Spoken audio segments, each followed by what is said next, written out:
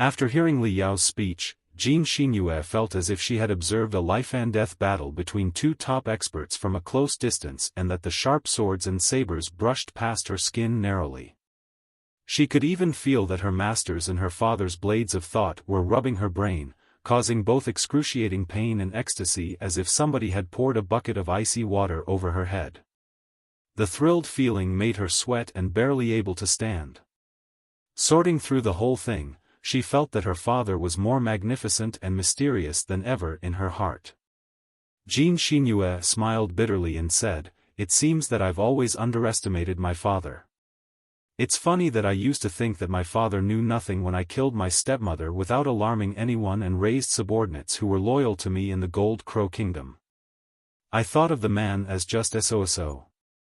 As it turns out, he was crystal clear about everything, and he was indulging me on purpose.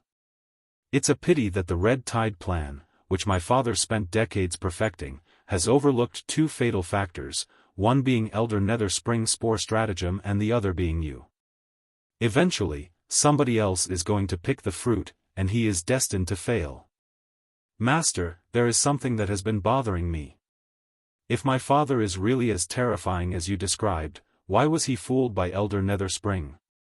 Li Yao sighed and pointed at his head. "It's all about the distribution of your computational ability. Nobody is omnipotent. However spectacular the computational ability of a nascent soul stage cultivator or a demon emperor is, the activity of their brain cells has its own limits, too. What an insane and extraordinary cause it is to concoct the Red Tide Plan on his own, hoping to conquer the Heaven's origin sector in one war. Your father must have dedicated his entire computational ability to the plan. Did he really have the time to bother about anything else? Perhaps, he thought that other demon emperors were idiots who were likely to expose the real Red Tide Plan. Therefore, he had to keep his distance from them and act alone. But it never occurred to him that the mouths of his idiotic teammates were full of fangs. Not only were they hamstringing him, they were even trying to bite him hard. I am most familiar with such a state of mind. Tell me the truth. Do you feel that I act weird occasionally? It's almost like I'm a genius one moment and a retard the next. Sometimes I am talking rationally and sometimes I am just talking nonsense, right? Well, I dare not think that. Master is a man of great wisdom and integrity, and you are born with an innocent mind. You occasionally behave like a child because you were getting to the truth of Tao."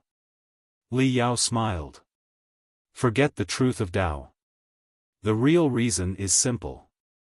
That's because, most of the time, I allocate 95% of my computational ability to the contemplation of tactics, schemes, and studies of magical equipment in ancient classics. The computational ability that is dedicated to communication only takes up 5% of the whole, at best. It's only natural that I look inert and weird. For example, although I am talking to you with a tiny proportion of my computational ability right now, I have dedicated most of my computational ability to thinking how to destroy the Eye of Blood Demon. It's a simple example of multitasking. Also, sometimes, like a few days ago, in order to sort through the reasons and ramifications of the Red Tide Plan, I even burnt my life and soul and activated my brain cell activity to above 1,500%. After the crazy calculations, my brain cells needed to take a long time of rest. During such a period, my wisdom would be no different from that of an ordinary person. It is very likely that I would ignore the simplest traps and schemes. Your father must have been similar to me, or even more serious, because it was destruction on my mind but construction on his mind. Destruction is always easier than construction. In order to build the Eye of Blood Demon and carry out the Red Tide Plan, he must have devoted 110% of his computational ability to the endeavor. His brain was overloading every day all the time. Did he really have the redundant computational ability to care whether or not other demon emperors had evil plans? Maybe, that was how he gradually lost control of the subordinates around him, who were compromised by Elder Nether Spring one by one. Eventually, even the Red Tide Plan became a stepping stone for the Spore stratagem. Although they were on opposing sides, Li Yao still thought very highly of Jin Tui. Jin Tui's destined failure was perhaps because he chose an invincible enemy and an impossible mission in the beginning and met all kinds of unexpected factors at the last moment. In short, it was not his fault. By the way, Li Yao sighed and said, I didn't tell you everything before we went to Heavenly Path City not because I did not trust you. It is true that I recruited you as my disciple because it concerned my interests. For example, you are Jin Tui's daughter, so I can talk to him more quickly through you. Also, because of the divine blood of chaos, you have turned into a human being from a demon, which is a great example for the integration of the Heaven's origin sector and the blood demon sector in the future. However, now that I have recruited you as my disciple, I will not keep anything from you or manipulate you like a chess piece. I didn't tell you earlier for a simple reason.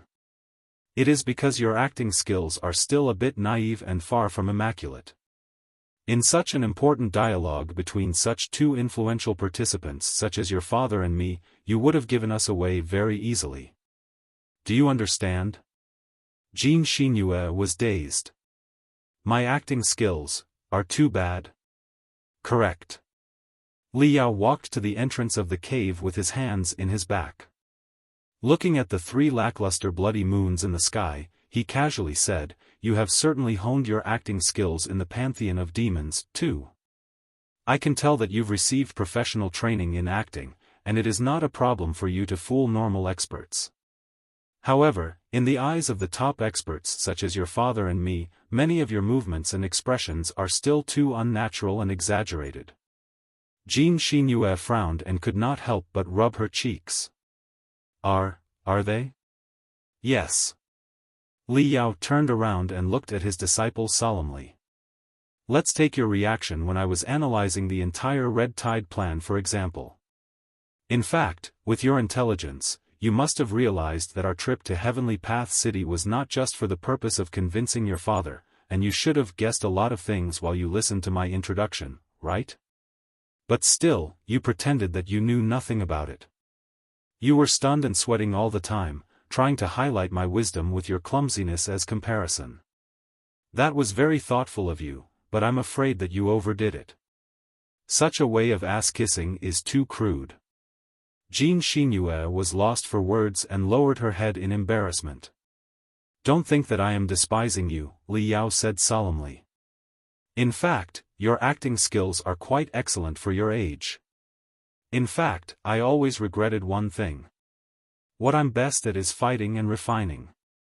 Of the 2 disciples that I recruited, your senior brother is a genius in martial arts and will likely pass on my knowledge in combat, and your senior sister, although not very talented, is more passionate and hardworking about the arts of refining than anybody.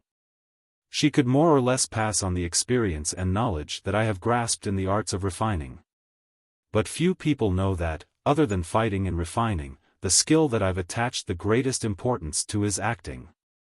I was born in a magical equipment graveyard where the competition was as cruel as the blood demon sector. Before I learned fighting and refining, I only struggled to survive by resorting to my acting skills. What are acting skills exactly? Observation, analysis, contemplation, pretense, decoy, traps, schemes, feints, double feints, triple feints. All those abilities are entailed in your acting skills. Acting skills are almost the only trick to defeat the strong when you are weak. There are too many perils and too many great experts in the sea of stars. Nobody can really be invincible in the universe.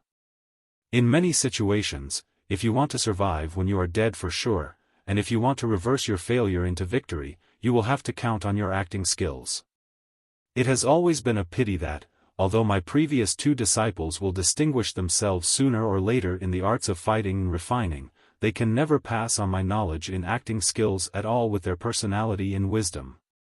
Therefore, Jin Xinyue was suddenly greatly touched. She was shivering as if she had foreseen what her master was going to say. Li Yao patted her shoulder and said solemnly, If my sole purpose was to approach your father, I had a lot of options, and I didn't have to bind myself in a master-disciple relationship. Your talents and abilities in acting are the most important reason for me recruiting you as my disciple. Do you understand now? In fact, I have very high hopes for you. Just follow me and see how to perfect your acting skills in future. Jin Xinyue took a long breath and held back the urge in her nostrils. Bowing, she said earnestly, "As you wish, master." The declaration was like a sharp blade that ripped apart the camouflage that had been covering him. Jin Xinyue's eyes were as clean as water, and she was standing straighter, like a sword that was half unsheathed. She was no longer the loyal, dumbfounded audience when Li Yao was analyzing the situation. She was back to the ambitious, ruthless, and meticulous saintess of the pantheon of demons. Her tightening muscles and her gradually spreading spiritual energy were even shrouding her in an aura of hostility. The blood-like moonlight sprayed into the carve, dyeing their clothes red. Li Yao and Jin Xinyue, the weird master and disciple, confronted each other in silence under the moonlight that felt both like blood and like mist. Li Yao smiled. "In fact, this is the real you. After running away from Void Turmoil City, you've been keeping something to yourself that you did not want to talk to me about until now, right?" Jin Xinyue nodded, her eyes turning sharper and sharper, as if part of Jin Tui had been reincarnated inside her body. "That's right. Perhaps I did not consider you as my one true master sincerely until this moment. Therefore, I do not want to conceal anything from you anymore." Chapter 1002 Jin Xinyue's Determination. Li Yao was smiling more and more sunnily, with appreciation beaming out of his eyes. "Excellent. This is more like my disciple. This is more like Jin Tui's daughter. Just tell me what is on your mind." "Master, now that you've figured out the truth of the Red Tide plan," Jin Xinyue said calmly, "I assume that you are going to the Eye of Blood Demon and destroy it to stop the coalition army of demons, which has been mixed with spores from marching into the Heaven's Origin sector, right?" Li Yao nodded. "Yes. That is the plan. I have never considered convincing your father and other demon emperors with empty talk. If I have to persuade someone, I will use my crystal bombs as my voice. And you will need my assistance, right?" "Of course," Li Yao replied. "The Feather Clan is best at teleportation arrays and has contributed most to the Eye of Blood Demon. Most of the operators belong to the Feather Clan, too. I won't be able to sneak into the Eye of Blood Demon and destroy it without your help." Jin Xinyue took a deep breath and said calmly, "But right now, I'm not sure whether or not I should stand on your side, master." Li Yao's face remained unchanged. "Why not? If I say that I have been convinced by my father during your dialogue with him just now, will you be surprised, master?" Li Yao shook his head. "Not at all. Your father's points were valid and highly persuasive. Even I was almost swayed by him as I reminded myself all the time to firm my belief. Is it strange at all that you were influenced by him?" Ripples were spreading out of Jin Xinyue's eyes, which were as clear as pond, while she mumbled, "All our endeavors are based on the same assumption. The Heaven's Origin sector is willing to let go of the grudge and work with the Blood Demon sector after learning the threat of the Imperium of true human beings. Therefore, what we needed to do was to resolve the hatred and aggression in the Blood Demon sector. But what if my father was right? What if the cultivators of the Heaven's Origin sector are not willing to let go of their grudge with the Blood Demon sector despite knowing that the Imperium of true human beings is coming at them? If they have calculated and analyzed carefully, only to come up with the conclusion that conquering the Blood Demon sector as quickly as possible, enslaving all the demons, and sending them to Boneyard and the resource planets of the Flying Star sector for mining, will be the most efficient approach for resource collection and the most effective strategy to cope with the Imperium of true human beings, what are we going to do? If that is the case, I will not be able to stop the collapse of the Blood Demon sector or the miserable fate of all the demons even if I go through all the trouble to disrupt my father's plan now. Then, why am I going to waste my time doing everything with you, master?" Jin Xinhua held her chest high and stared at Li Yao in the eyes with all her courage. She clenched her fists and said, "Before, I hadn't figured out what to do exactly next. I simply decided to keep the thoughts to myself and see what I can do when we arrive at the Eye of Blood Demon. Perhaps, I would even betray you at the most critical moment. After all, I only respected you as my master to save my life and to fulfill my ambitions. However, your last words just now finally made me realize one thing." Li Yao was greatly touched. "You finally realized that I recruited you as my disciple out of genuine will and did not intend to make use of you at all. So, you decide to return sincerity with sincerity?" "Not exactly." Jin Xinhua shook her head and said dutifully, "I have realized that Master is sordid and cunning, your eyes are keen, and you can keep a secret really well. I cannot conceal what is on my mind from you at all.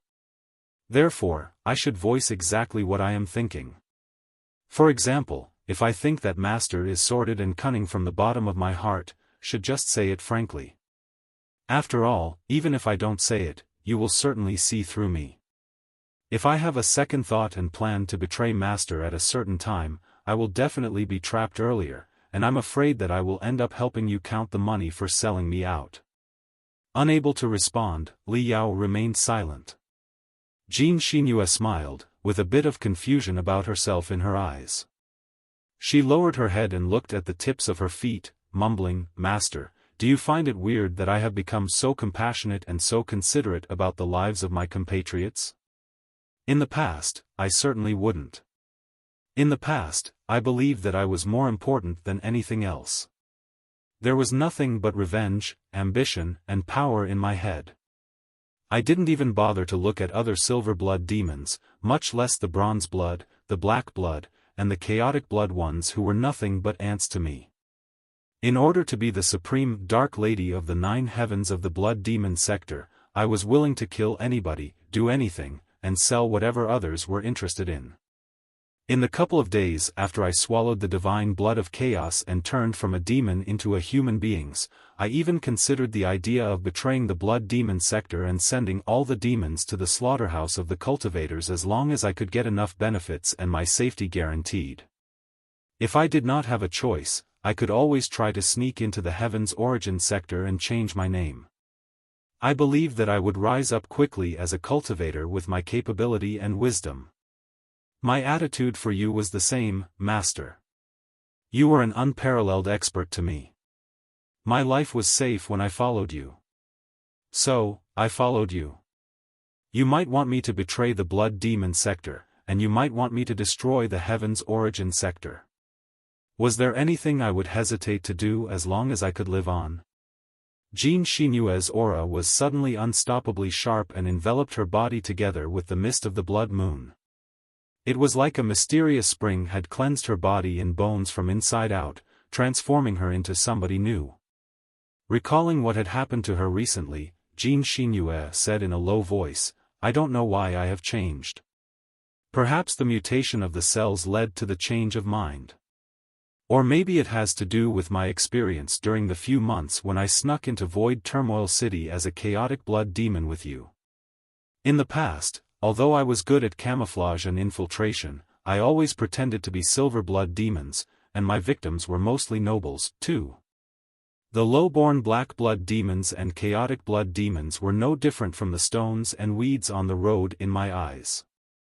However, during the few months, I lived together with countless, untouchable, chaotic blood demons as one of their own, and I also got in touch with many hideous, bizarre-looking black blood demons. It was not until then that I discovered that chaotic blood demons have feelings, too. They have their own will. They have their friends, lovers, and family. As for the black blood devils who appear to be monsters, you freely communicate with them as long as you've grasped the trick. Beside my residence at that time, there was a neighborhood of black blood demons. I even saw a band made of many ugly members of the insect clan. They played the most marvelous music by the vibration of their wings, the rubbing of their mouthparts, and the hisses from their stomachs.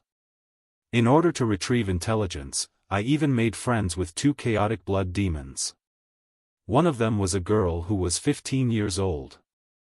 She used to sleep on the same bed as me and chat all night about her daily life and the troubles she met. She admired me for my skillful manipulation over the male creatures and harassed me all the time, hoping that I could teach her how to get rid of the annoying pursuers and how to pursue her childhood sweetheart, a dumb chaotic blood demon. Jean Shinue could not help but smile when she talked about the friend. Her smile was like the watery mist on a clear lake under the bright moon. Li Yao listened quietly and did not interrupt his disciple. Unless Jean Shinue's acting skills suddenly advanced into a level that was higher than his own, the smile was definitely the purest one that Li Yao had ever seen on Jean Shinue's face without any impurities. A moment later, the ripples inside Jean Shinue's eyes broke apart, and her smile gradually froze. When the coalition army of demons attacked Void Turmoil City, many low-level demons I knew were killed, including the friend who used to talk to me all night. Perhaps, I could have saved her, as long as I activated the capability of the core formation stage. But I didn't. At that time, I thought that I never regarded her as a real friend. She was just yet another object that I made use of, just like the countless objects that I'd made use of before. Why would someone like me need a real friend? Not to mention that she was just a chatty tagalong who could not shut her mouth all day. Yes. Many chaotic demons died right in front of my face, but so what? In the past, I've executed countless demons in a yawn and killed countless members of the Blade of Chaos whose blood must have been enough to congregate into a river. Had I ever been merciful before? I had always believed that, even after you rescued me from Void Turmoil City. But right now, I have discovered that I was wrong. Very wrong. My silly friend visits me in my dream and talks to me all night every night. In my dream, she never blames me for my coldness. She does not even know my real identity. She is still like an innocent dummy, telling me her troubles in my arms. She still asks me how she should pursue the boy who was killed in Void Turmoil City together with her. Master. Your disciple is confused right now. Really confused. Before, when I was a demon, I never cared about the life of any demons except for myself or the future of the blood demon sector. Even though I craved to become the Dark Lady of the 9 heavens of the pantheon of demons, it was actually the power and what the intimidating the title entailed that I desired. I never thought that I was obliged to do anything when I really became it one day. But now that I have turned into a human being from a demon, I am more concerned about the fate of the demons now. It is rather hilarious, isn't it? Jean Shinue's eyes were like 2 deep swirls, and she was looking at Li Yao earnestly as if she was hoping that Li Yao could drag her out of the confusion. Therefore, after hearing my father's analysis, I began to question myself and doubted whether or not I was doing the right thing. If it is impossible for the Star Glory Federation to let go of the grudge, or the country is determined to conquer all the demons bolstered by the war bonds, victory funds, and other interest groups, why should I stop my father? Perhaps, it will be best to just let the Red Tide plan run its course? This is my confusion right now. Please do enlighten me, Master. Li Yao frowned. What if I can't enlighten you? Jean Shinue hesitated for a moment. Over the past couple of months after transforming into a human being, I've been learning to be a cultivator. What matters most for a cultivator is belief. I've been looking for my belief all the time, but I haven't found a clear answer yet. However, although I do not know what my belief is, I know very clearly what my belief isn't. If I follow Master recklessly without figuring out what I am fighting for right now, I am certain that it is not the way guided by my belief. Therefore, if you really can enlighten me, I'm afraid that I will not be able to stand on your side wholeheartedly. Even if I follow you, it is very likely that I will become mentally deranged soon. Li Yao's eyes turned deep and dark. Are you suggesting that you will switch to your father's side if I can't give you a satisfactory reply? Cold sweat popped out of Jean Shinue's forehead. She stammered, I don't know. I truly don't. Li Yao narrowed his eyes, his demonic energy spreading out. Will you have nothing to regret even if you make me your enemy? His demonic energy made the bloody moon shiver unpredictably. Jin Xinyue was trembling as if she had been caught by an invisible storm. Her cold sweat froze into icy pearls. Panting hard, she smiled bitterly. Master, you asked me to learn how to be a real cultivator. I studied the constitution of cultivators for a long time, only to discover that it seemed necessary to taste the feeling of nothing to regret for what you believe in if you want to be a real cultivator. Li Yao's expression became even gloomier, and his demonic energy was even more intense. Suppressed by the demonic energy, Jin Xinyue was not able to utter a single syllable anymore. She managed to summon part of her spiritual energy to resist, but she was still shuddering from head to toe. In the weird scene, it was hard to tell which one of them was the human being and which one was the demon. A moment later, Li Yao suddenly retracted his demonic energy, and his face was warm and sunny again in the blink of an eye. He scratched his hair and smiled. Your father did have a point. I thought for a long time and couldn't find any refutation. Jin Xinyue breathed hard with sweat pouring out. It was not until then that she realized that her master was merely testing whether or not her belief was firm enough. Calming herself down, she asked, So, you also acknowledge the possibility that the Star Glory Federation will fake peace for now, only to assault and conquer the Blood Demon sector in a few years? Li Yao sighed and replied dutifully, Of course, that's a possibility. Although I am a cultivator of the Heaven's Origin sector born in the Star Glory Federation, I do not want to lie and say that the Federation is a perfect country and all the cultivators are saints of integrity who honor their word. I grew up in a magical equipment graveyard, and I struggled up from the bottom level of the Federation. I know the dark side of the Federation 100 times more clearly than your father does. Both before I became a cultivator and after, I have met a lot of fellows who didn't deserve to be called cultivators. But still, they, as well as their family behind them, were still rising up in the Federation, being promoted to important posts and even grasping the lifelines of the Federation. Li Yao thought that the descendant of the Jiang family whom he had encountered on the training heading north to the Grand Desolate War Institution, the dastardly cultivator who defected upon being faced with the beast tide and regarded ordinary people as ants. Other than the guy, there must have been a lot of other cultivators on the train. But eventually, only 7 of them were willing to stand out. Nationwide, how many similar cultivators were out there? Cowardice and brutality were the two sides of the same coin. Cultivators who considered ordinary people as weeds would certainly not consider the lives of ordinary soldiers and the low-level demons to be a big deal. If they found enough benefits after careful calculation, they would certainly not hesitate to break the feeblest peace under the fanciest slogan. Therefore, Li Yao really had nothing to say when Jin Tui tossed the dreadful future at him. However, we can still look at the whole issue from a different point of view. Li Yao grinned. Your father has his great reasons, and I have my minor reasons. Do you want to hear them? Minor reasons? Jin Xinyue chewed on the words and sat down solemnly. Please do enlighten me, master. In terms of the great reasons, the big picture, and the vast changes, I am definitely no match for your father.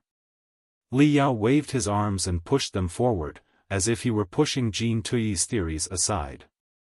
However, let's forget what your father said for now and make an assumption. Assume that we do nothing right now and simply have a nice, long nap here. What will happen over the next year and a half? Jin Xinyue pondered for a moment and quickly replied, The Red Tide Plan will be implemented smoothly. The elite troops of the coalition army of demons will assault the capital city of the Federation and fight hard with the experts of the Heaven's Origin sector. Then, Elder Netherspring's lurking spores will be activated and corrupt everybody within the range of the capital city, be they human beings or demons, into uncontrollably mutants or his slaves. He will seize control over the two worlds in such a way. Regardless of whether Elder Netherspring achieves his ambition or not, his virus troops will certainly cause great casualties to the remaining forces of the two worlds. Both sectors will be burnt to the ground, and there will be no way to resist the upcoming minor apocalypse. It is very likely that, after failing to resist the minor apocalypse, our capability will plunge, and our civilization will retrograde by hundreds of years. Then, after catching our breath for 100 years or two, the expedition army of the Imperium of true human beings will conquer, if not destroy, us both. Exactly. Li Yao nodded in great satisfaction. This is the worst outcome, right? The Heaven's Origin sector, the Flying Star sector, and the Blood Demon sector will likely to be blown to smithereens in the next 100 years. There won't be a more terrible ending for us, will there?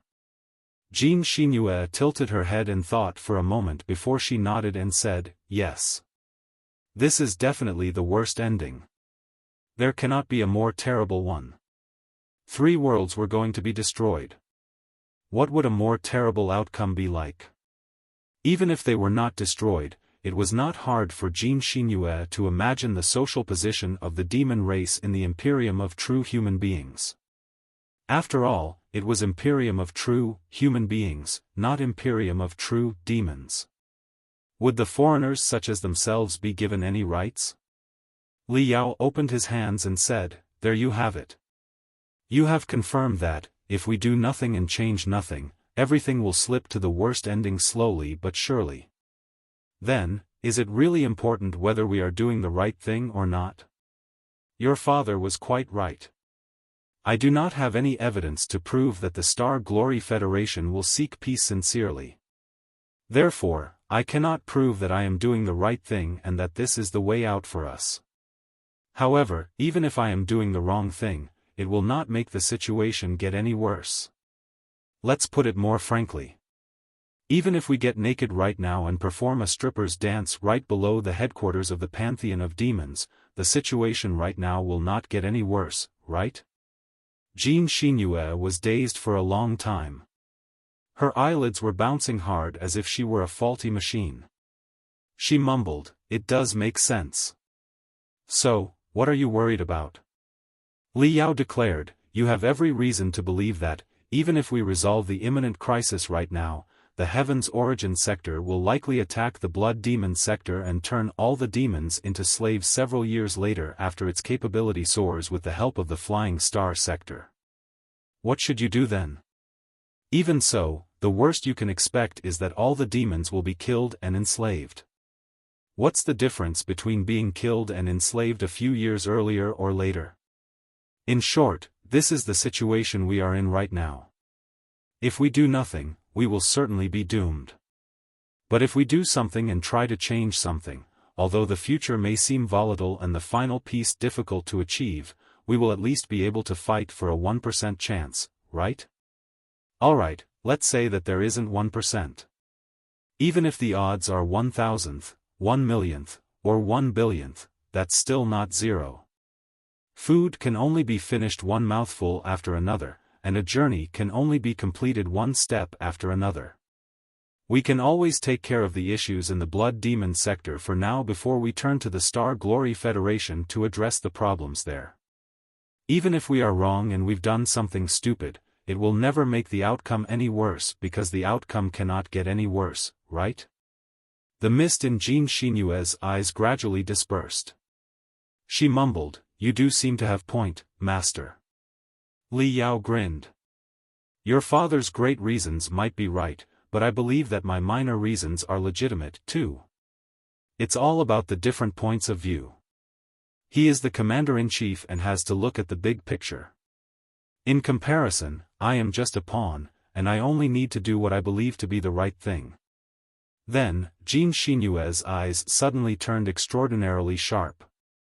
She stared Li Yao in the eyes and asked solemnly, Master, suppose that we solve the crisis at hand and make the Blood Demon sector and the Heaven's Origin sector achieve a truce, but one day, the Star Glory Federation, your motherland, invades the Blood Demon sector on a large scale as my father has foretold. Whose side will you take?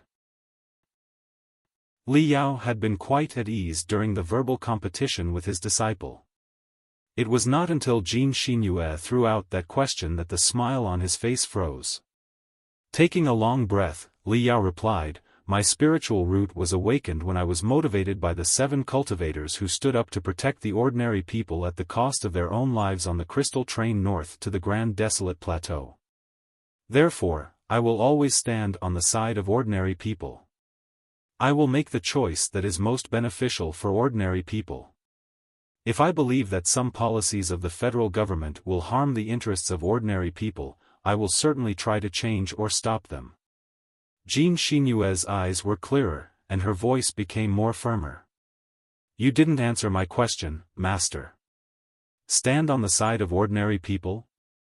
Then, who exactly are ordinary people? Or rather, what are people?" "Naturally, the citizens of the Star Glory Federation are the ordinary people that you would like to protect. I believe that my current appearance might be human in your eyes, too. For the chaotic blood demons whose features are not very obvious, perhaps you may still consider them as ordinary people and protect them sincerely. But what about the hideous and even bizarre-looking bronze blood demons and black blood demons? In your eyes, are they really people? In the most extreme circumstances, are you really willing to go against the Star Glory Federation for people of such appearances?" Li Yao was dumbfounded. His third disciple was truly vastly different from the previous 2. Her performance had far exceeded his expectations. Looking at Jin Xinyue's eyes, which were glittering like marrow crystals, and noticing that the saintess of the pantheon of demons and Jin Tuyi's daughter was shining with all her brilliance, Li Yao found it impossible to consider the conversation as one where a master offered guidance to a disciple anymore. Now, it had become the communication between 2 equal cultivators.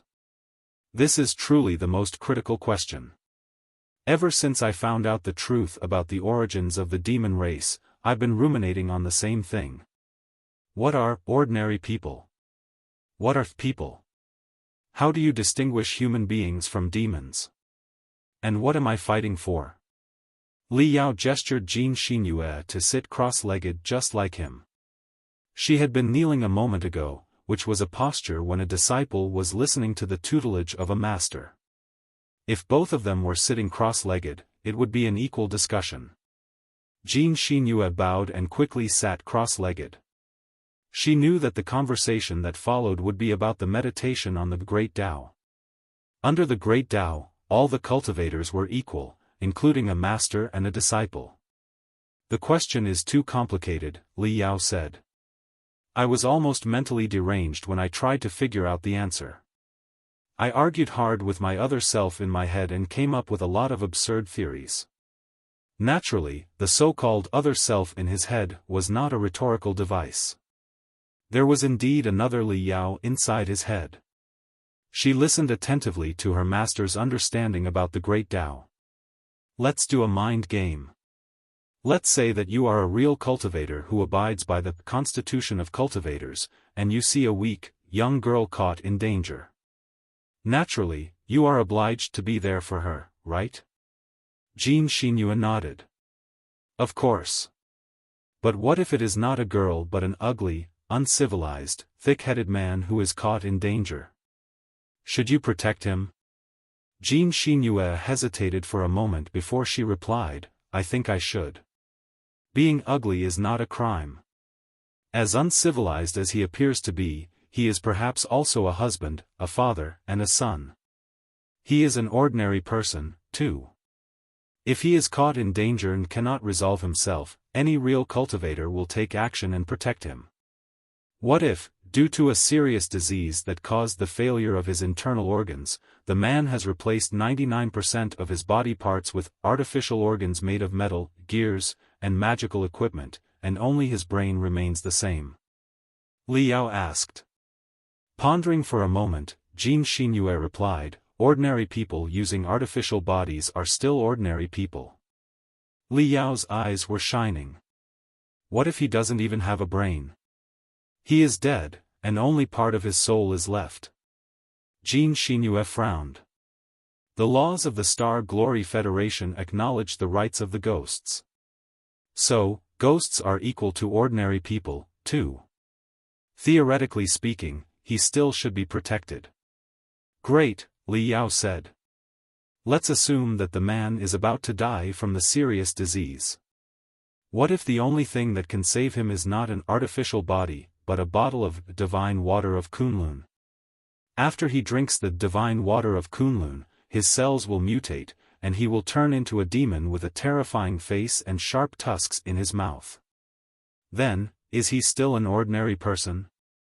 Is he still under the protection of the cultivators? Jin Xinyue failed to come up with a reply. The question was too complicated for her to give an answer. She shook her head while deep in thought, not giving a negative answer but showing that she did not know. All right. Another question. Let's assume that the bottle of divine water of Kunlun has barely any side effects after special refinement. After the man drinks it, his cells will still mutate, but his appearance will be not very different from normal human beings, the only difference being that his canine teeth are 1 millimeter longer than those of ordinary people. Then, is the man who has been saved from doom a human being or a demon? 1 millimeter? Jin Xinyue gestured and discovered that a 1 millimeter difference in the length of the canine teeth was beyond noticing. Of course, he was an ordinary person. She nodded without hesitation.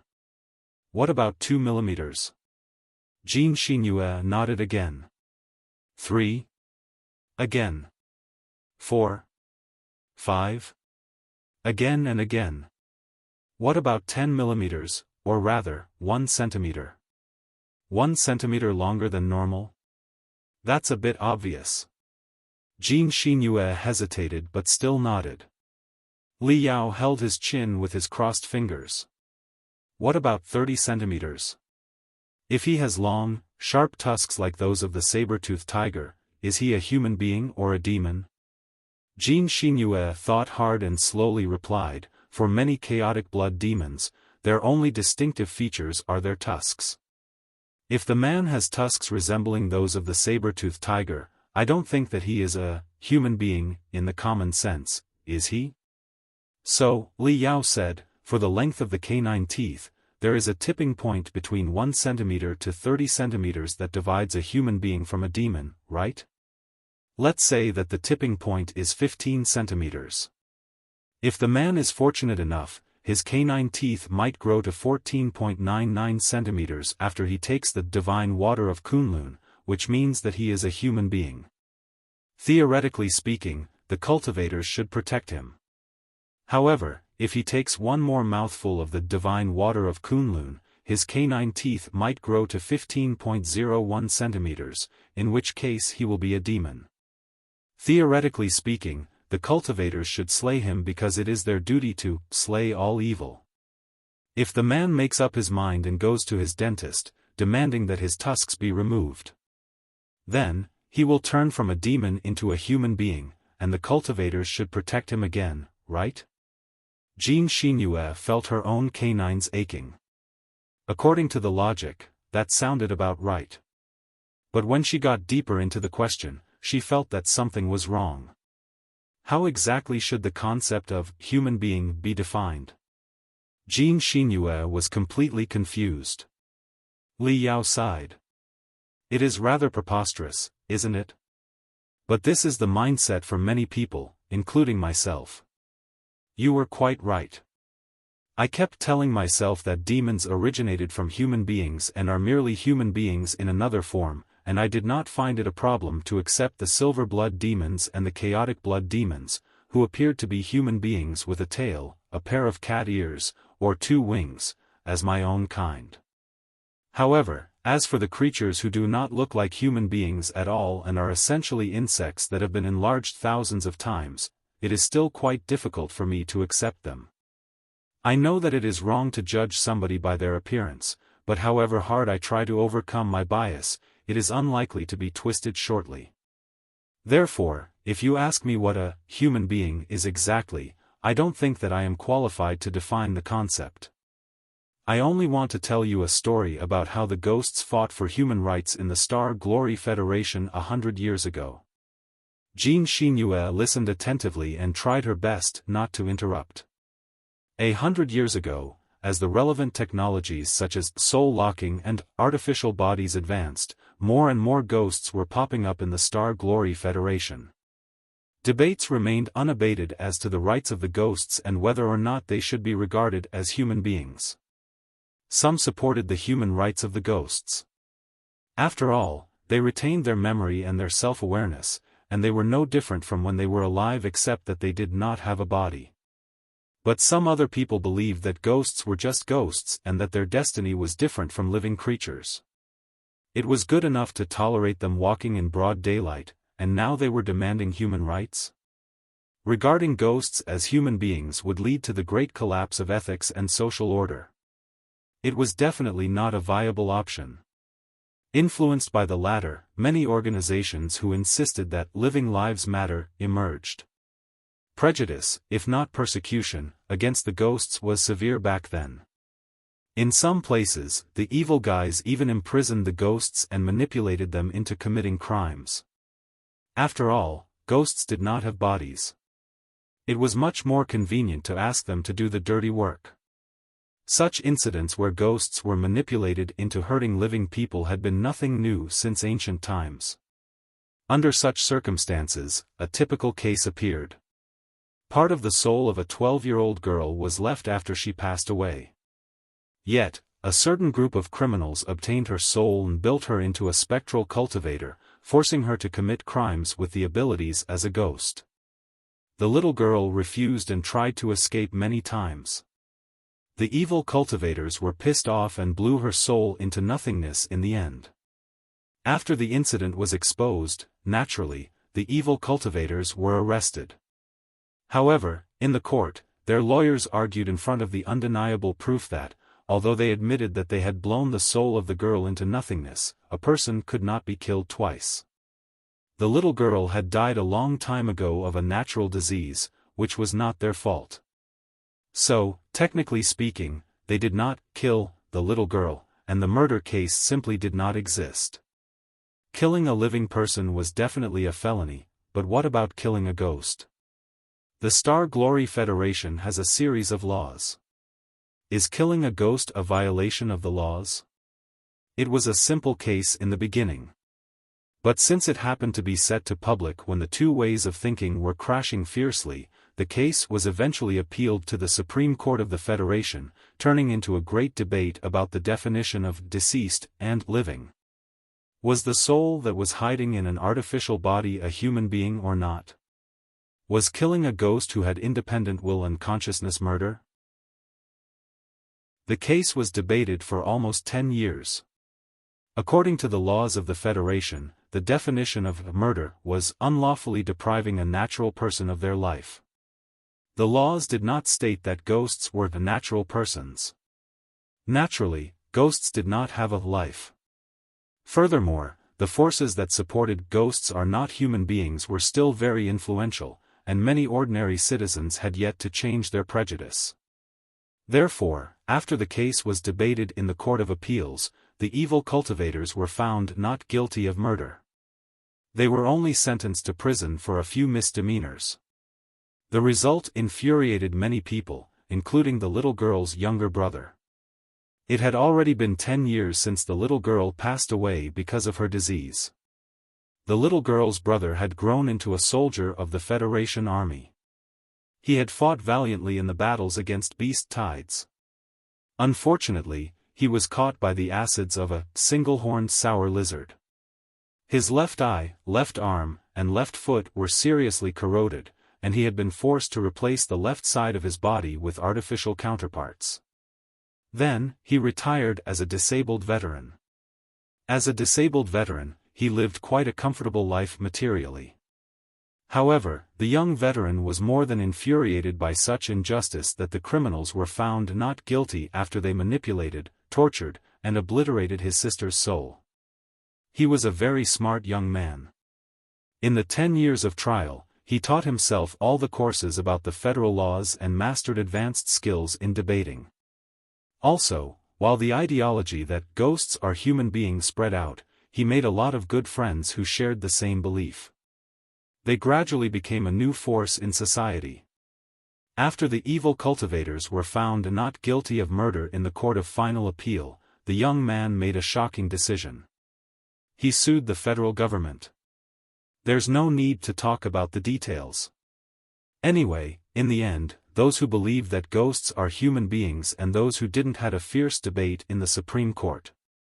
The trial was also live-streamed to the entire Federation. Almost every citizen was watching the debate. In the court, the angry young man asked exactly the same question I asked just now, except that he did it much more violently than me. He stabbed the man-made crystal heart inside his chest with his cold mechanical arm and asked, "Am I a human being?" As technology advanced, more and more people were replacing their broken limbs with artificial organs. If somebody's finger was damaged and they replaced it with an artificial finger, were they a human being? Jean Chinue was attracted by the story and could not help but nod. Of course.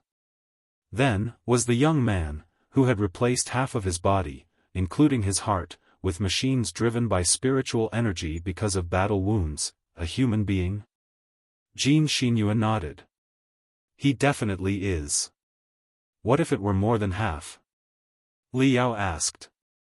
What if 51% of his body were artificial? 99%?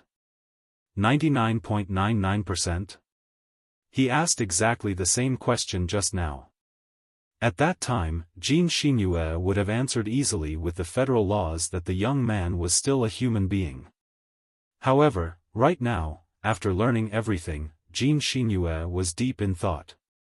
The angry young man's real question was, what exactly makes a human being? If everybody believed that somebody whose body was 10% mechanical was a human being, and somebody else whose body was 99.99% mechanical was not, then there was certainly a tipping point between 10% and 99.99% that separated human beings from non-human beings. Let's say that the tipping point is 50%. If so, for a disabled veteran such as the young man, if 49.99% of his body was replaced by machines, he was still a human being. But if he was unfortunate enough to have been spat on by the single-horned sour lizard one more time in the battlefield, it is possible that 50.01% of his body would have been replaced by artificial organs. In such a case, he was no longer a human being, was he? It is obvious that such a theory was too absurd. There was no such a tipping point. It was not at 50%, nor at 90%. Even the brain could not be the criterion to determine a human being either. At that time, the technology to repair the brain was fairly advanced. Many people who suffered heavy brain damage would implant recovery chips into their head. Naturally, they were human beings. Therefore, a human being whose body was 99.99% mechanical was still a human being. Then, was the tipping point between 99.99% and 100%? Assume that a disabled veteran was so heavily wounded that only 0.01% of his brain cells could be retained, and all his other body parts were substituted by artificial organs. According to our theory just now, he is a human being and should enjoy the rights of one.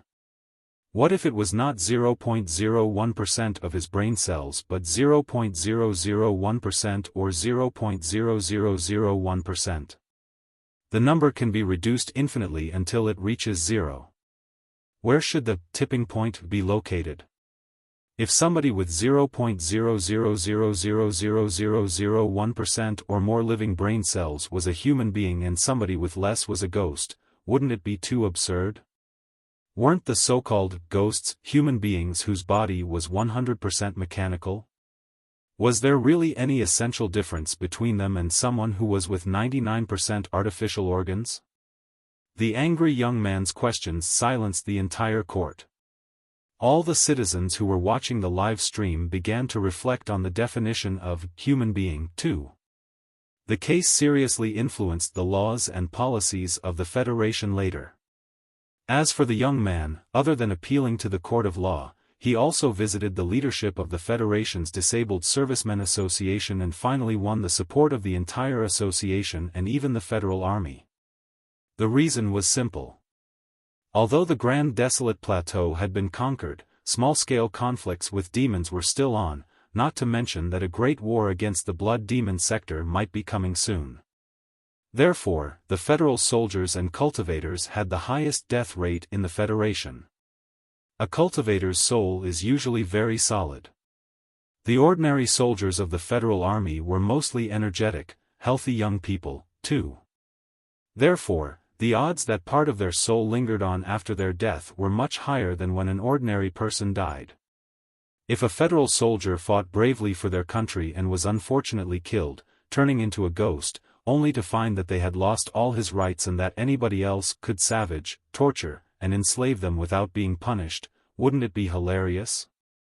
Therefore, the Federal Army and the major cultivation sects gradually began to support the young man, and the prevailing stereotype in society was slowly twisted, too. More and more citizens agreed that ghosts were human beings. Those who disagreed turned into the minority. After all, everybody would die someday, and anyone could become a ghost after their death. Therefore, they had to consider for themselves, too. Eventually, the Federation government lost the case. 2 years later, the federal government issued affirmative action for ghosts, which, for the first time, legally defined ghosts with independent will as natural persons. Ghosts were acknowledged as federal citizens, enjoyed all the pertinent rights and responsibilities, and were protected by the Federal Army and the cultivators. After more than 100 years of integration, the living and the deceased of the Federation have become an inseparable whole. Biases against the ghosts are no more. Jean Chinue was greatly touched. Then she suddenly thought of something else. What about the evil cultivators who killed the little girl? They must be guilty of murder now, mustn't they? No, a mysterious smile popped up on Li Yao's face. The laws of the Federation are built on the foundation of non-retroactivity. As they were found not guilty of murder in the final trial, how could you punish someone, who had already been tried, with a new law? In fact, the few charges that they were found guilty of were all misdemeanors. 1 year before the affirmative action for ghosts was issued, they were already out of prison and enjoying their happy life again. Fine. Jean Chinue frowned. For some reason, she felt sorry about the old case 100 years ago. Ever since she turned into a human being, she seemed to have more and more emotions. However, she felt that her master's smile was very weird.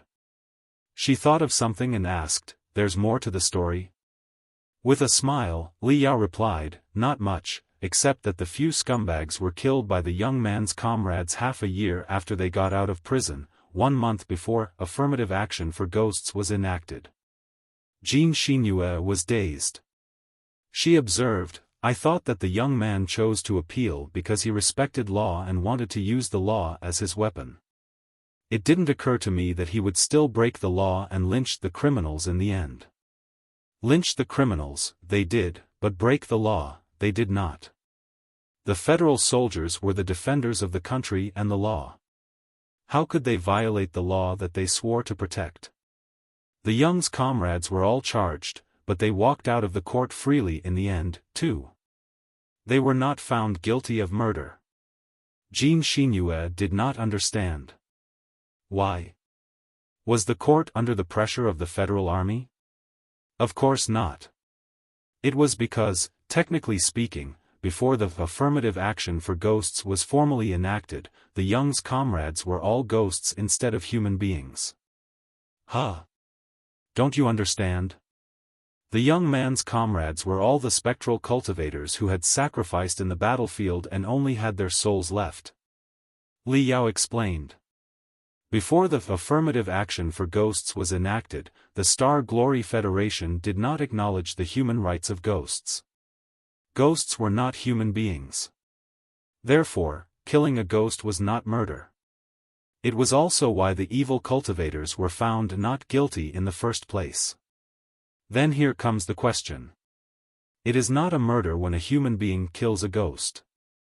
Then what if a ghost kills a human being? After the revenge case took place, the law enforcement examined the federal law in retrospect and realized, to their surprise, that the Federation had always been fighting against the demons since it was established, and there were endless clauses regarding the demons who were considered to be the greatest threat. But none of the laws were actually about ghost killing someone alive. It was quite understandable. Even in the world of ancient cultivators, it was unlikely for the government to make any guidelines on how to sentence a ghost that had committed murder, right? At that time, the cultivators were responsible for removing the evil. When an evil ghost killed someone, monks, priests, and cultivators would be there to eliminate them. But it was already a new era and a society ruled by law. The law is above everything. The cultivators had to do their work legally, train legally, and help the weak legally.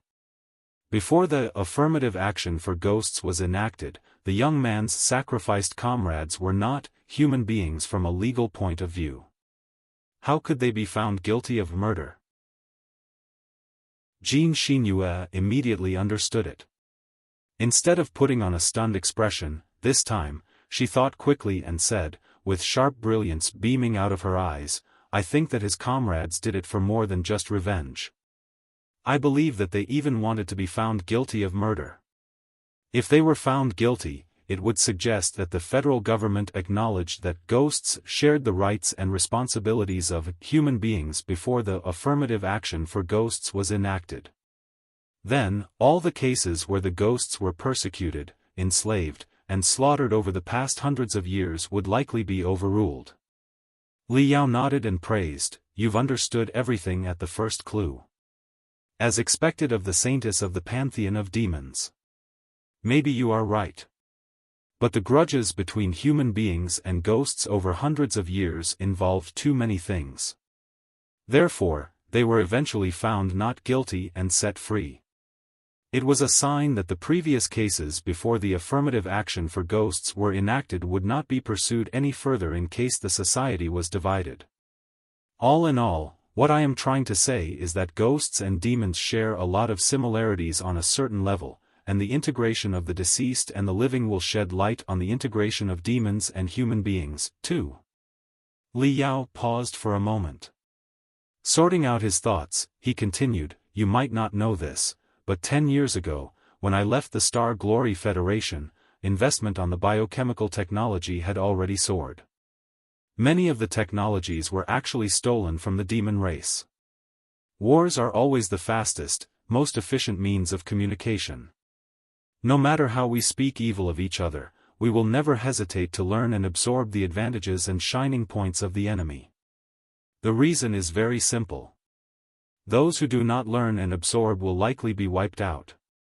Therefore, no matter how demons of the blood demon sector decried human beings of the heavens origin sector as shameless, cowardly worms, they would still have to utilize the crystal processors, light beams, and rune arrays on a large scale. Many beast tides were actually for the purpose of looting the magical equipment and jade chips of the heavens origin sector. Even the most extreme, conservative, and condescending demon emperors would not refuse to calculate the drawbacks in their arts through crystal processors, would they? By the same logic, although the Star Glory Federation considers the blood demon sector its mortal enemy, it has never stopped us from developing the biochemical technology, sometimes even by stealing from the blood demon sector. In the field of treatment for the heavily wounded, the regrowth of lost limb technology, which is still in the experimental phase, is far more advantageous than the artificial limb technology. I've been thinking lately about one thing. If a demonic cell whose genes have mutated under induction is considered as a component in a body, then, how many demonic cells will make a human being a demon? Jean Chinua was silent. At this moment, she was completely lost about the boundary between human beings and demons. For example, was she a human being or a demon? What about her master? Was her master, Li Yao, a human being or a demon? Li Yao sighed and said, "You asked me a question just now. Are those ugly, fearsome, bizarre-shaped bronze blood demons and black blood demons human beings in my eyes? I really don't know the answer to the question. I feel that I will be a hypocrite no matter how I reply. I can only say that I believe in the possibility of the integration of human beings and demons, which will be just like the integration of human beings and ghosts that happened before. Besides, under the current circumstances, in the cruel, dark forest, the integration will do everyone good. However, integration takes time. Perhaps, a very, very long time. I will do everything I can, like the angry young man did, to facilitate the integration and to shorten the time it takes. This is my stance right now. This is what I am fighting for right now. Now, would you like to stand on my side? Li Yao extended his hand to Jin Xinyue. Jin Xinyue was deep in thought. Due to the high-speed functioning of her brain, her sweat was vaporized into a vague mist, wreathing her in what seemed to be a translucent shell. Finally, she made a step forward and broke the shell, putting on the purest smile. Master, I seem to understand where to look for my belief now. Let's go and destroy the Eye of Blood Demon. As Li Yao and Jin Xinyue set off to destroy the Eye of Blood Demon, the Commander-in-Chief's residence in Heavenly Path City was full of hustle and bustle. The intimidating aura unleashed by 6 demon emperors filled the vast meeting room with immense pressure. The air in the room seemed to be compressed. Regular officers of the coalition army all found it hard to breathe as if they were in the deep sea. Streams of information flowed into the meeting room. In the range of the explosion, constituents of blood and scraps of membrane suits have been found. After examination, they have been determined to be the debris of 2 victims. The search in Heavenly Path City has been completed. Other than the scene of explosion, no anomalies have been detected. No accomplices have been found, either. Jin Tui, Commander-in-Chief of the Coalition Army, listened in silence and casually said, "It seems that they have indeed killed themselves in the explosion." The news of his daughter Jin Xinyue's death seemed to have caused no hard feelings to him at all. Yuan Ryu, another demon emperor whose son had been killed by Li Yao, burst into fury. He bellowed, "They died just like that? I didn't even have the chance to cut the scumbag into shreds." Jin Tui smiled and said, "Being killed now is more miserable for them than being cut into shreds, isn't it? Now, we have to focus on our business. There is no need to be distracted by such trivia. If your fury has not been soothed yet, wait until we march into the capital city of the Federation where you will be able to slay thousands of human beings as offerings to the deceased. Thousands will not be enough." Yuan Ryu grinned hideous with brutality beaming out of his eyes. "Even if I butcher everyone in the city, my hatred will not be soothed." Another demon emperor of the Claw clan, who was short and slender, squinted and said calmly, "I still feel that it is a bit weird. Commander, are those crystal bombs enough to blow an expert in the nascent soul stage into nothingness without any bone left?" Jin Tui waved his hands impatiently. "Our enemy was an explosion expert. During his fleeing over the past half-month, he has killed a lot of our elites with his crystal bombs. Was it really strange that he carefully prepared some powerful bombs for himself in order not to be captured by us alive? All right. There's no need to discuss the issue anymore. The threats have been cleared. They are dead for sure now. Let's concentrate our attention on the Red Tide plan. It is going to be a battle that will decide the fate of our race. We must reflect on every detail in case of any negligence." Jin Tui was the commander-in-chief of the coalition army of demons. Theoretically speaking, all the other demon emperors were his subordinates. Now that he had declared that the 2 intruders were dead, what was there to say? Understood. All the demon emperors bowed to Jin Tui in respect. Jin Tui nodded and turned over, focusing on the map of the capital city of the Federation. From the beginning to the end, every muscle in his brain did not have the slightest change. His heartbeat and flow of blood remained absolutely the same, too. Thousands of kilometers away, 300 meters below the ground, inside Elder Nether Spring's secret residence in the depths of the Nether Spring Kingdom, Elder Nether Spring, Lu Wuxin, Despot, Swirl, and the leadership of the Nether World Watch were gathered together, studying everything that had happened in Heavenly Path City a moment ago. Elder Nether Spring had sent a lot of spies to Jin Tui. Quite a few armed forces in the coalition army of demons belonged to the insect clan, too. Therefore, what happened in Heavenly Path City was displayed to him in the most vivid and thorough way only a few hours later. It seems that Jin Tui did not grow suspicious of us. Instead, he was brutal enough to kill his own daughter. Our great trouble has been resolved. You are truly wise, Elder, Swirl said with delight.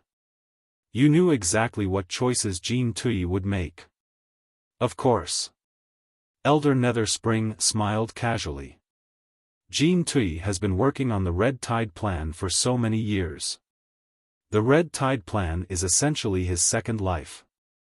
He is already fascinated by the Red Tide Plan. Anything that impedes the Red Tide Plan will be determined to be false by him intuition ally. The guy was trying to talk him out of the Red Tide Plan, which he treasured as his own life, with a few groundless assumptions? How hilarious.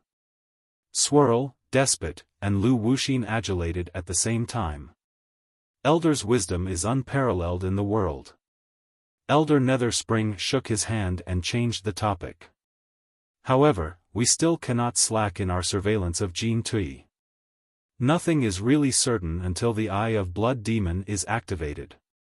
We must be prepared for possible changes. Rest assured, Elder. Swirl smiled. Our spies have been around Jin Tui constantly. It was funny that he asked the Dark Clothes Society, his secret intelligence organization, to investigate his eldest son's relationship with us when he suspected him. He did not know that even the Dark Clothes Society has been seriously compromised by us. Right now, Jin Tui's every move is under our control.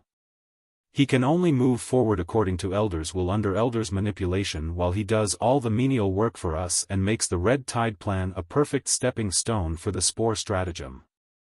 The winners and the losers have been decided.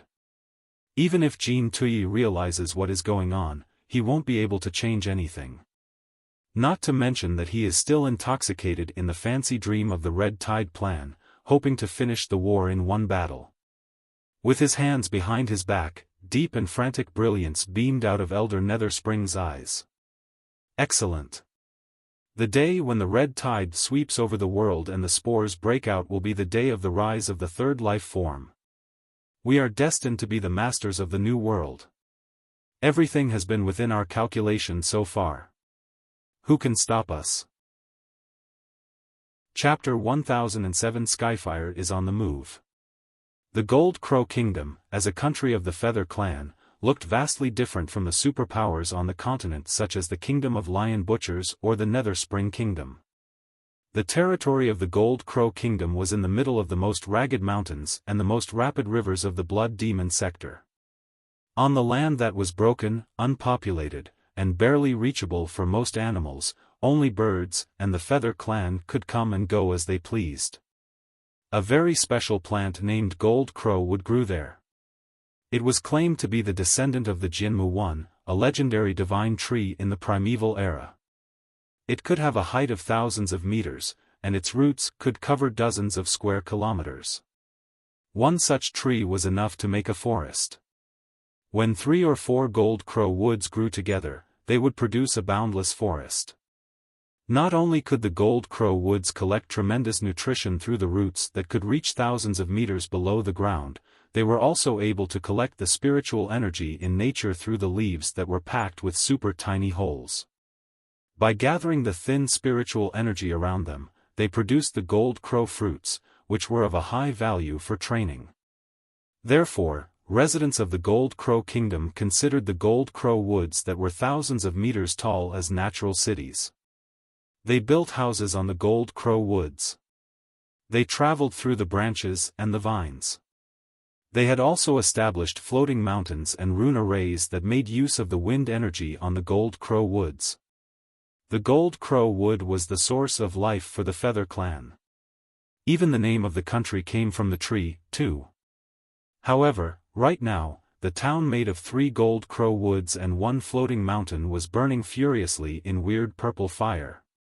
Amid the branches of the Gold Crow Woods, many ugly low-level demons who had wings on their back were fighting against the high-level members of the Feather clan who were handsome and emitting dark, golden brilliance.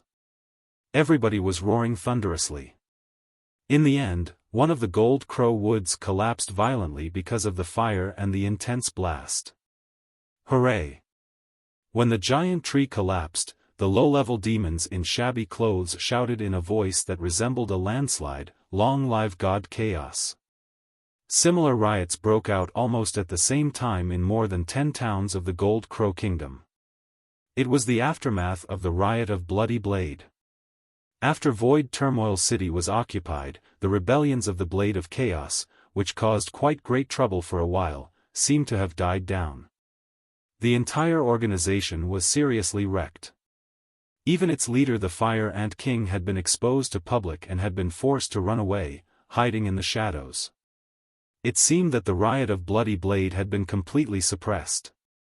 However, just like the final vigor of a dying man, the Blade of Chaos launched a revengeful counterattack in the hometown of Jean Tui, the commander-in-chief of the coalition army of demons, with all their remaining forces as a last struggle before the organization was shattered. Right now, the elites of the 4 major demon kingdoms were all gathered in the Eye of Blood Demon, and their home defense was at its weakest. Therefore, the Blade of Chaos's ambush worked out. For a few days, they were marching unstoppably. However, the rebels were untrained after all. The Gold Crow Kingdom did not even need to summon the elites back from the Eye of Blood Demon. When the regular army within the kingdom was gathered and confronted the rebellions, the seemingly overwhelming insurrections perished as quickly as they broke out. However, nobody knew that, while the fire of the riot of Bloody Blade was consuming countless towns, an organization that was 100 times scarier than the Blade of Chaos was secretly on the move, too. It was the newborn Skyfire.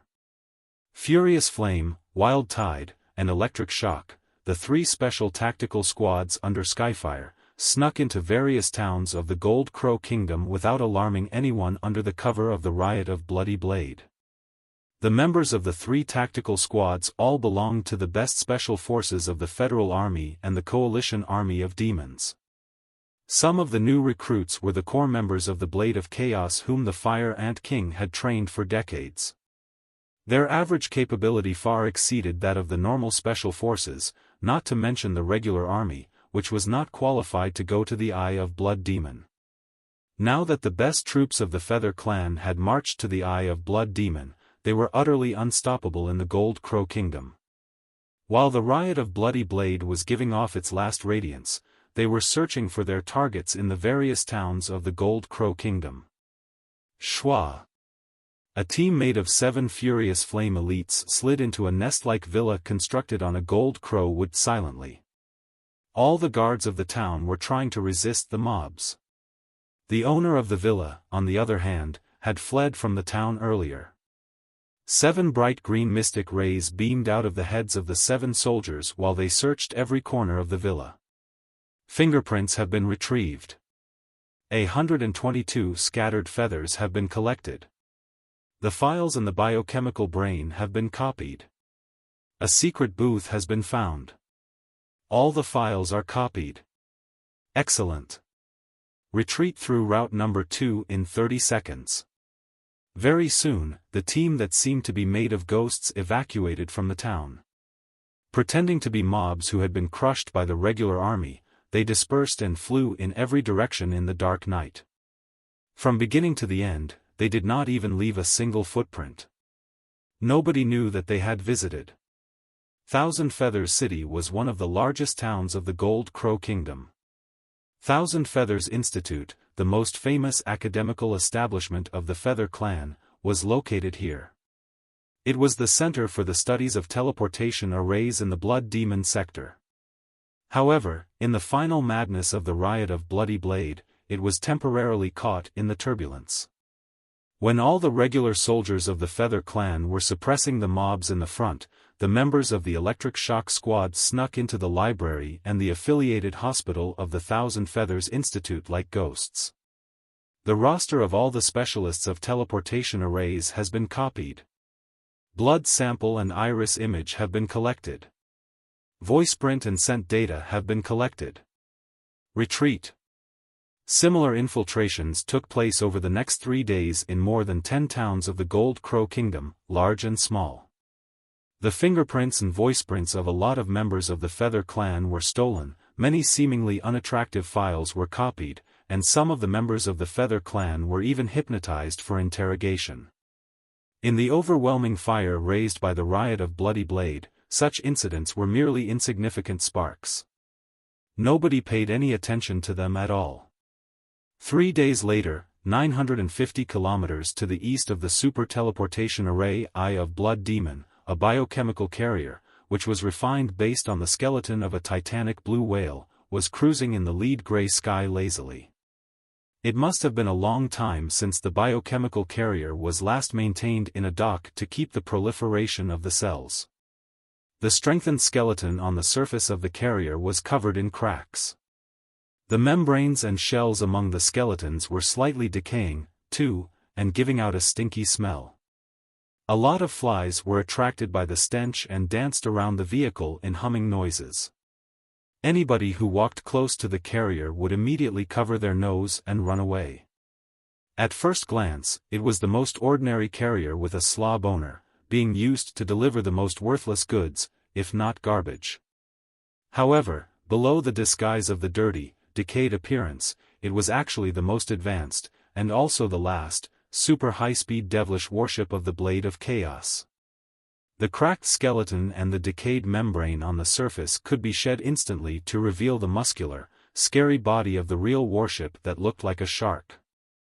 At this moment, inside the super high-speed warship, which had been named Chaos, the leadership of Skyfire had been gathered. It was going to be the command center for the operation to sabotage the Eye of Blood Demon. When Jin Xinyue stepped into the bridge, Han Tuhu and Suo Chaolong were whispering to each other.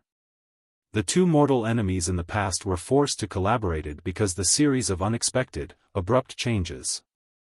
At first, they were not particularly fond of each other. But as they held their grudge and continued the cooperative training, they gradually started appreciating each other's skills.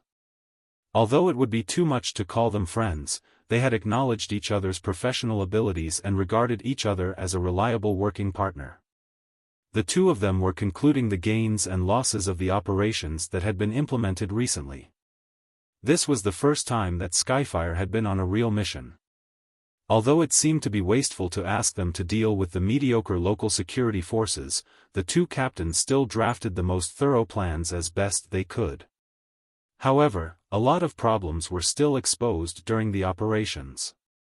Jin Xinyue's arrival interrupted their conversation.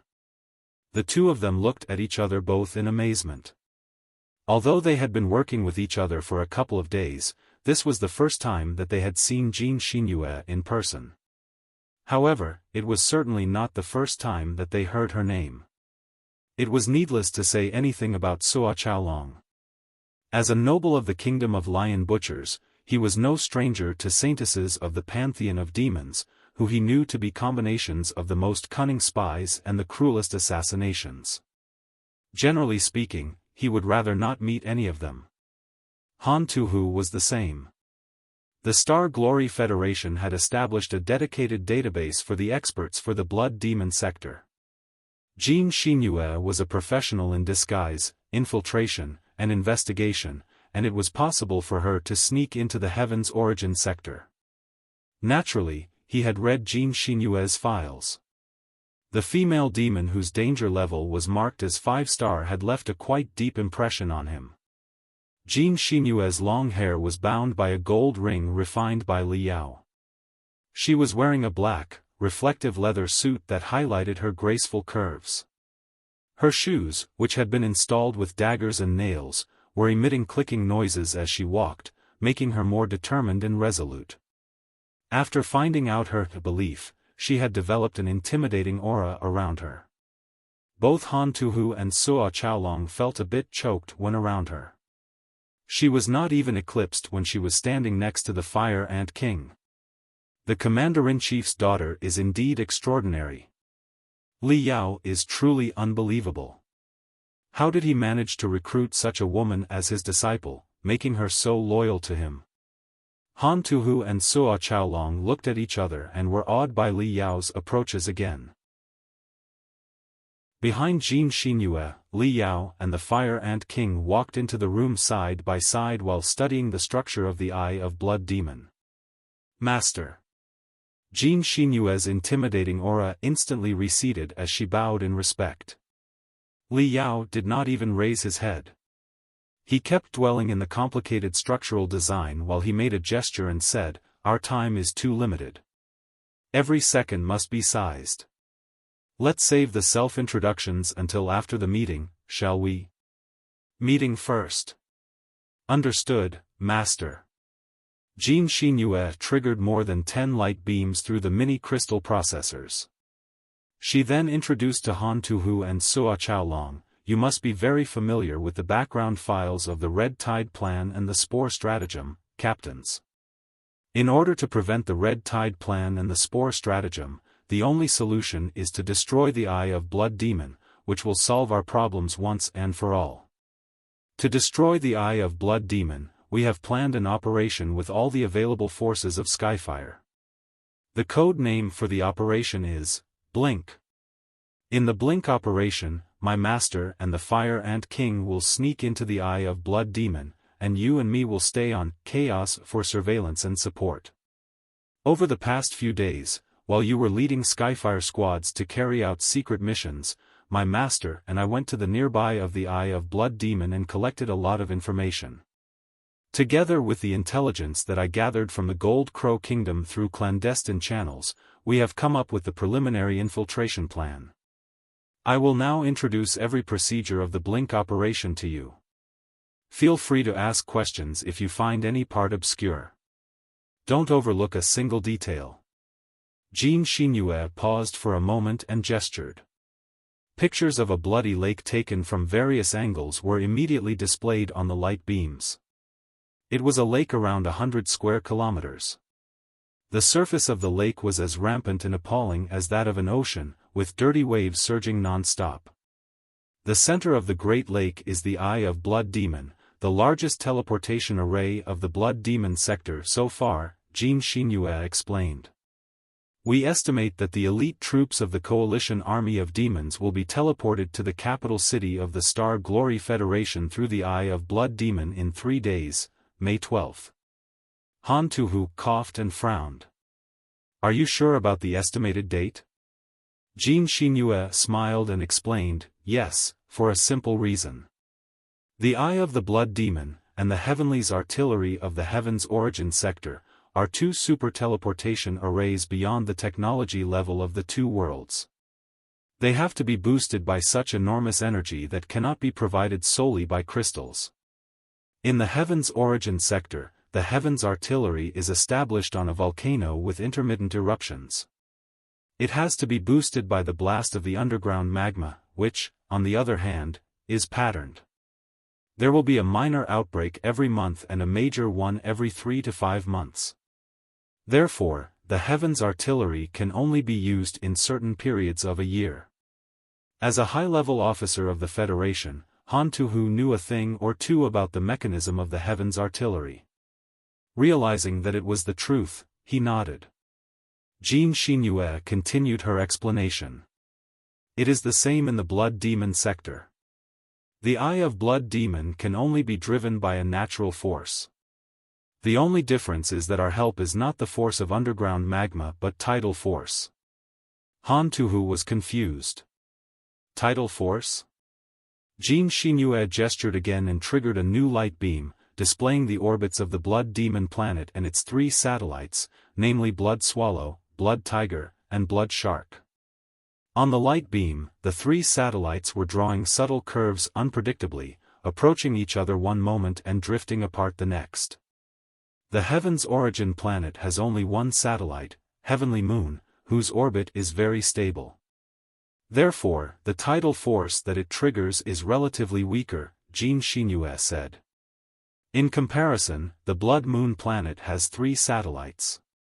Not only are they 10 times larger than Heavenly Moon, they are also much closer to the blood demon planet. The 3 enormous satellites attracted and interfered with each other, resulting to the unsteadiness of their trajectory and the tremendous pulling force on the blood demon planet.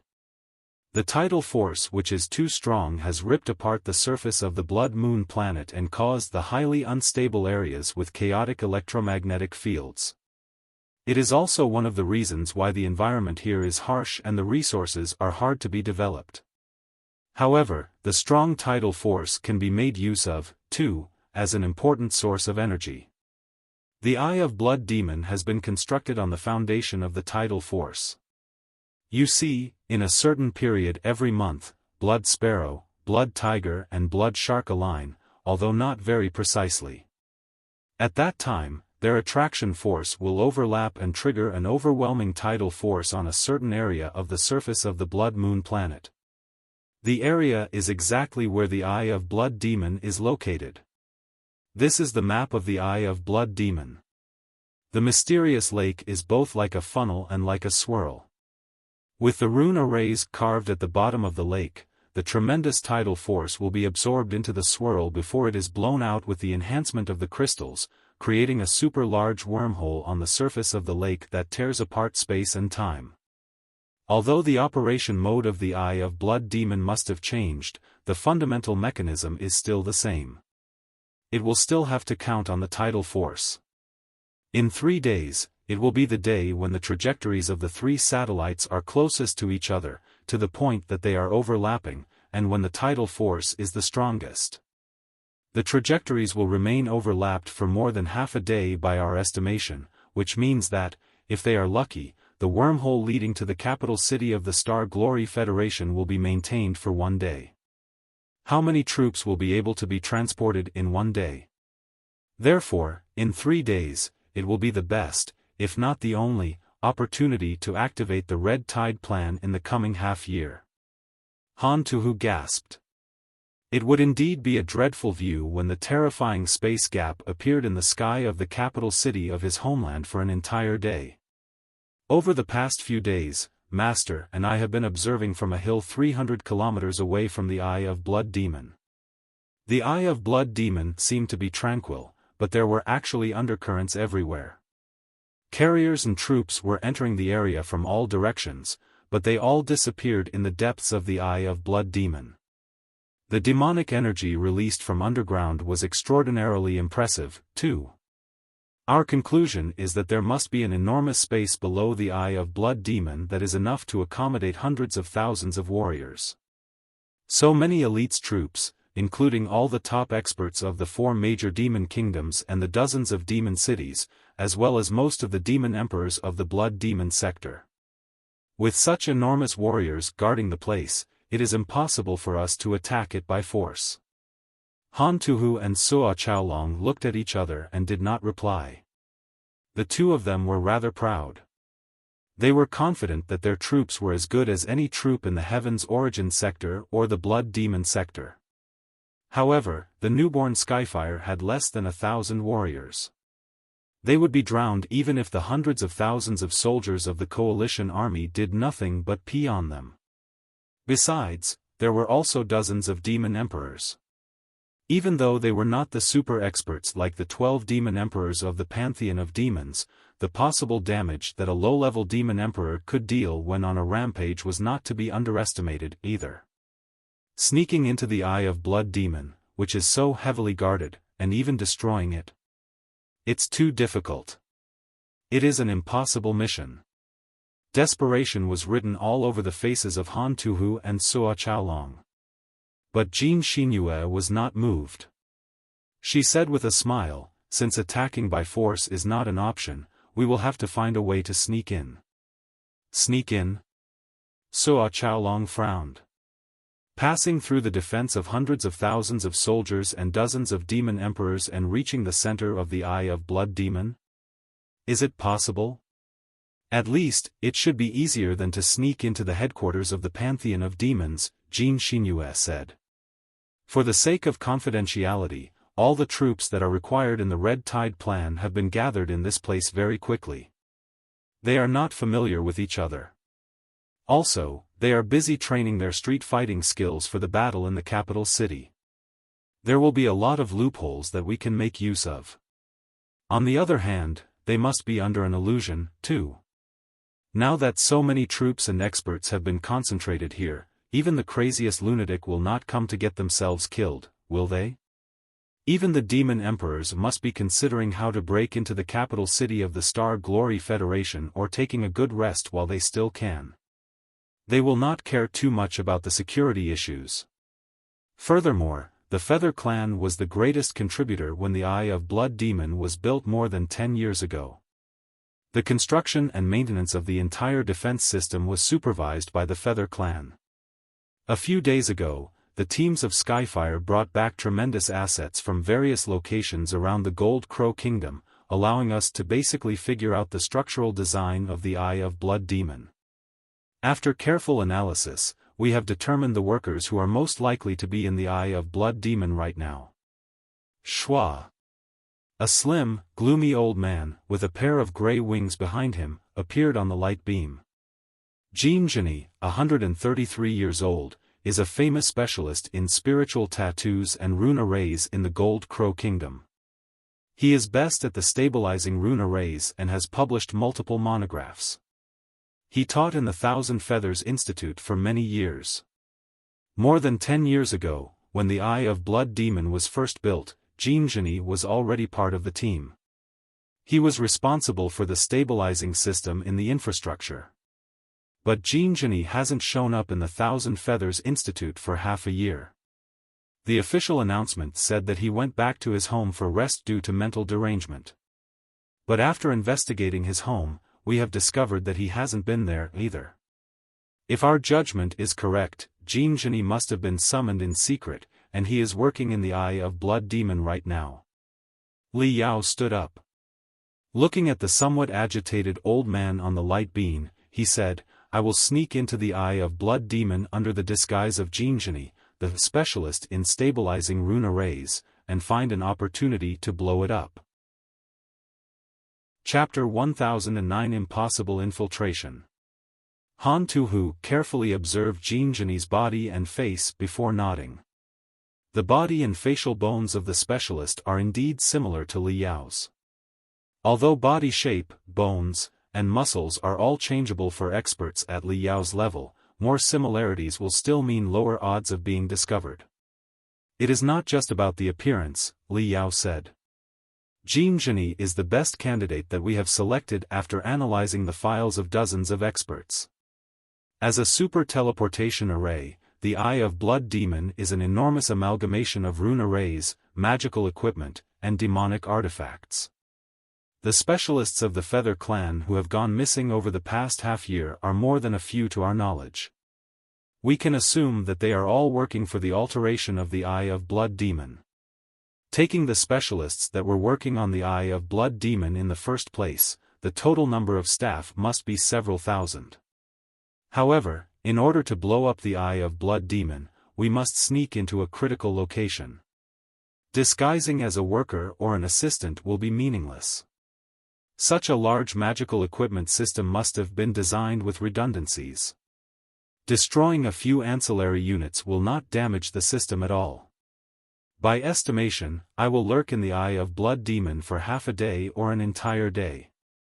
I will have to communicate with other specialists and even complete the tasks assigned to me. The Eye of Blood Demon employs a lot of biochemical technology and demonic artifacts that are combinations of cells and machines. Therefore, most of the specialists are adept at biochemistry and the refinement of demonic artifacts. I wouldn't say that I do not know the first thing about them, but I am certainly not a professional either. If I pretend to be a specialist in such a field, I will be exposed 10 minutes after I get started with my job. Jean Genie is different.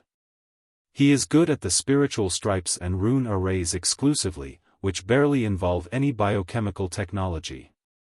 Over the past few days, I've studied all his monographs. His research fields partly overlap with mine. Therefore, it will not be a problem for me to pretend to be him for a short time. Compared to human beings, demons kept more spiritual stripes and rune arrays in the era of ancient cultivators 40,000 years ago. Therefore, the magical equipment and demonic artifacts that they crafted were in a more vintage style. Li Yao possessed Yezi's memory pieces. He was a specialist in ancient magical equipment himself. Therefore, it was certainly not going to be a problem if his job was related to ancient spiritual stripes and rune arrays. On the other hand, Li Yao drew multiple rough illustrations on an empty light beam. For super-large systems such as the Heaven's Artillery or the Eye of Blood Demon, the structure is more or less the same, in that they have an independent stabilizing and cooling unit other than the core unit. Li Yao had participated in the modification of Ice King in the Flying Star sector in person, which had given him a profound understanding about super-large teleportation systems. Such a super-large system is usually made of millions if not billions of rune arrays that have to be integrated and work perfectly. Naturally, compatibility and stability issues are inevitable. The so-called stabilization specialist is the one responsible for keeping the entire infrastructure steady and preventing it from falling apart. It is a very important post, but it is usually far away from the core unit. Other specialists may have to work in the control room or on the teleportation arrays together. When Jin Tui and other demon emperors come to inspect, I will have to confront with them face to face. I am not confident that Jin Tui will not be able to see through me. Although Jin Tui's Red Tide plan was destined to fail, Li Yao thought very highly of him, and he did not wish to run into the commander-in-chief of the coalition army before the operation began. The stabilizing unit is like the cooling cabin in a crystal warship. It is usually at the bottom level of the entire system, filled with tremendous noise, waste, and garbage. The environment is very harsh. Generally speaking, the leaders will never inspect such places. One more thing. The specialists more important than Jinjini who work in the core unit must be better protected and monitored. It will be more difficult for us to get close to them. Theoretically speaking, Jinjini is the specialist of the highest level that we can approach. Besides, Jinjini is a man who favors technology to talks. It is his favorite hobby to study all kinds of rune arrays. He has few partners in his work, too. Therefore, the likelihood of being exposed is the lowest if I pretend to be him. Lastly, a little private reason. Although Jinjini is a knowledgeable specialist, he is also a pervert. Several chaotic blood slaves were savaged to death by him before. Even in the Thousand Feathers Institute, he was never among the most respected. Killing someone like him will make my mood better, and when my mood is better, I will be more confident about the operation that follows. Jin Xinyue triggered 2 new light beams and said, after picking Jinjini as our target, we have broken into Jinjini's home and his office in the Thousand Feathers Institute through the operations of the Furious Flame, the Wild Wave, and the Electric Shock squads, retrieving his fingerprints, voiceprints, iris information, 2 hairs, a feather and a half, and even a syringe of blood. Suo Chaolong raised an eyebrow. You've even found his blood? The security measures in the Gold Crow Kingdom are more or less the same. One of the procedures is the comparison of blood, Jin Xinyue explained. Jinjini was once involved in 2 confidential projects in the Thousand Feathers Institute. He left a blood sample there for the security check. A few days ago, we replaced the true sample with a false blood sample. Suo Chaolong did not participate in the operation to break into the Thousand Feathers Institute. He did not realize what had happened until this moment and could not help but feel proud of the soldiers that he had trained. On the other hand, Jin Xinyue continued, we have also hacked Jinjini's personal biochemical brains in his home and his office and copied countless audio and video files about him. In the past day, Master has been studying the features of Jinjini's speech and movement through the files. The laboratory that Skyfire established on Chaos is also experimenting on the new fingerprint membranes and the drugs that can alter one's voiceprint. Even the hair and blood are being duplicated. We are striving for the most immaculate disguise. The defense system of the headquarters of the pantheon of demons represents the highest level of the blood demon sector. Assuming that the security measures of the Eye of Blood Demon are the same as the pantheon of demons, there will still only be examinations of fingerprints, voiceprints, hair, blood, and irises. With our careful preparation and master's acting skills, theoretically speaking, those security measures can totally be broken through. Are there any questions? Han Tuhu and Suo Chaolong pondered for a moment. Then, a critical question occurred to them at the same time. There is. A very serious one. Let's say that Li Yao can slip into the role of Jin Zhini perfectly.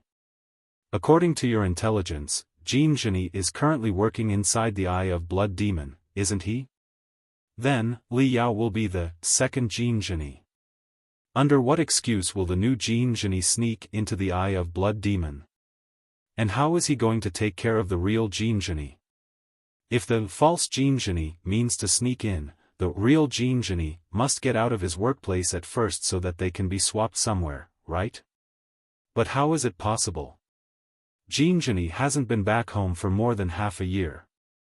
Now that a great war is coming and the Eye of Blood Demons will be opened in 3 days, why would he leave the Eye of Blood Demon at such a crucial moment without a good reason? Jin Xinyue smiled. Yes. Jin Zhini indeed does not have any reason to leave his workplace. Also, for the specialists of Jin Zhini's level, after they leave their workplace, a bodyguard will follow them everywhere like their shadow. Even when Jin Zhini is in the toilet or taking a shower, his bodyguard will still wait dutifully outside. Therefore, we have to finish the first part of the journey by ourselves, too. Jin Xinyue clapped her hands softly. The Eye of Blood Demon on the light beam was enlarged, enlarged, and enlarged. It turned translucent, with 5 circles each covering the last one appearing from the center to the outside. Jin Xinyue pointed at the 5 circles and said, "Please take a look, everybody. This is the defense system of the Eye of Blood Demon. It is classified into 5 alert zones. The 5th alert zone at the periphery includes the airspace and the underground 300 square kilometers around the Eye of Blood Demon. It is watched by the devilish warships and patrolling beams. There are also sentry posts that examine the personnel and assets going in and out of the area. The 5th alert area is relatively weakly defended. With capability of Master and the Fire Ant King, the sentry posts are not going to be a problem for them. After passing through the level 5 alert zone, here, to the southeast of the Eye of Blood Demon, is a town named Demon Lake City. The town and surrounding area is the 4th alert zone. The Eye of Blood Demon is too large and requires thousands of workers, most of whom are the intelligent silver blood demons. Obviously, they cannot work like slaves. In order to provide a comfortable working environment for the silver blood demons and to keep them in the Eye of Blood Demon, Demon Lake City was established. It is essentially a town for the family of the workers of the Eye of Blood Demon. Many silver blood demons who work here will settle their family here so that they can reunite every week. Additionally, since the Eye of Blood Demon has been used to explore the world fragments recently, the secret treasures retrieved from the world fragments are usually concentrated and sold in Demon Lake City, too. Therefore, a lot of merchants have settled in the city. Thousands of workers and their family, the merchants of the secret treasures, and the bronze blood demons and the black blood demons who offer service to them make the population of Demon Lake City more than 100,000. Restaurants, schools, hospitals, auctions. All those facilities can be found there. It is a rather prosperous mid-sized city. Perhaps in case that others notice the anomaly of the Eye of Blood Demon, Jin Tui hasn't locked Demon Lake City yet. The town is still connected to the outside world. However, for most of the outsiders, Demon Lake City is the furthest place that they can get to. Jin Xinyue dragged the light beam from the ground to the underground. Pointing at the translucent structural design, she said, "The Eye of Blood Demon is based on a natural lake. Its main body is deep below the lake. The fourth and the fifth alert areas are both on the ground. Their defenses are relatively weak. However, between the fourth alert zone on the ground to the third alert zone below the ground, there are multiple security checkpoints. Everybody entering and exiting will be asked to check their fingerprints, voiceprints, blood, and irises. They will have to confirm their files and current tasks, too. It is impossible to sneak in through the security checks. Can we fabricate another worker? Han Tuhu asked. Jean Xinhue shook her head. Our time is too limited for us to create a second camouflage. The most critical issue is, we don't know exactly when a certain someone inside will get out and exactly where they are going. Therefore, it is impossible for us to swap. Assuming that we pass through the security checks under the identity of someone who is still inside the Eye of Blood Demon, the database will certainly flag it. We will be exposed immediately. Han Tuhu and Suo Chaolong looked at each other in bewilderment, thinking hard. However, Jean Xinhue zoomed in the picture and displayed Demon Lake City and the third alert area below the ground respectively. According to the structural designs we have stolen, there are multiple secondary ventilation tubes between Demon Lake City and the third alert area below the ground. Ventilation tubes again? Isn't it a cliché? Suo Chaolong asked. Besides, are the ventilation tubes of the Eye of Blood Demon so easy to crawl into? Good question. Jean Xinhue gave him a thumbs up. Master has investigated through secret arts. The ventilation tubes are teeming with all kinds of insect-type demon beasts that are highly inconspicuous and dangerous. It is barely possible to break in without being discovered. Suo Chaolong was dazed. Then, the Fire Ant King said casually, that is why I am going to sneak in together with Li Yao. In the Blood Demon sector, narrow spaces in the large buildings, such as ventilate tubes and drainage canals, are almost exclusively defended by insect-type demon beasts. Hee. Speaking of the manipulation of the insect-type demon beasts, is there anybody in the entire insect clan better than me other than Elder Netherspring? Even Master Hollow Wind is no match for me. Now, to avoid suspicion and to implement the spore stratagem, Elder Netherspring is hiding in the Netherspring Kingdom right now and will in no way appear in the Eye of Blood Demon. Master Hollow Wind is one of the core warriors of the battle. He must be spending all his time training or resting. It is impossible for him to manage a few bugs in the secondary ventilation tubes in person. If I am there, won't the few bugs be at my mercy? The Fire Ant King crossed his arms, with confidence beaming out of his body. Suo Chaolong and Han Tuhu looked at each other and smiled in embarrassment. They had almost forgotten that the leader of the Blade of Chaos was among the strongest demon emperors of the insect clan and was a great manipulator of bugs. If he went there, too, would the bugs in the ventilation tubes really be a problem? However, the Fire Ant King continued, if I manipulate the insect-type demon beast's remote, I'm afraid that the brainwaves to be released will be too strong, which will likely be perceived by other demon emperors.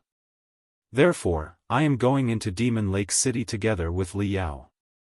By then, I will control the bugs from a safe location at a closer distance so that Li Yao can sneak into the third alert area through the secondary ventilation tubes smoothly. Jean Xinhue nodded. The so-called third alert zone is in fact the relaxation zone for the workers in the Eye of Blood Demon. It is impossible for the workers to return to Demon Lake City every day. After they finish their job each day, they go to train and sleep in the underground relaxation area. They will only return to the ground when it is a holiday. Therefore, the underground relaxation area is a minor town with facilities such as a cafeteria, hospital, dormitories, gyms, and so on. Our target is the hospital in the third alert zone. According to the structural design, it is the only hospital in the Eye of Blood Demon. When the specialists are ill or mentally deranged because of exhaustion, they will be sent to the hospital for treatment. Suo Chaolong thought quickly and realized what their goal was. You are planning to swap with the real Jean Genie in the hospital so that you can openly return to the first alert area under his identity? That sounds like a plan, but how do you know that Jean Genie will go to the hospital at a time that we desire? With a mysterious smile, Li Yao replied, he will go to the hospital. However, Jean Genie's clearances are not high enough. His workplace should be in the second alert zone outside of the core unit, which is not the most critical location. It can't be helped. The real critical location of the Eye of Blood Demon must be heavily guarded. Chances are that multiple demon emperors are monitoring the place without even blinking. Even if I can sneak into the first alert zone, I am not confident that I can maintain my disguise without giving myself away when so many demon emperors are observing me. The second alert zone is the furthest we can go. Han Tuhu and Suo Chaolong both nodded. The two of them knew the importance of the Eye of Blood Demon very well. It was already difficult enough to approach the critical location. The enemy would certainly not be idiotic enough to let a random guy into the heart of the facility. However, Han Tuhu asked worriedly, now that Jean Genie only works in the second alert area, is it possible to completely demolish the Eye of Blood Demon from his workplace? Normally speaking, it would be very difficult, Li Yao replied frankly. The Heaven's Artillery, the Eye of Blood Demon, and the Universal Slingshot in the Flying Star sector have 2 to 3 sets of spare units that they can switch to seamlessly when the working units are down. Even natural disasters such as earthquakes or meteorites may not be enough to destroy it. Although Jean Genie is a stabilization specialist, he is certainly not the only one in the Eye of Blood Demon. Even if I sabotage the stabilization system, there will still be multiple backup systems. Also, when the accident takes place, all the demon emperors in the Eye of Blood Demon will definitely be highly vigilant, and I will not have a second chance to launch a strike. Therefore, I cannot destroy the Eye of Blood Demon from Jean Genie's post. Unless, of course, the circumstances are not normal. That is the moment when Blood Sparrow, Blood Tiger, and Blood Shark, the 3 satellites, are in the straight line, building up the tidal force to the strongest point, and when the Eye of Blood Demon is activated and the wormhole leading to the capital city of the Federation is opened. At that time, the entire Eye of Blood Demon will be functioning at the highest intensity. Most of the rune arrays will be overloading. It will be the system's most vulnerable moment. As long as I make the correct calculation, I will be able to trigger a chain reaction by sabotaging the stabilizing rune arrays and release all the tidal force that has been concentrated. I will not be blowing up the Eye of Blood Demon with crystal bombs. Instead, I will be cutting the ropes that bind the tidal force with my crystal bombs and setting free the ferocious beast that will rip apart the Eye of Blood Demon. The insane plan and the magnificent demos on the light beam refreshed Han Tuhu and Suo Chaolong, who were both amazed. Pondering for a while, Han Tuhu said, "You are saying that you will stay there until the last moment, and when all the best troops and the demon emperors appear in the Eye of Blood Demon for teleportation, you will be causing havoc right below their feet?" Li Yao nodded. That's right. Han Tuhu did not know what to say. He was going to ask, isn't it dangerous? But on second thought, it was too redundant. Were any of the things that Li Yao had done in the past 10 years not dangerous? Thinking for a moment, Han Tuhu asked, is there no other choice? Li Yao blinked and almost could not suppress his excitement. No, there isn't. This is the only way to destroy the Eye of Blood Demon at the most critical moment, and it will not be repaired in the next couple of months. Han Tuhu breathed heavily. Got it. What's our mission? The best experts of the world have gathered in the Eye of Blood Demon, Jean Xinyu said. Only super experts such as Master and the Fire Ant King have the ability to sneak in. Others will not only be killing themselves but also exposing our purpose if they sneak in. Therefore, our mission is to reinforce them from the rear. However, honestly speaking, if the Eye of Blood Demon is shredded by the tidal force, it will certainly be mayhem. Of course, everything will be good if Master escapes on his own. But if he is attacked by several demon emperors, even all the soldiers of Skyfire will not be able to rescue him. For us, we have a more important task, which is to prevent the outbreak of the spore stratagem. Over the past month, Skyfire has analyzed all the experiment data and the genes retrieved from the nether world. Then, with the sample of my blood, they have successfully separated the relatively pure divine blood of chaos. Let's call it Chaos Serum. Right now, the laboratory on Chaos is accelerating the research and has made significant progress. It won't be long before the synthesized Chaos Serum is produced. It will be the best antidote for the demon god virus. However, the antidote alone will not be enough. Should the demon god virus break out, and a large epidemic area is created, how are we going to distribute the antidote, how are we going to inject it into the infected, and how are we going to persuade those who are not infected to take vaccines? By then, everything will be a mess. Nobody will believe the rebels such as us. If we don't have any options, we will have to make it happen by force through Skyfire. If the virus goes out of control, how are the hundreds of members of Skyfire going to inject the antidote into the thousands of victims and persuade the hundreds of thousands of potential victims to take the vaccine? It will be an urgent problem that we must address. Han Tuhu and Suo Chaolong both frowned and felt the weight of the task. However, if Li Yao could even destroy the Eye of Blood Demon, they would certainly complete the task however difficult it was, so that Li Yao would not be risking his life for nothing. The Fire Ant King suddenly rose up and glanced around. Are there any questions? If not, the meeting will be concluded now. Let's check our time. In 6 hours, the blink operation will begin. On May 10th, at 4:33 and 51 seconds AM, there was still 42 hours to go before the tidal force reached the strongest point.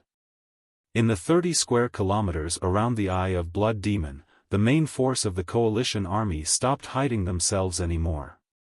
On the ground, which seemed to be empty, the gates covered in camouflage were opened one by one. Countless experts of the demon race flooded out, establishing temporary camps and arsenals, regrouping, and claiming their weapons.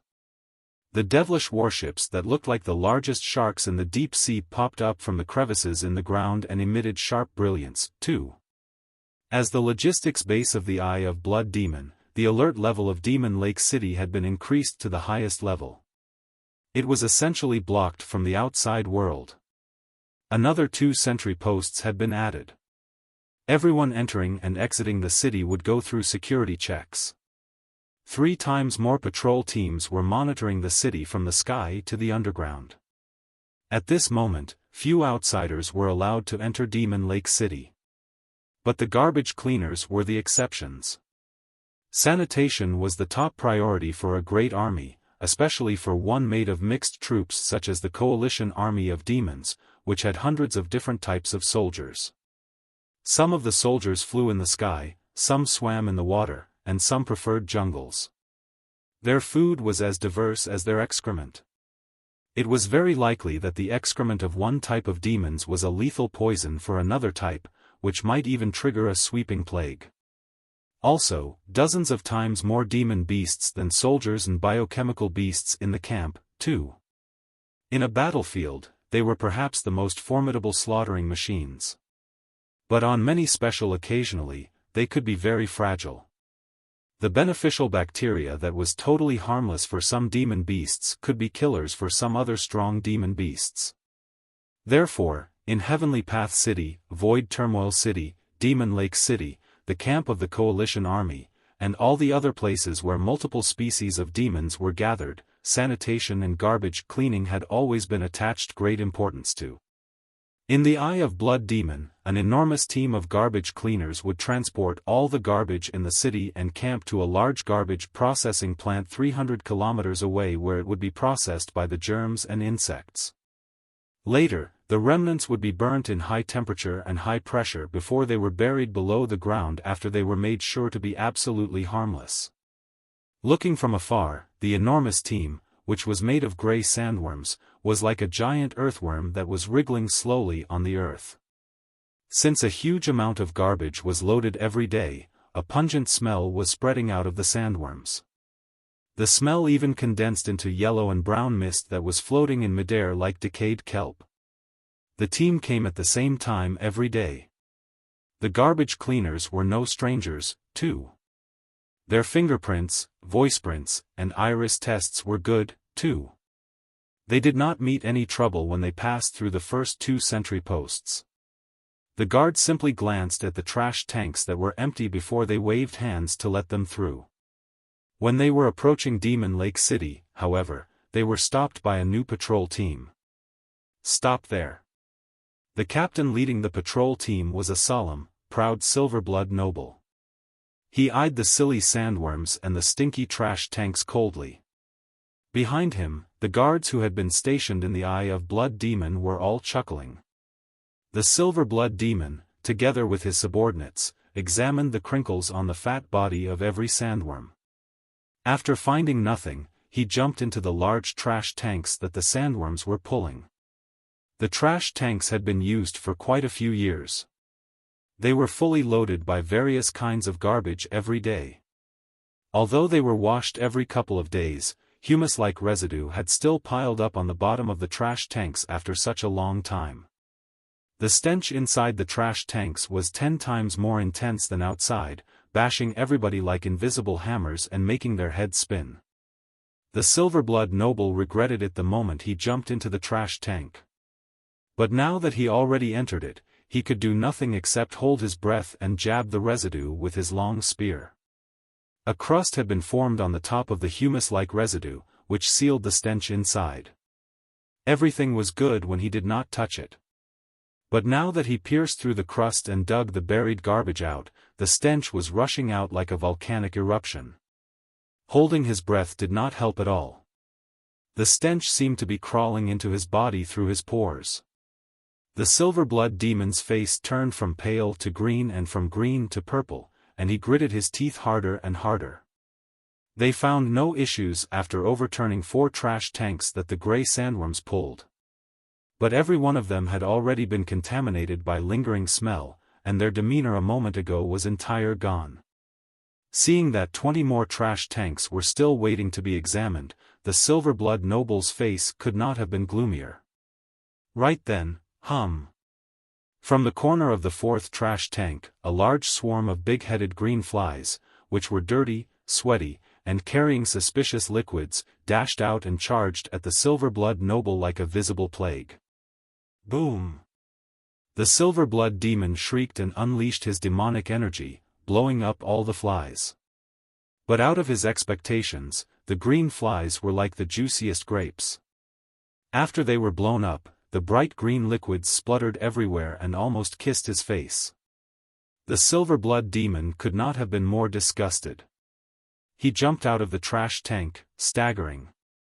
His eyelids were bouncing non-stop as he glanced at the 20 trash tanks behind him again. Gravely, he shouted, "Let them through."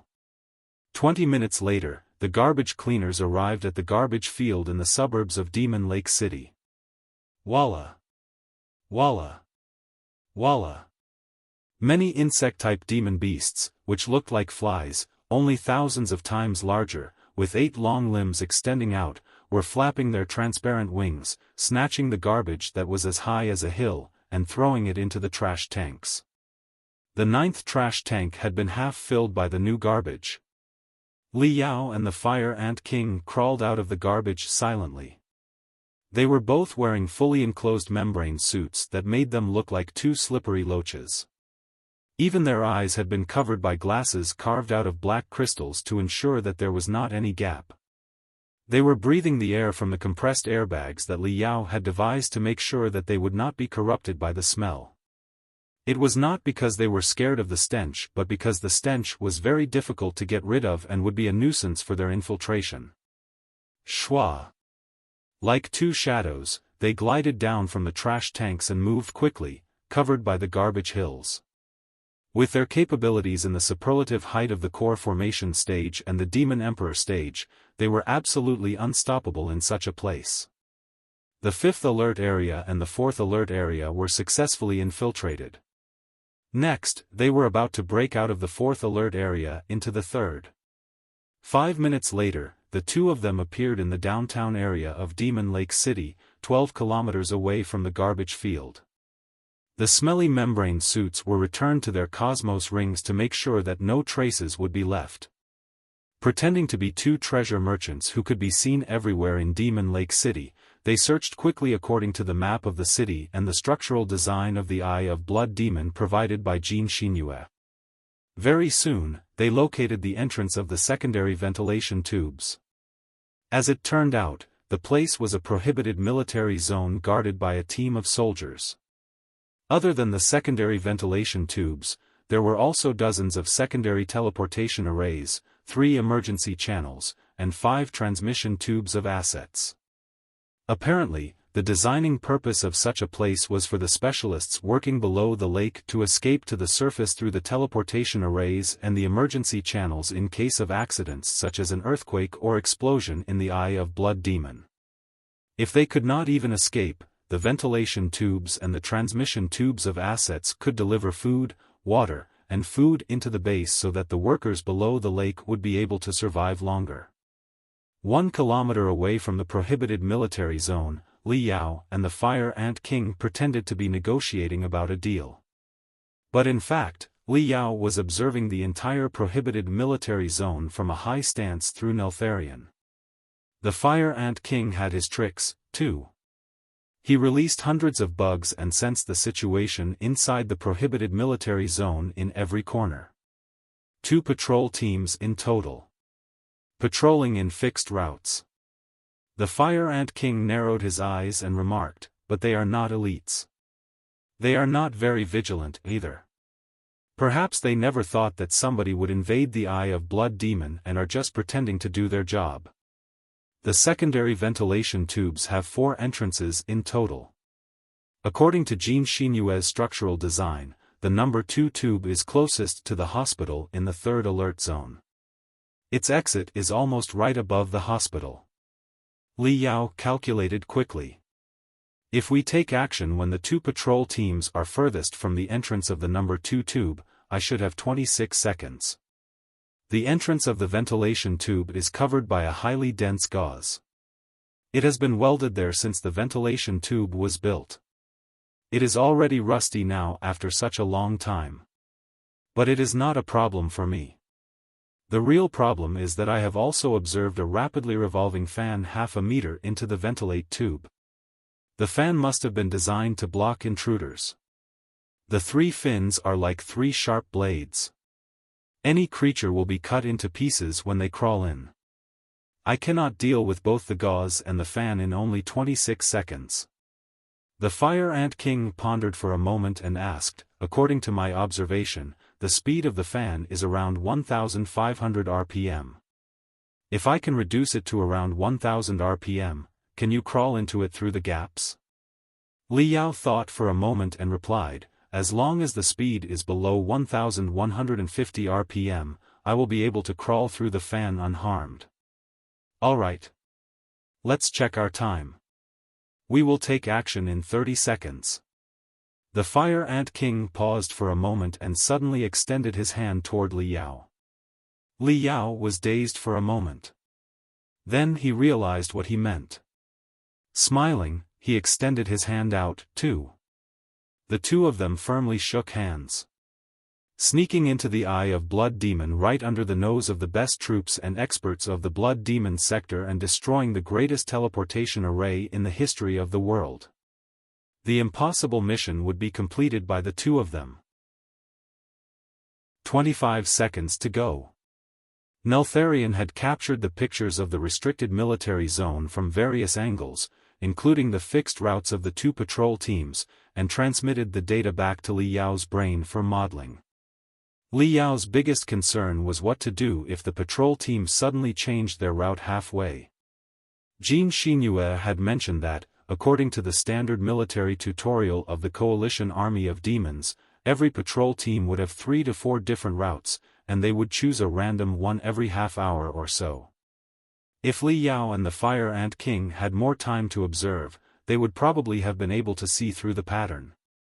However, they only had several minutes to prepare. They could only try their luck. In case the patrol teams really changed their routes, Li Yao had to prepare backup plans. Based on the terrain inside the prohibited military zone, Li Yao calculated 23 new routes that the patrol team could possibly choose in advance and made sure that it would take him 7 seconds at best to pass through them. 15 seconds to go. The Fire Ant King took out a delicate cylinder from his pocket and turned it open. From the cylinder flew out 2 black beetles with a green, vertical stripe on their back. Under the Fire Ant King's manipulation, the 2 beetles flew higher and higher. They passed the high wall out of the prohibited military zone and reached the entrance of the number 2 ventilation tube. 5 seconds to go. Li Yao took off the clothes of the treasure merchant and put on a new membrane suit. The new suit was truly as thin as any clothes could ever be. It stuck to his body like a second skin without leaving the tiniest gap, highlighting the trace of his every muscle. Shwa. Li Yao touched a rune on the waist of the suit. Ripples spread out on the surface of the bright gray suit as it gradually turned translucent. In the end it had almost completely blended into the air. He was now invisible. It was a cellular invisibility cloak that the specialists of the Blade of Chaos had created by retrieving the cells of multiple kinds of demon beasts that boasted discoloration and mimesis abilities, such as chameleon. When the wearer was absolutely still, they would be hardly able to be discovered, like an ice block that was tossed into water. The only drawback was that the constituents of the cellular invisibility cloak were all highly active. They had to be preserved in special culture solution. If they were brought out and exposed to the air, their longevity was no more than 5 minutes. Generally speaking, the invisibility cloak would gradually lose effectiveness after 4.5 minutes. Furthermore, the invisibility cloak worked best when it was still. If the wearer was moving at a high speed, they would still leave blurred shadows behind them, making the air unusually twisted. 0 seconds to go. Li Yao flew out like a stream of smoke. Shwa. He keenly sensed the net of high heat rays on the high wall of the prohibited military zone. However, he simply constricted his bones and muscles to the minimum before he crawled through the gaps of the net in a size no larger than a cat. 2 patrol teams were moving away from the number 2 ventilation tube. Li Yao calculated the estimated time of their return while he observed the angle of a few biochemical surveillance eyes on the high wall. He moved fast between the blind angles no larger than the tip of a needle and approached the target quickly. Right Euro, one of the patrol teams returned earlier than expected before they reached to the end of the prohibited military zone, switching to a new route. Damn it! They had a second patrol plan. Li Yao stopped his movements instantly. His heartbeat and breathing were suppressed to the minimum. Even his pores were entirely locked, not giving out the slightest heat or scent. He watched the patrol team walking right toward him while doing nothing. As long as he remained perfectly still, the invisibility cloak would function perfectly for 5 minutes, which should be enough for him. The patrol team brushed past Li Yao. The soldier closest to him would have touched Li Yao's head if he had stretched out his arms. Thankfully, they did not notice that the air so close to them was slightly warped compared to usual. Li Yao remained still for another half a minute. With the help of Neltharion, he observed their new patrol route. After switching to the second patrol route, the blind angles of the 2 patrol teams were completely different. Everything had to be recalculated. After calculating for 1 minute and 2 seconds, Li Yao took action again. Deep inside his brain, the biochemical eyes over his head and the eyes of the soldiers of the 2 patrol teams seemed to be shooting out crimson rays and formed interconnected lines of death in front of his face. The death rays were changing all the time, and he danced forward. While sometimes moving quickly, sometimes slowly, it took him more than 3 minutes before he struggled his way to the entrance of the number 2 ventilation tube. In order to send air into the main body of the enormous Eye of Blood demon, every ventilation tube was more than half a meter in diameter, which was spacious enough for a middle-sized adult to crawl in. However, the entrance of the ventilation tube was covered in an extremely dense iron gauze, surrounded by anti-cutting alert rune arrays. Li Yao glanced quickly and recognized the mechanism of the alert rune arrays. They would send out warnings when they perceived vibrations. Once the iron gauze was broken by brute force, there would certainly be unusual vibrations. Alarms would ring the moment such vibrations were detected. Schwa. Schwa. Schwa. Schwa. Inside the iron gauze, half a meter into the tube, 3 enormous fins were spinning at 1,500 rpm. Aggressive rune arrays of the wind class had been carved on the fins, too, raising unstoppable stormy blades that turned the part of the tube into an invisible mincer. There were 45 seconds to go before the invisibility cloak completely lost its effect. Z. Z. Z. Z. Li Yao sensed that the invisibility cloak was turning stiff. It was a sign that the stealth cells were about to wither. At this moment, the 2 patrol teams had reached the point where they were furthest from him, and all the biochemical eyes happened to be scanning other areas. However, after the change of routes, the time left for Li Yao was only 11 seconds. Good enough. Li Yao's hands turned into 2 clusters of gray mist instantly.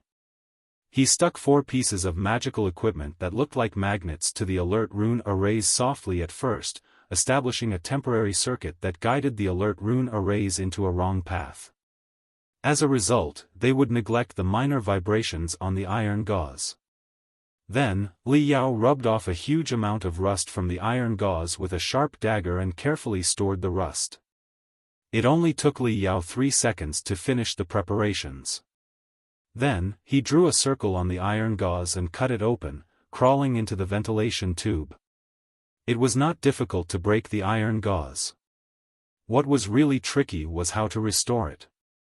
The 2 patrol teams far away were already turning around, and the 2 biochemical eyes were slowly shifting to the entrance of the number 2 ventilation tube, too. Li Yao's 10 fingers were like boneless snakes, with a tiny needle between every 2 of them. The needles were in fact hollow, with a tiny sac behind them in which a tiny amount of natural glue was stored. They were originally tools to fix the components of super mini magical equipment. Manipulating the tiny muscles on his fingers, Li Yao squeezed out the glue through the needles and stitched the iron gauze again. He intentionally left some additional glue at the edge of the fracture before he blew the rust that he had rubbed off earlier back. Eventually, he took out an aerosol can and sprayed on the iron gauze. The next second, a thin layer of dust appeared on the rusty, iron gauze. There were even broken threads that seemed to be remnants of a spider web. At first glance, it was utterly immaculate. There was no trace that the iron gauze had been broken through at all.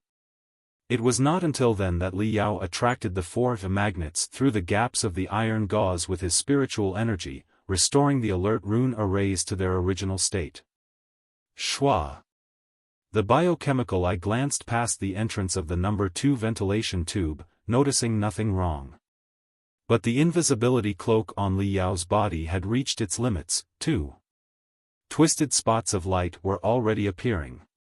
Had the patrol team been any closer, they would certainly discover the fuzzy, gray shadow behind the iron gauze. The fire ant king's 2 black beetles, on the other hand, had crawled into the tube together with Li Yao and crashed toward the rapidly revolving fan. Because of the high speed and the strong attraction force, the fan often absorbed small bugs. The 2 black beetles, on the other hand, were the green oil fire bugs that the fire ant king had carefully refined. After they crashed into the fins, they exploded into 2 tiny fireballs. The 2 fireballs jammed the rune arrays of the wind class on the fins. The fan's self-protection measures were activated. The speed of the fan was lowered as it prepared to discharge the foreign object. Li Yao took the opportunity to observe every detail of the spinning fan while his eyes were bulging and his pupils were shivering. He also perceived the wind blades, which were invisible to human eyes. Schwa. He successfully crawled through the fan in the gaps of the fins whose speed was 780 rpm. 3 wind blades cut into his body brutally. But he had tensed the muscles all over his body and did not shed a drop of blood. Half a second later, the speed of the fan returned to 1,500 rpm, and the patrol team walked past the entrance of the number 2 ventilation tube. Attracted by the sound of the exploding bugs, they looked at the inside of the number 2 ventilation tube through the iron gauze suspiciously. The fan was running stably. Except for the quickly spinning fins, they saw absolutely nothing. The vague smell of something being burnt, however, made them realize that a few bugs had just been sucked into the fan. The rust, dust, and spider threads on the iron gauze all eased their suspicion, which was not too high in the first place. The patrol team returned to their normal route and left the insignificant incident behind. Behind the fan, Li Yao wiped off the cold sweat on his forehead and grinned. The infiltration from the 4th alert area to the 3rd had half succeeded. In front of him was a dark ventilation tube that led underground. All kinds of lethal bugs were the guardians of the sunless world. Chapter 10:13 3 Bugs. Of course, none of them were actually a problem with the Fire Ant King's assistance. Li Yao lurked for half an hour behind the fan patiently so that the Fire Ant King would have enough time to find a suitable shelter. Half an hour later, a tiny chip that Li Yao had stuck on his left ear vibrated feebly. According to the signals that the Fire Ant King and he had agreed on, 3 short vibrations indicated that the Fire Ant King had found a shelter smoothly. Although they could have brought more convenient magical equipment for communication, such tools would certainly release intense spiritual waves when complicated information was transmitted. Therefore, they still chose vibration chips that could be stuck to the ears and the tongue. They had made a deal on hundreds of different code names for different situations. The spiritual waves they released would be minimal if they contacted each other through such feeble vibrations. 5 seconds later, Li Yao took out a sealed metal can and opened the upper half of it softly. A scarlet mist immediately flowed toward the depths of the ventilation tube as if it were alive. The scarlet mist would cast most of the insect-type demon beasts in the ventilation tube into a slight sleep state. Then, Li Yao opened the lower half of the metal can and released 3 dark red insects. The first insect had a thick, greasy shell and long antennae. The second insect was like a spider, except for the 12 colorful, hairy legs. The third insect appeared to be an enormous dragonfly. The swirl-like stripes on its translucent wings looked like 4 crimson eyes. Under the Fire Ant King's remote control, the 3 insects crawled forward in the ventilation tube majestically as if they were the kings of insects. Very soon, rattling noises were echoing deep inside the ventilation tube. Soon, vibrations were coming over on Li Yao's ears again, which was a signal that all the insects inside the ventilation tube had been overwhelmed by the Fire Ant King's insect kings. Li Yao crouched and scrambled forward in the ventilation tube. As he expected, he saw thousands of insects lying next to him, not moving at all. The dense horde of insects, which looked like moss, made Li Yao feel that his head was dizzy. He realized that it would have been impossible for him to break in without the Fire Ant King's help. From the 4th alert area on the ground to the 3rd alert area deep underground, the length of the ventilation tube was 12.5 kilometers. Li Yao did not hurry to move forward. Instead, he took out another metal cylinder and, holding his breath, unleashed 3 new flying bugs. The 3 bugs were very small, only 1/3 the size of a mosquito, but they were in fact Li Yao and the Fire Ant King's masterpieces, perfect combinations of biochemistry and the studies of spiritual energy. Not only were the 3 bugs under the Fire Ant King's remote control and sharing their vision with him, a small metal vesicle had been embedded to their stomachs in which 1 drop of different yet equally marvelous venom had been preserved. They were the keys to the mission. Li Yao dispatched Neltharion to lead the way for the 3 bugs while they flew forward in the ventilation tube. After more than half an hour, they infiltrated the 3rd alert area, which was at the bottom of the Eye of Blood Demon.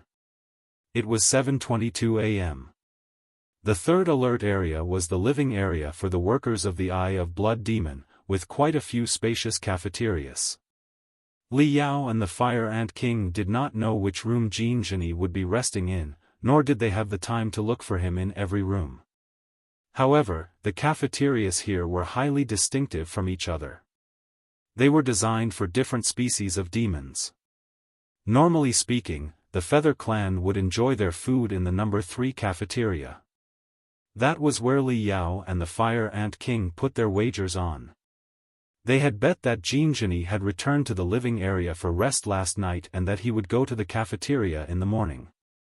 The reason was simple. For both the cultivators and the expert demons, eating, and sleeping, were not only the biological needs but also the foundations of their training and work. A sound sleep and the best food were all the more important now that the big day when the Red Tide plan was to be activated was coming close, so that all the workers would be in their best state. Jin Zhini was a maintainer of the infrastructure. The infrastructure must have been done debugging half a month ago. It was impossible that he would still be catching up to his work right now. Also, the 3 satellites were not in a straight line yet. So, the tidal force imposed upon the Eye of Blood Demon was not very strong. Logically speaking, the stabilization system was not likely to crash at this moment. Therefore, as a maintainer of the infrastructure, Jin Zhini should be relatively free right now. The most important thing for him right now was to take a good rest so that he could do his job well tomorrow. At this moment, it was unlikely that he would have stayed in his workplace and worked 24 hours a day. If so, he certainly would have been too exhausted to grit through the real test when the 3 satellites got into a straight line. The cafeterias in the Eye of Blood Demon were far from general cafeterias, too. They were advanced restaurants specially prepared for the specialists in all kinds of fields. The best ingredients of food that stored the most abundant spiritual energy made sure that the brains of all the specialists were kept at the most active state. Based on the files about Jin Zhini that Skyfire had collected, the guy was quite fond of having breakfast. When he was teaching in the Thousand Feathers Institute, he would have his breakfast between 7:30 a.m. and 8 a.m. every day. There seemed to be no reason he would change his habit after he arrived at the Eye of Blood Demon. Li Yao and the Fire Ant King held their breath and waited. The number 3 cafeteria was decorated into a primitive forest with the vines of the Gold Crow Woods. All the tables and seats were cages that were hanged on the vines. The 3 bugs hid themselves in the middle of the branches and leaves. At 7:38 a.m., when Jin Zhini walked into the cafeteria, Li Yao and the Fire Ant King immediately recognized the old man who had a hawk nose, a gloomy face, and a slightly hunched back. The 2 of them were greatly relieved. However, their target was followed by another member of the Feather Clan, who was tall, muscular, and handsome, with a long sword dangling from his waist. He looked rather tough and seemed to be Jin Zhini's bodyguard. Try to eavesdrop Jin Zhini and his bodyguard's conversation. See how he addresses the bodyguard and his attitude toward him. At 7:41, Jin Zhini and his bodyguard sat down in one of the cages. The 3 bugs moved to the vines above their heads without anybody knowing. 7 kilometers above their heads, Li Yao was rushing forward in the ventilation tube like a giant loach. At 7:45, Jin Zhini connected a biochemical brain to his temples. He read the files in the biochemical brain while he enjoyed his food. Over their heads, the first of the 3 bugs quietly pushed out the drop of venom in its stomach. Transformed by the special rune arrays, the drop of venom was vaporized into vague mist and was breathed in by Jin Zhini and his bodyguard. AQ. The 2 of them sneezed at the same time. While the 2 of them were sneezing, the second bug and the third bug landed on their hair as quickly as a lightning. Both of them were distracted by their sneezes and did not notice the 2 bugs at all. At 7:58, Li Yao reached the end of the ventilation tube. Right below him was the exit of the ventilation tube, the hospital's entrance. Compared to the entrance of the ventilation tube, the defense here was much more sluggish. It was just the simplest iron gauze with nothing else. Li Yao took a deep breath in relief. He slightly adjusted his facial muscles, putting on all kinds of hilarious expressions. He took out a plethora of treasures from his cosmos rings and his backpack. At first, he sprayed liquids that could change his skin color and body smell. Then, he stuck the fingerprint membranes in which a tiny blood vesicle was stored to his fingers. Following that, he stuck the voice-changing rune arrays to his throat, which could change his voice print. Eventually, he put on the simulation lens that would change his iris. Li Yao's muscles and bones were gradually turning into Jinzhani's appearance, too. The bulging muscles gradually withered. Wrinkles showed up on the corners of his eyes. He even boosted the hair follicles inside his body to grow out authentic whiskers before he dyed them iron gray. The trickiest part was the wings. Jinzhani had a pair of tiny wings on his back, which was the greatest feature for the Feather Clan.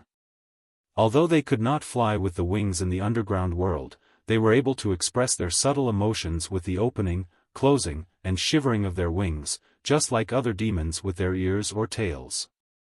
Li Yao had crafted 2 hollowed bones with super light metal. Then, he extended dozens of tiny branches from the bones. All the branches could be connected to the muscles on his back through crystal wires. Then, the specialists of Skyfire covered a layer of flesh cells and skin cells on the metal bones before they implanted the natural feathers on the false wings one by comparing the counterfeit to Jinzhani's picture. They were confident that the wings would not be seen through quickly. By adjustments to his lats, traps, and triceps, Li Yao would be able to pull the crystal wires neatly and make the artificial wings perform vivid actions. Thanks to Jin Xinyue, who was a princess of the Feather Clan, Li Yao managed to master the subtle ways of communication with wings among the silver blood demons in the Feather Clan. At 8:05, the disguise was done. At this moment, Jinzhani had finished his breakfast and walked to the gate of the cafeteria with his bodyguard. Bug number 2, inject the venom. The second bug, which was crouching inside Jinzhani's hair, stung into the back of Jinzhani's head like a mosquito, injecting the drop of venom in its stomach. The next instant, Jinzhani's cerebral vessels exploded on a large scale because of the corrosion of the poison. His eyes bulging, Jinzhani exclaimed and threw up all the breakfast that he had a moment ago before falling over. His bodyguard reacted quickly enough to catch Jinzhani before he fell to the ground. He examined Jinzhani's pupils and tested his pulse. Then, he took out a silver syringe from his pocket and injected the drugs into Jinzhani's carotid artery before he raised his voice and shouted, "Master Jinzhani has been mentally deranged. Somebody call an ambulance." For the specialists with high computational abilities, this place was their battlefield. Because of the prolonged overloading, it was nothing unusual for their cerebral vessels to explode, for their nerves to constrict, and for serious brain death. It was especially so when the Red Tide plan had reached the most critical point. In order to change the teleportation mode of the Eye of Blood Demon, thousands of workers were working day and night, burning their life and soul every day. Over the past half-year, almost 100 workers had been heavily wounded or even killed. Mental derangement and explosions of several cerebral vessels were the most common phenomena. It was also exactly the effect of the Fire Ant King's venom. The venom was slightly corrosive, allowing it to cut off some of the cerebral vessels and deactivate part of the brain nerves. The symptoms were identical to the mental derangement when one overused their brain. Mental derangement was a common illness in the Eye of Blood Demon. Medical staff had been standing by in the number 3 cafeteria in the first place. The moment Jinzhani fell over, a doctor and a nurse already rushed to him before his bodyguard started yelling. After examining his pupils, the doctor said, "It is indeed mental derangement but not a serious case. Send him to the hospital, let him rest a moment, and everything will be good." Together, they placed Jinzhani on a portable biochemical medical cabin and left the cafeteria in a hurry. The incident did not attract much attention in the cafeteria. Over the past few months, patients of sudden mental derangement were too many. There were even cases where a specialist's head suddenly exploded, his brain spluttering everywhere, while he was debating with his colleague about a certain technique issue. Compared to them, Jean-Genie's illness could not have been more insignificant. He was moved to the hospital of the Third Alert area. As the 3 satellites were about to align and the brand new Eye of Blood demon was to be activated, more and more specialists were on the verge of collapse. Even if they were not mentally deranged, they were also asked to undergo full physical examinations in the hospital and prescribed with appropriate drugs to make sure that their brain was steady at the critical moment. As the only hospital in the Third Alert Zone, the place was quite lively and packed with patients. All the doctors were occupied. Thankfully, with Jean-Genie's rank and his condition, he was placed in a double ward as soon as he was admitted. A doctor came to examine him very soon. It's a typical explosion of cerebral vessels because he overexerted his brain. Fortunately, the main vessels were not hurt. The duration of the explosion was not long, either. The blood clot was neither frozen nor suppressing the central nerves. Master Jin's soul power is immense. His brain cells are very healthy, too, and are already repairing themselves right now. The blood clot is quickly melting. The broken vessels are being reconnected, too. In a moment, I will prescribe a few drugs that will stimulate the activity of the brain cells and nutrition drugs that contain abundant spiritual energy for you. Everything will be normal again after Master Jean takes a few hours rest in the medical cabin. A doctor, with gray hair all over his body and as magnificent as a yak, gave him instructions after performing a thorough examination on Jean-Genie. Like cultivators, the expert demons had a far more developed brain than the regular ones. For them, the explosion of cerebral vessels was not too serious an ailment. It was almost like sunstroke, anemia, or malnutrition for ordinary people. As long as the main vessels and central nerves were not affected, they would gradually recover after a while even if they did not take any medication. At this moment, Jean-Genie was slowly back to himself again. With a gloomy face, he nodded and said to his bodyguard, "Little Guan, tell those inside that I will be late." After helping Jean-Genie into the medical cabin and setting the treatment length to 3 hours, the doctor left the ward. There were too many patients waiting to be examined and treated today. Naturally, the doctor would not stand there and idle by for 3 hours. There were 2 medical cabins and 3 demons in the ward, including Jean-Genie, his bodyguard Little Guan, and another worker who was in the middle of treatment. However, the worker was apparently not as important as Jean-Genie. He was not followed by a bodyguard. Because of the opiate constituents in the biochemical drugs, the guy was already sound asleep. According to the panel in front of the medical cabin, there was more than an hour to go before his treatment finished. "Master Jean, you can take a rest now." "I'll be on alert," his bodyguard, Little Guan, said respectfully. "All right." Jean-Genie was indeed not entirely relieved of the dizziness resulting from the explosion of his cerebral vessels yet. Also, because of the opiate constituents, he closed his eyes very soon, and his breath became long and deep. His bodyguard sat down in a chair next to him, straight and absolutely still. He widened his eyes and gazed at Jean-Genie without even blinking his eyes. Right at this moment, Chi, the third bug which was lurking in the hair of the bodyguard, sent a drop of venom into his veins softly. The drop of venom, as it turned out, was entirely different from the one that had been injected into Jean-Genie's body. Instead of causing an explosion of cerebral vessels, the venom stimulated the central nerves and triggered a strong feeling of Gulu. Gulu. Gulu. The bodyguard's stomach was uttering boiling sounds, and his face gradually turned from pale to green. Poo, poo pu pu pu pu, the bodyguard farted non-stop, and he could not have looked more awful.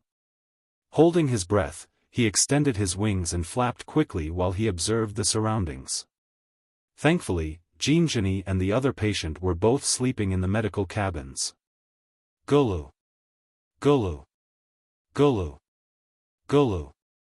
Gulu. The sound in his stomach was even louder. Holding his belly hard, the bodyguard's eyebrows were almost standing up as he gritted his teeth to suppress the feeling. After putting up with it for 5 minutes, he could not hold back any longer and suddenly rose up. The ward was a large suite with an independent toilet. Therefore, he did not have to leave the ward. The bodyguard took out a furry, brown sparrow that looked like a chicken from his pocket and tossed it out. The brown sparrow immediately hovered around Jinjini's medical cabin. The sparrow was also a demon beast that had been refined. Its eyes were connected to the bodyguard's brain wirelessly through the feeble brainwaves so that the bodyguard would be able to see what was going on outside while he was in the toilet. The bodyguard felt safe now. Finally, he rushed into the toilet, holding his stomach. The moment the bodyguard closed the door of the toilet, a bug the size of a lice jumped out of the ventilation tube on the ceiling of the ward and landed on the head of the brown sparrow precisely. Chee! A sting protruded out of the lice and pierced into the brown sparrow's head, releasing a tiny portion of venom and hypnotization drugs that would jam its retina and optical nerves. Such surveillance sparrows were one of the most commonly used demon beasts in the Feather Clan. As the princess of the Gold Crow Kingdom, naturally, Jin Xinyue knew everything about its advantages and shortcomings. Just when the eyes of the sparrow lost their vigor, the bodyguard in the toilet was enjoying the first wave of dumping.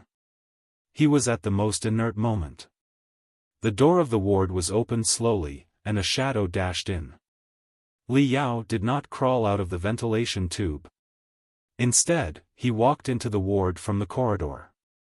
In a white gown, he covered most of his face with a specially made respirator. He had crawled to the public toilet at the end of the corridor through the ventilate tube before striding into the ward openly. Bo! 4 deep blue pearls were snapped out by Li Yao and formed a cone above Jinjini's medical bine. 3 streams of bluish rays flooded out and enveloped the entire medical cabin. The magical equipment was named Wave Blocking Tower, which could release a barrier and prevent all the waves within the range from spreading to the outside world. Noises, vibrations, and spiritual waves would all be blocked. Li Yao turned into a bolt of lightning and crawled into the barrier, looking down at Jinjini. The cold killing intent immediately woke Jinjini up. However, he was a specialist of rune arrays, not a tough warrior. And even if he were a tough warrior, how would he have been able to resist Li Yao, who was in the superlative height of the core formation stage? Li Yao opened his right hand and drew Jinjini out of his medical cabin, grabbing his neck hard. Jinjini was dumbfounded. He had no idea where such a murderer came from. His eyes were immediately bloodshot, and he struggled out of natural instinct. However, he seemed to have been bound by invisible shackles and could not even move any of his feathers. The boiling spiritual energy flowed out of Li Yao's palm like magma and circulated around his body through his veins before it was concentrated into his brain. Pa! Pa! Pa! Pa! Pa! Pa! This time, the veins all over Jinjini's body, along with his cerebral vessels and his central nerves, were really boiling, burning, and breaking. Jinjini was killed instantly before he even had the chance to scream. Li Yao's face remained unchanged.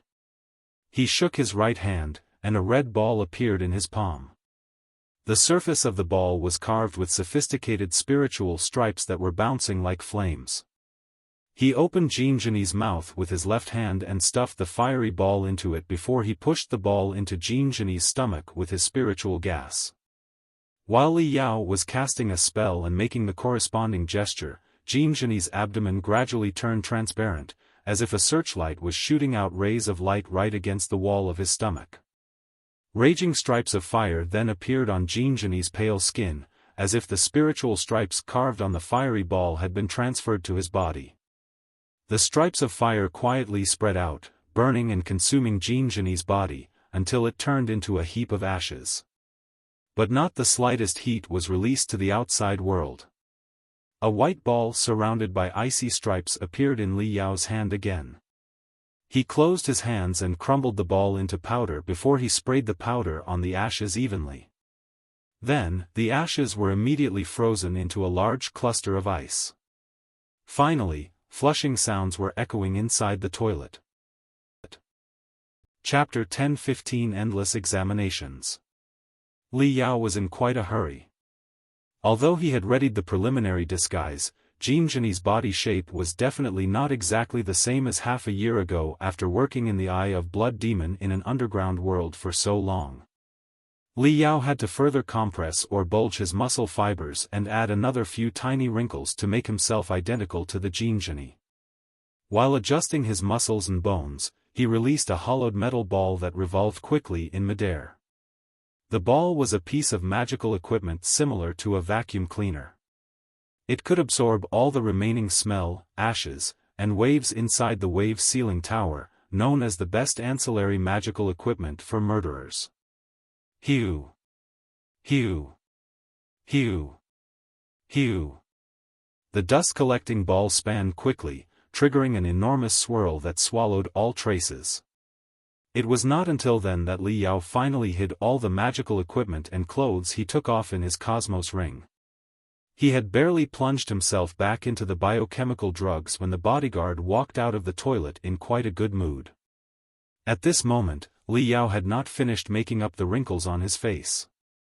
Therefore, he simply turned around in the medical cabin, with his back facing the bodyguard, so that the broad wings would cover up his body, which was still changing slightly.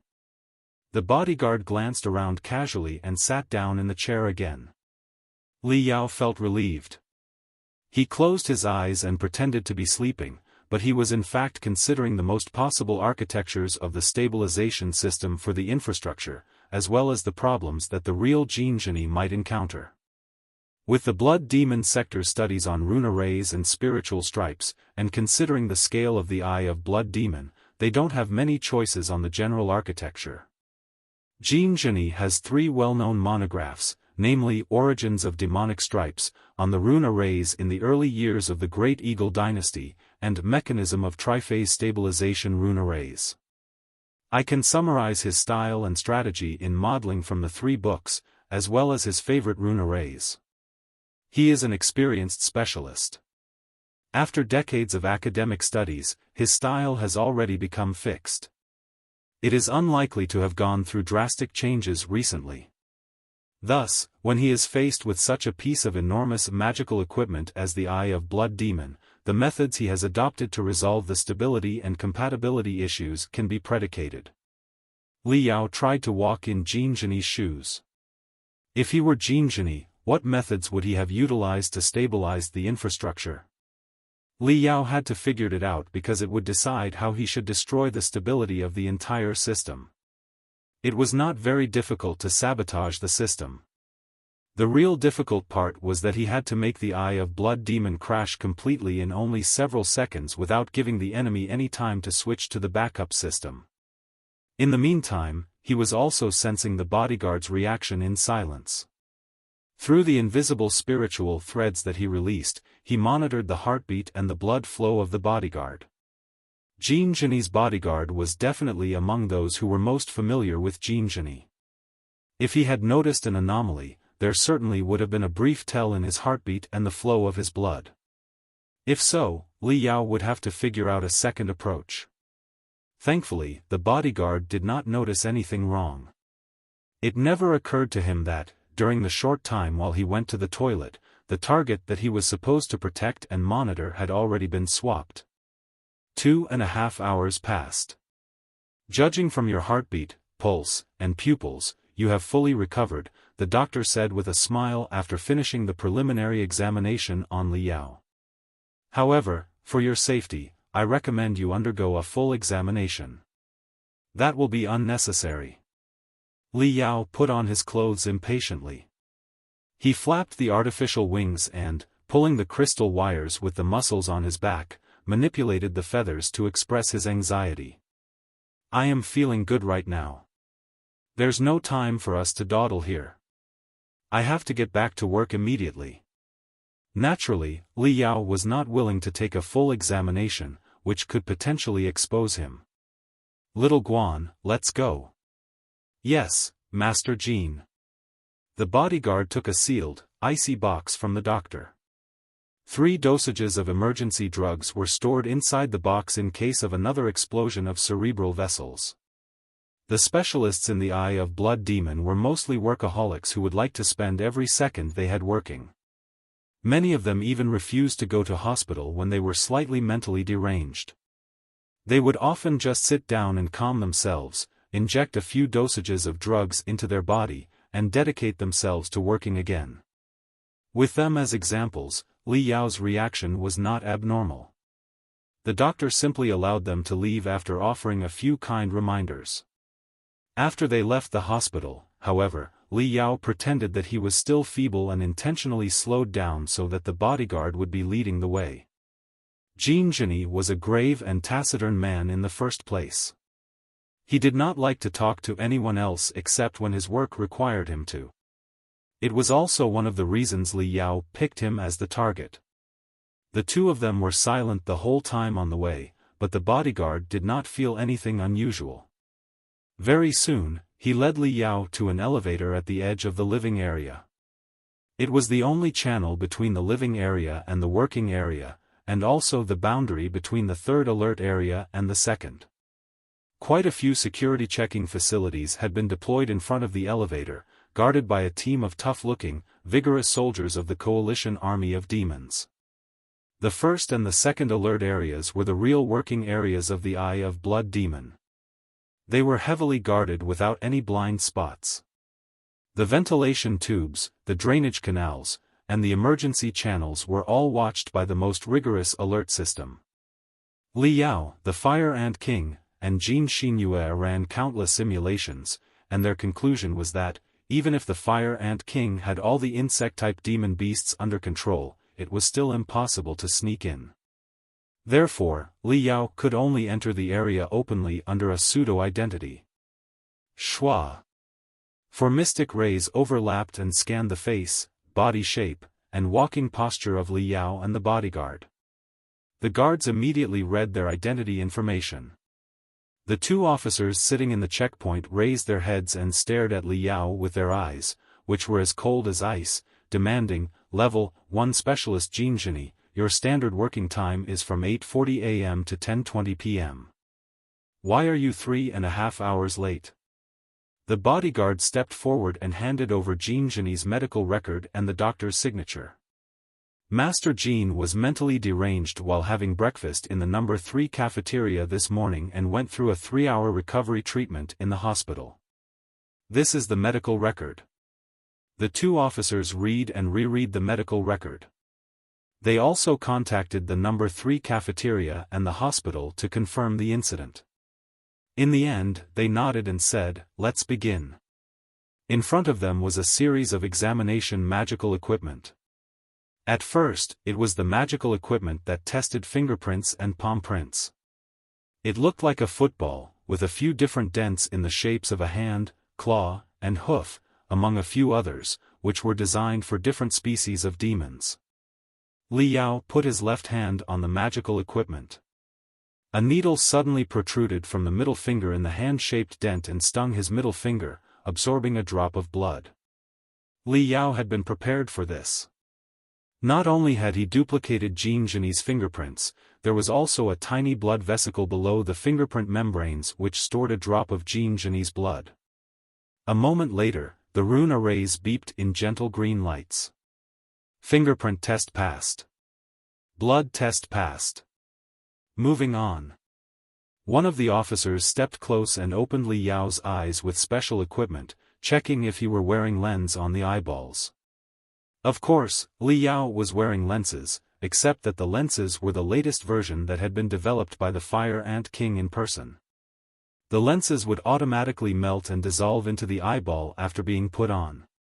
There was no way to discover them. After 2 to 3 days, the biochemical lens that was refined out of living cells would be completely absorbed by the body because of metabolism. The officer studied Li Yao's eyes for a long time before he aimed another piece of equipment at them. Schwa. 2 streams of colorful brilliance pierced deep into Li Yao's eyes.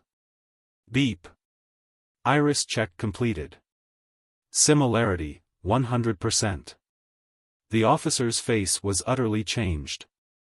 Gravely, he declared, "Next is the voiceprint test. Please read after me. Defeat heaven's origin, long live the blood demon." While speaking, he connected two synthesized nerves to Li Yao's throat and carotid artery. Defeat heaven's origin, long live the blood demon. Li Yao said. Beep.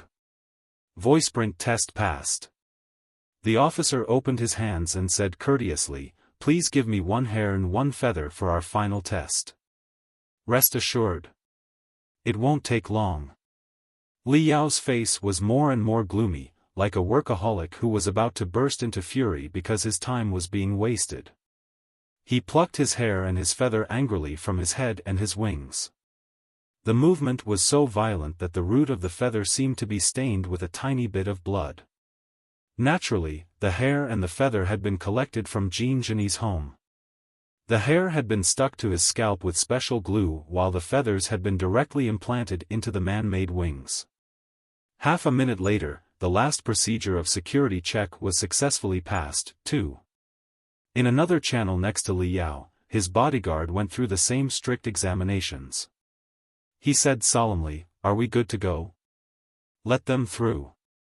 The officer waved his hands and opened the gate.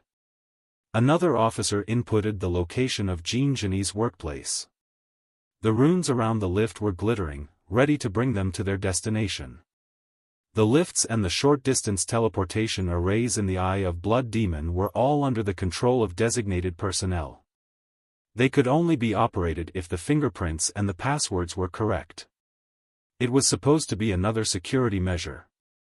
But right now, it saved Li Yao the trouble of not knowing where his workplace was. Wait. Just when Li Yao and his bodyguard were about to step into the teleportation array, 3 officers of the Wolf clan, in black uniforms and wearing crimson epaulets, slowly rose up from an inconspicuous corner. They patted the sabers dangling from their waists and looked at Li Yao and his bodyguard with vague smiles. Chapter 10:16 Stabbing into the Heart. Li Yao's heart was immediately beating fast. He wondered how he had raised the enemy's suspicion. Was it his smell? The Wolf clan had the keenest noses. For experts of Li Yao's level, he was already able to lock the pores all over his body and seal the sudoriferous glands temporarily, thereby stopping his real scent from dispersing. Also, Skyfire had stolen a few garments as well as bedding from Jean Genie's home. They retrieved the features of his smell and produced perfumes of similar scent. Li Yao had smeared the perfume on his body evenly, especially on the underarm and the wings. His smell was 99.99% identical to Jean Genie's. However, it was only 99.99%.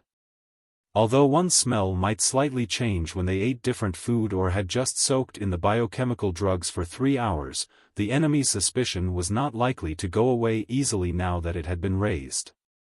The officer in the leader's nose tip was flapping, and his blood-red eyes were glittering, as he bowed toward Li Yao respectfully. Shaking his fluffy tail, he apologized, "Do excuse us, Master Jean. According to the commander, starting from today, all specialists who enter the working area at an irregular hour will have to go through another random test.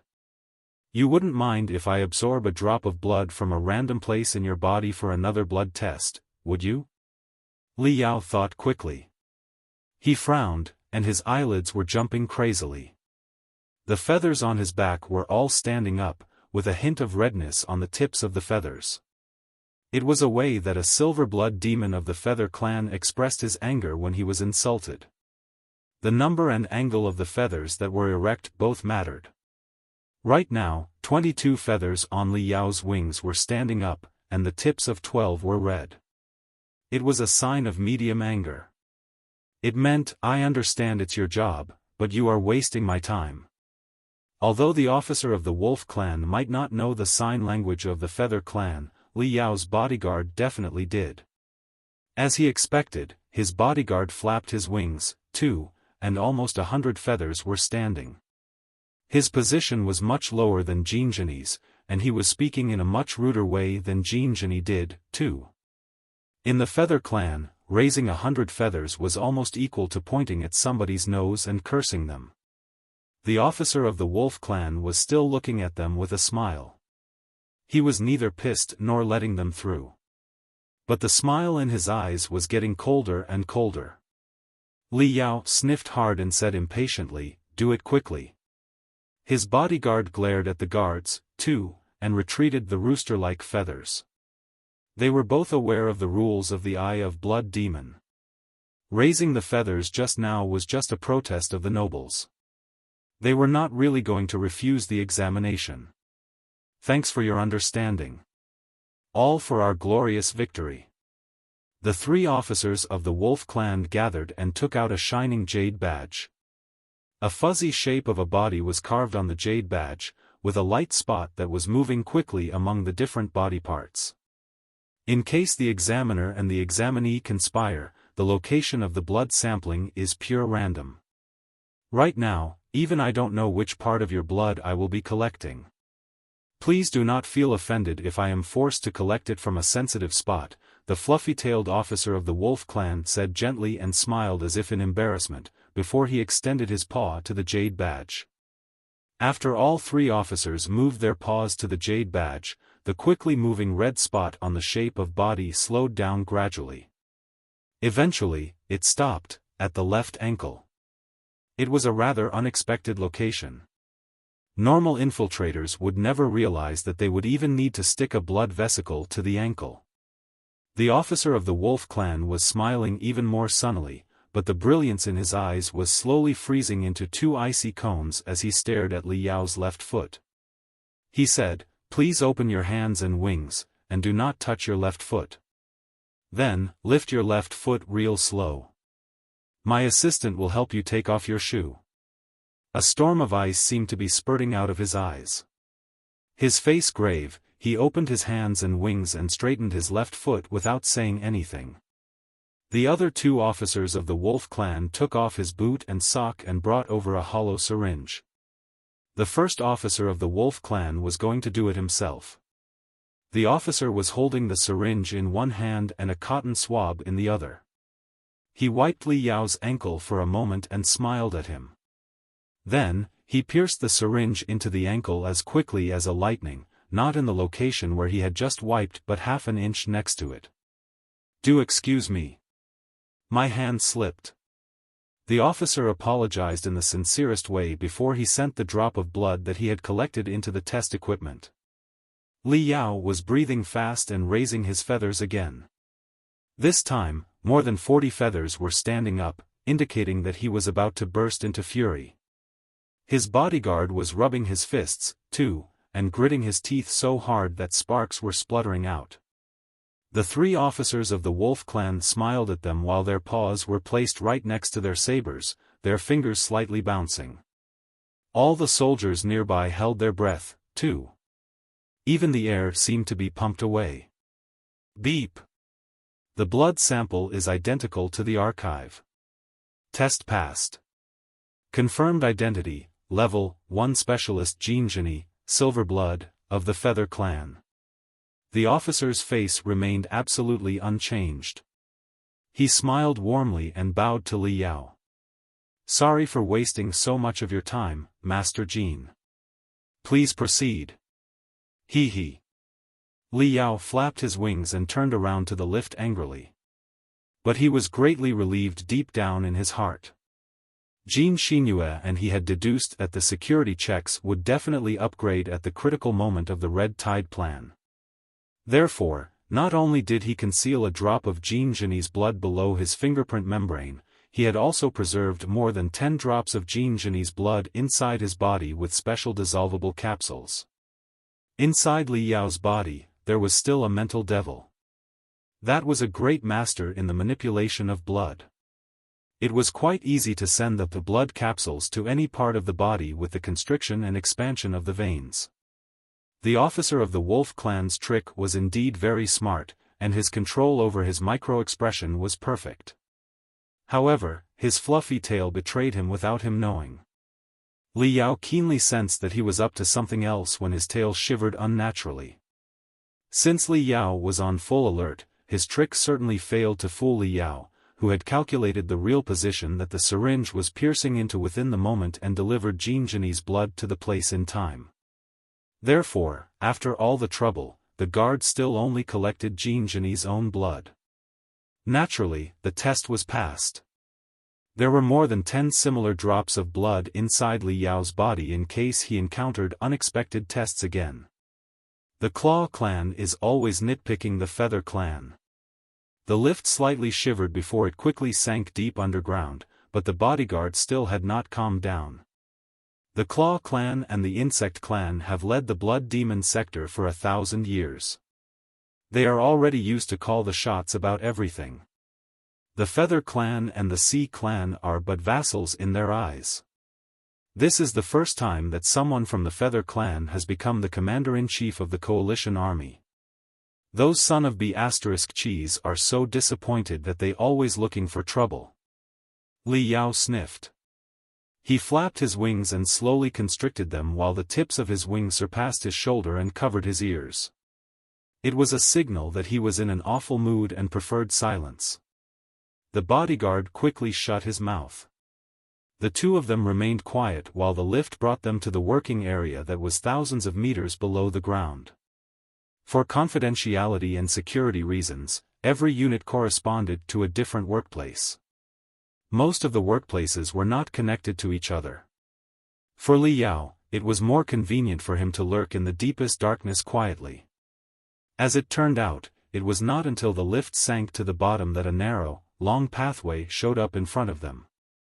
As the bronze gate covered in glamorous stripes slowly opened at the end of the pathway, deafening sound waves blew out. Together with the overwhelming heat and the intense radiation, Li Yao confirmed effortlessly that it was the stabilization room at the bottom level of the enormous magical equipment system. With a gloomy face, Li Yao strode into the room. His brain cells were more active than ever, and an astronomical amount of information was ready. It was a shocking gamble. He did not know the first thing about the situation inside the stabilization room. What problems would there be? What kind of colleagues would he met? How should he address them? What was his job exactly? It was both agitating and thrilling. Li Yao felt that his heart was pounding. A bald member of the Feather clan who looked like an owl walked close and greeted to him in a smile. However, the information expressed by his short and silly wings was definitely not friendly. Li Zhengji, a specialist of rune arrays in the Feather clan, also a teacher in the Thousand Feathers Institute. His research field overlaps with Jean Genie's, and he has huge contradictions with Jean Genie in academics. The two of them have had multiple public arguments and are in a rather bad relationship right now. At this moment, the files of the specialists of the Feather clan that Jean Xinhue collected a few days ago proved to be helpful. Li Yao instantly recognized the owl. He greeted back coldly and retreated most of his feathers, but he concentrated 4 feathers on the tip of his wings and shook them slightly toward the stranger. It was a gesture of provocation. However, it was more befitting for Jean Genie's character and the tension between the two specialists. As he expected, Li Zhengji grinned and left, not talking to Li Yao anymore. He did not notice that his old nemesis was actually a counterfeit. Li Yao took every second to observe the stabilization room. The stabilization room was approximately the size of a football field, and it was almost 100 meters tall. But the dome collapsed toward the middle like a giant pan that was sitting on the top of their heads. Li Yao assumed that it was the bottom of the bloody lake on the ground. They were right below the lake's center. On the dome, thousands of rune arrays had been carved. Complicated tubes dangled down from the rune arrays like an iron forest growing in the sky. The vines that were actually tubes spread out and disappeared into the wall and below the floor. Around the dome, a gargantuan gyro-shaped cooling tower had been installed in every direction. Surrounded by countless tubes, they were rotating quickly at a speed of more than 6,000 RPM. The deafening noises were mostly generated by the 4 cooling towers. Got it now. Li Yao glanced around and ascertained that it was a classic stabilization system based on heat transformation. At first, the noises, vibrations, and additional light would be transformed into heat when the runes on the dome were running. Then, the 4 cooling towers would carry the heat away. What flowed in the interconnected tubes was all cooling liquid. When it passed the cooling tower, the cooling liquid would absorb tremendous heat and be vaporized into steam, which was then transmitted deeper underground through other tubes. Li Yao estimated that an underground river would be down there to transform the steam into cooling liquid for recycle purposes again. Through such a way of circulation, the redundant heat was consumed to the largest extent, and the stability of the Eye of Blood demon above would be ensured. However, what if the cooling towers were all blown up? Li Yao thought quickly. Based on everything he had observed, he deduced the rune arrays and the structure of magical equipment in the core unit above him. By his preliminary estimation, the core unit of the Eye of Blood demon, the main teleportation array, should be several hundred meters right about his head. There are more than 20 workers in the entire stabilization room, but they are all non-combatants. 6 bodyguards and sentinels are here. But they are in the level of demon general at best. As long as I calculate the route of attack well in advance, I will be able to finish every one of them in 2 seconds. Defense rune arrays have been deployed outside the cooling towers, but I doubt they can withstand a full-strength strike from me. The real tricky question is that, even if the 4 cooling towers are blown up, the core unit's temperature will only soar, and it is not necessarily enough to destroy the entire system. The core unit must have backup cooling and stabilizing approaches. Li Yao thought quickly. Rolling his eyes, he came up with a solution. When the 3 satellites align, and the tidal force is strongest, the temperature of the core unit will certainly be at the highest point, and the cooling towers will have to be functioning at the highest efficiency to bring it down. If I blow up the 4 cooling towers at the same time, the temperature of the core unit will instantly soar to an unbearable level. Perhaps it will be somewhere between 3,000 degrees to 4,000, like a furnace of scorching molten steel. Naturally, the core unit must be made of the most heat-proof and pressure-proof materials. Perhaps, it has also been added with the cores of the demon beasts of the fire class. Several seconds will definitely be far from enough to burn through the core unit. In the meantime, after 3 seconds at most, the backup stabilization system will be activated and cool the core unit in time. During the entire process, there is even no need to halt the teleportation arrays. Even though a large batch of soldiers is being teleported during the accident, they will not be hurt at all. But what if I insert a few crystal bombs into the core unit during the several seconds? The core unit was only several hundred kilometers from the stabilization room. They were connected to each other through various kinds of tubes, which were certainly not impregnable. With the drill of mystic rays and the formidable, upgraded version of the cell obliteration cannon, it was not entirely impossible for Li Yao to blast a hole of hundreds of meters in the broken underground. What Li Yao planned to insert into the core unit were powerful ice bombs, in which blue icy crystals that had been compressed to the minimum had been stored. When an object turned into its liquid form from the solid form or from its liquid form into its gaseous form, its volume would expand exponentially. The blue icy crystals that Li Yao utilized, when turning from solid icy crystals into cold mist, would expand thousands of times in size. When the blue icy crystals in an extremely low temperature got in touch with the core unit that was thousands of degrees in temperature, their size would certainly grow by more than 1,000 times in only 0.01 seconds. What would happen next?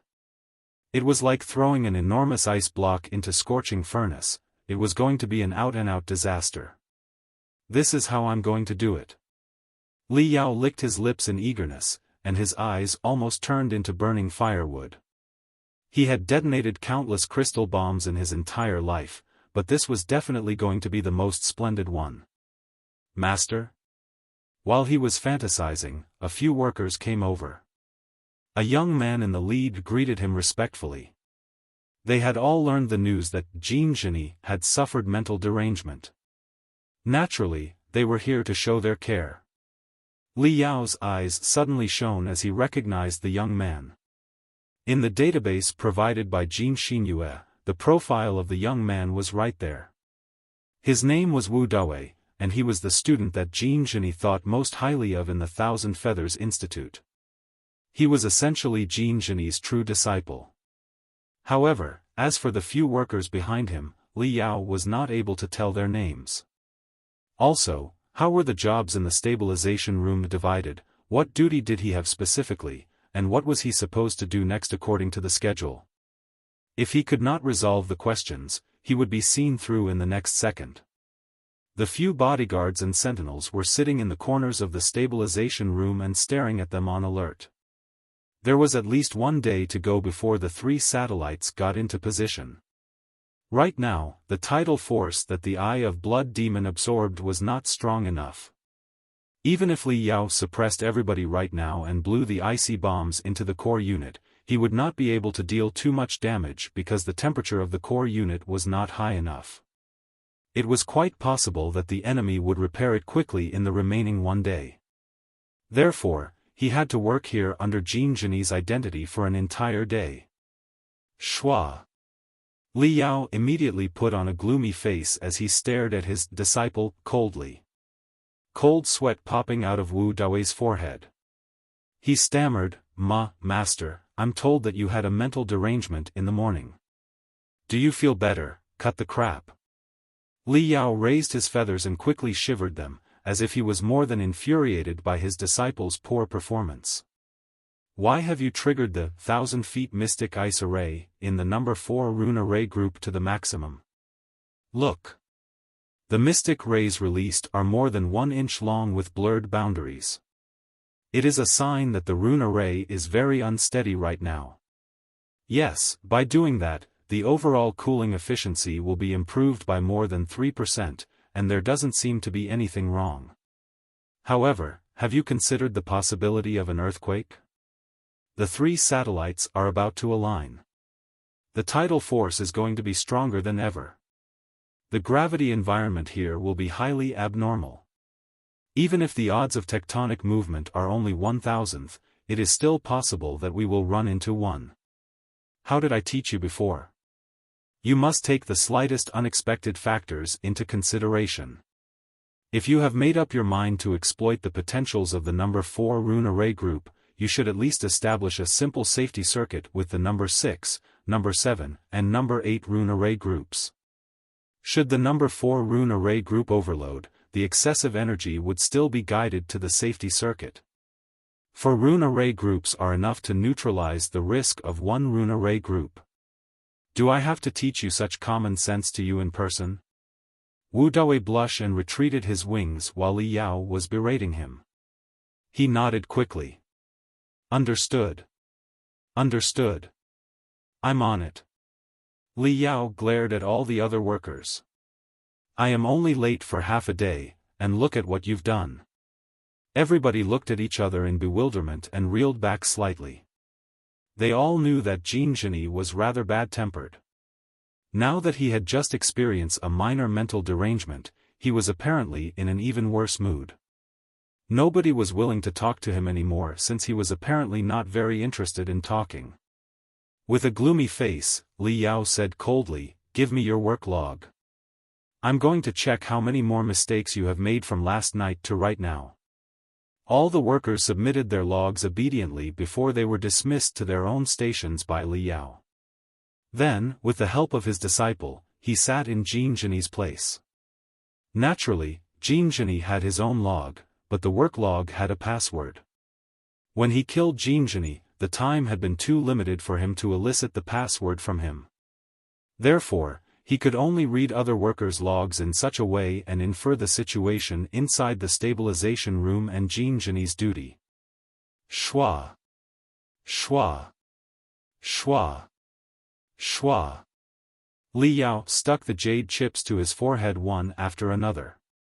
The jade chips that the demon race utilized were almost identical to those of human beings, except that the information contained inside was transmitted through the resonance of brainwaves. Although the speed of transmission was relatively lower, it was more stable and reduced interference. After reading the logs in more than 10 jade chips, Li Yao smiled confidently. He had basically understood the general structure of the stabilization room and everybody's jobs. Jin Zheni and Li Zhengji were both specialists of rune arrays in the Feather Clan. They had a high expertise in the field of stabilization and compatibility. They were the director and the deputy director in the place. The infrastructure of the Eye of Blood Demon had 4 independent stabilization plans. The 2 of them each was responsible for 2. Currently, the number 1 plan was being operated. Jin Zheni was taking the lead, and Li Zhengji was his assistant. If the number 1 plan went wrong in certain accidents, the system would be immediately switched to the number 2 plan, which Li Zhengji was in charge of. On the other hand, if the leader had an accident, such as Jin Zheni's mental derangement in the morning, the other stabilization specialist would take over all the work in time as a substitute. The arrangement of 2 leaders, 4 plans ensured the normal functioning of the stabilization room. So, this is the case. Most of the debugging has been completed. There is no complicated work anymore. I only need to sit here and monitor everyone's progress. Excellent. As I expected, Jin Zheni's number 1 stabilization plan did not adopt any extraordinary rune arrays or spiritual stripes. I can figure out all the details. Luck is truly on my side. The operation this time is too smooth and immaculate. Li Yao's pupils suddenly constricted to the minimum as he felt a bad omen. Not good. According to my battle experience over the past 10 years, whenever I was greatly relieved and thought that I had completed a certain mission smoothly and perfectly, something would go wrong the next moment. It was almost like my luck likes to play tricks on me. Therefore, I cannot relax, and I cannot think that I'm doing great. That's right now. I must hypnotize myself. I must convince myself that the mission is too arduous, too complicated, and full of peril. Endless dangers and obstacles are still waiting for me. Right at the moment. Boom! The 10 or so rune arrays on the dome of the stabilization room suddenly emanated dazzling brilliance, as if they had been heated by 1,000 degrees within a moment, before they exploded simultaneously in ear-splitting noises. Chapter 1018 Unresolvable Paradox. You've got to be kidding me. Li Yao was dumbfounded by his own luck, which seemed to always go wrong at the critical moment. Why was the stabilization system that was functioning normally suddenly faulty?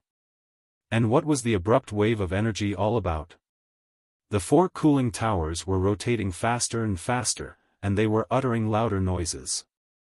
The temperature inside the stabilization room had increased by more than 10 degrees. Many tubes of cooling liquid were colliding in cracking noises, as if a minor earthquake was breaking out right above their head. All the rune arrays carved on the dome were glowing and fading. They were emanating dazzling brilliance one moment, only to turn completely dark the next, absorbing all the rays of light in the room. The number 1 rune array group is overloading. The number 3 rune array group is overloading. The number 4 rune array group is overloading and on the verge of crash. All the workers were sweating hard. They moved agilely among the rune array groups. The specialists of the Feather Clan all opened their wings and flew to the dome, urgently repairing the rune arrays that were about to go out of control while holding back of the scorching steam. The stabilization system was running very abnormally right now. Li Yao grabbed Wu Dawei, Jin Zheni's disciple, and gnashed his teeth. What's happening? Wu Dawei's face was a little bit pale, too. Shuddering, he replied, Weren't we informed yesterday that the final extreme test would be conducted today? Li Yao was slightly dazed. Then he realized what was going on. For a large magical equipment system such as the Eye of Blood Demon, countless extreme tests were mandatory after any modifications. Since the tidal force triggered by the 3 satellites when they were aligned varied, nobody could estimate precisely how strong it would be and how many warriors the tidal force would be able to teleport to the heaven's origin sector. Therefore, all kinds of extreme states had to be simulated during the tests on the entire system in order to determine the maximum capacity and weight. Since it was extreme state, it was certainly a great examination on the stabilization system, which was equal to a live-fire drill. However, even though it was an extreme test, the scene was still a bit out of control. What was all the shaking about? Li Yao glanced over the dome of the stabilization room. Then, attracted by an inconspicuous rune array in the corner, he frowned. What's with the 3 moons array? Its resonation frequency seems to have been improved by 15%, doesn't it? Every specialist of rune arrays had their own style. Jean Genie was one of the conservative ones. The rune array that was adjusted to a relatively radical state, mixed among so many conservative rune arrays, was as out of place as a crystal train in a painting of nature in the eyes of an expert such as Li Yao. Wu Dawei replied nervously, It was Director Li. After you were sent to the hospital due to mental derangement in the morning, Director Li took over everything according to the rules. Considering that the extreme test would be conducted at noon, he performed minor adjustments on the stabilization system. Is that so? Li Yao narrowed his eyes. He hurried to run to the main biochemical brain and connected 2 synthesized nerves to his temples. Schwa. Schwa. Schwa. Schwa. Data and information immediately poured down like a storm in his eyes. Li Yao was frowning harder and harder. He glanced at Deputy Director Li Zhengji, who was standing far away. The fat owl grinned at him with utmost delight. Li Yao immediately realized what Li Zhengji was up to. Jean Genie and Li Zhengji were both specialists of stabilization rune arrays in the Blood Demon sector. They were on par with each other when they taught at the Thousand Feathers Institute, too.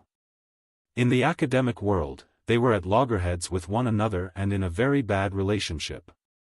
Then, when they were summoned to the Eye of Blood Demon, Jean Genie's stabilization plan was adopted as the primary plan, and Jean Genie was appointed as the director of the stabilization room, while Li Zhengji was merely the deputy directory and a substitute for him.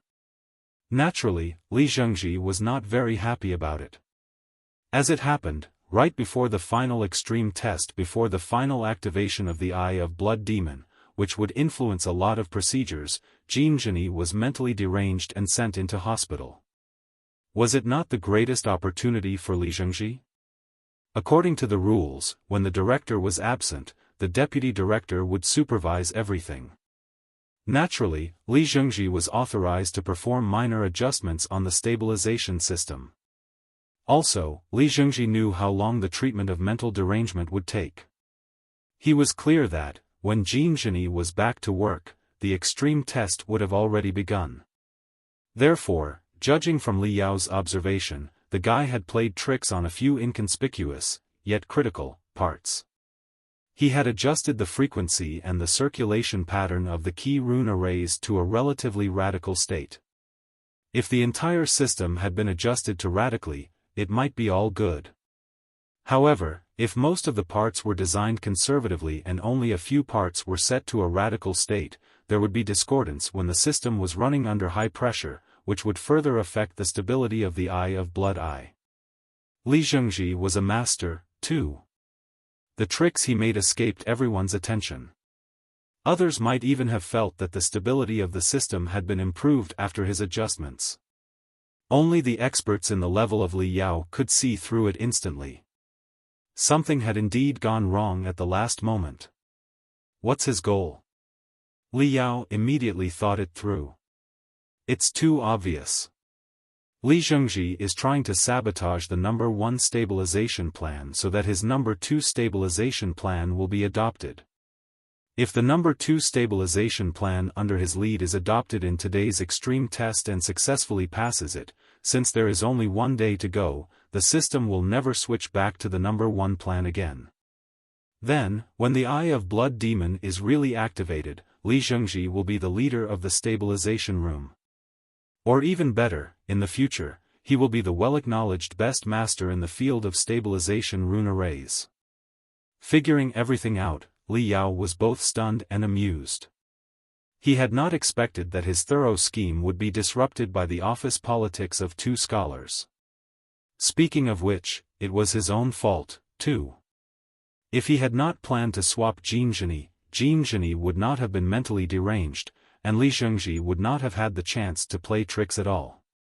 However, if he had not pretended to the Jin Zheni, how could he have snuck into the place? It was an irresolvable paradox. Since the moment he chose Jin Zheni as his target, the outcome was already destined. Should I simply let the owl get it his way? Li Yao was not the real Jin Zheni. He could not care less whose plan was adopted and who was the leader. After all, even if the number 2 stabilization plan was adopted, he would still be staying in the room and blowing everything up one day later. However, no. According to the intensity of vibration, 15 cooling tubes will be broken in 3 minutes. The blood rain liquid in the number 9 cooling tube and the smoke net water in the number 14 cooling tube will immediately volatilize when exposed in the air. After they are mixed, they will turn into venomous gas that is slightly corrosive for the central nerves. I've roughly read Li Zhengji's plan just now. Even if it is adopted, those cooling tubes will still be breaking apart. Although the venomous gas is not fatal, it will slightly paralyze the central nerves. At that time, a large batch of doctors will certainly come here and perform thorough physical examinations on everybody, especially their brains. Li Yao's wings were fake. His brain was entirely different from Jin Zheni's, too. There was no way that he could pass a thorough physical examination. I am going to be killed because of the damn owl. Li Yao glared at Li Zhengji, almost planning to slap the bald guy into a meat pie. Not knowing that he had caused a great disaster, Li Zhengji stepped forward and smiled. Director Jin, the number 1 stabilization plan seems unable to sustain any longer. Should we switch to the number 2 plan now? His eyes bloodshot, Li Yao tightened his lat muscles and raised almost 100 feathers, declaring, "Wait a second." Within the breath, he had deduced countless scenarios in his brain. Should there be tremendous venomous gas spreading in the room, he would not have an excuse to shun a thorough physical examination at all. The only solution was to carry on the number 1 plan and stop the cooling tubes from breaking. Keep the number 1 and number 3 rune array groups running at 110% intensity. Turn off the number 4 rune array group. Cool it down with heaven-scorching water and soft fragrant liquid. Restart it after 15 seconds. Then, keep it running at 60% intensity. It will survive. Switch the number 9, number 10, number 11, and number 12 rune array groups over and stabilize the core unit. Li Yao waved his wings hard and issued commands. Wu Dawei hesitated. But the number 9 to number 12 rune array groups are designed to stabilize and cool down the control center, don't bother about it. Li Yao shouted. Even if the control center is not cooled down for now, the temperature there will only go up by dozens of degrees at best. Those inside the control center are all experts. It's not a problem for them. Before the facilities and biochemical brains inside the control center are burnt, we will have finished the repairs and switched back. Chop. Chop. Chop. Li Yao took part in the repairs himself, too. Not only was he issuing a series of orders, he also personally replaced quite a few burningly hot rune arrays. 5 minutes. 10 minutes. The cooling liquids did not break. 15 minutes. 20 minutes. The roars gradually died down, and the quakes were slowly no more, as if a drove of horses that had run off the road were reined back again. The number 1 stabilization plan survived the extreme test and did not crash. Who? Li Yao took a long breath in relief and fell into the chair. The extreme test is over. Wu Dawei exclaimed. This time, the maximum capacity of the Eye of Blood Demon has been increased by 5%, and our stabilization unit did not crash. We were not forced to try the backup plan either. The leadership are very satisfied with our performance. Master, you are truly marvelous. Li Yao smiled. How could the system have crashed when he was supervising it? Everything was all good now. The last obstacle had been resolved perfectly. There should not be challenges or unexpected trouble anymore, should there? Wu Dawei continued receiving messages from the control center. Suddenly, he beamed with joy and shouted, Master, since our performance in the extreme test was too excellent, even the Commander-in-Chief has noticed us. Right now, the Commander-in-Chief is waiting to meet you in the control center. Li Yao. The control center of the Eye of Blood Eye was an arc-shaped building made of crystals right below the bloody lake. The dome of the building was made of the purest crystals through which one could see the lake water, which was as deep and red as wine, as well as the rune arrays that were emitting a mysterious glow in the lake. When the Heaven's Origin sector was studying how to install underwater rune arrays, the problem of the corrosion of the flowing water was never satisfactorily addressed. However, in the Blood Demon sector, the demon race had combined the studies of spiritual stripes, rune arrays, and biochemistry. The demon race produced a type of special demon beast named rune beasts through secret techniques. Most of the runes were carved on the cellular level and etched into the rune beast's body. Then, the rune beasts were released into the water. As the rune beasts swam freely, the rune arrays would turn into different forms. Together with the countless runes engraved below the blood-red lake, the Eye of Blood Demon was established. Right now, undercurrents were flowing everywhere in the lake. Countless translucent rune beasts were gathering and dispersing. The colorful brilliance that they emitted showered on the control center like scattered stars. The control center was packed with super-large biochemical brains that looked like black hills. They were connected to countless synthesized nerves that were as thick as boas. Countless specialists were tied up by the boas and connected to the biochemical brains. They were breathing deeply and steadily without moving, as if they were dead bodies that could still breathe. When Li Yao stepped into the control center following 4 guards, the first thing he saw was such a weird, horrifying view. Naturally, the second thing he saw was Jin Tui. The Commander-in-Chief was not tall or strong, now that Li Yao had seen him in reality. He was even slightly hunched, and his furrowed brow gave Li Yao a feeling that he was actually exhausted. Even though he was wearing glamorous golden armor, he was still not the dominating, charismatic type. Indeed, he looked more like an indifferent technocrat who only wanted to do his own job well. Perhaps only such a plain-looking guy, who would not look like a king even if he were wearing a crown, could lurk for decades in the darkness and push the dreadful Red Tide plan forward. Jin Tui was surrounded by more than 10 specialists who were reporting the information of all the procedures in the extreme test just now. Occasionally, he would also receive messages from the ground. Other demon emperors there must have been communicating with him about the military affairs. There was only one last day to go before the Red Tide plan was really activated. He was at the busiest moment.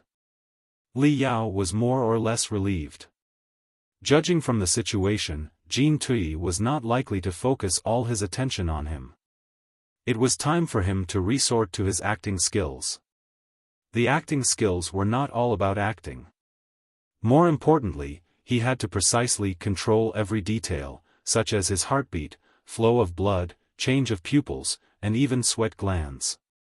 Li Yao walked to Jin Tui and waited next to him patiently. After settling the detailed information on a certain procedure with 2 specialists, Jin Tui turned around and glanced at Li Yao. Chief. Li Yao manipulated his facial muscles to put on a nervous, excited, and even somewhat wronged expression as he greeted Jin Tui drily. In the meantime, the feathers on his wings constricted like the leaves of a mimosa.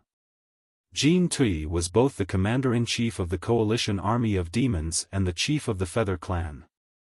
The honorable nobles in the Feather Clan often preferred to call him chief, instead commander-in-chief, to indicate that they were his own people. As for the wronged expression, that would be even more reasonable. The stabilizers, which were the bottom level of the magical equipment system, were working in the dirtiest and noisiest environment, and yet they were hardly ever inspected by the higher officials. It was only natural that they felt wronged. "You've been troubled, Master Jean." Jean Tui patted Li Yao's shoulder neither too softly nor too heavily. Li Yao's soul was almost shocked out of his body.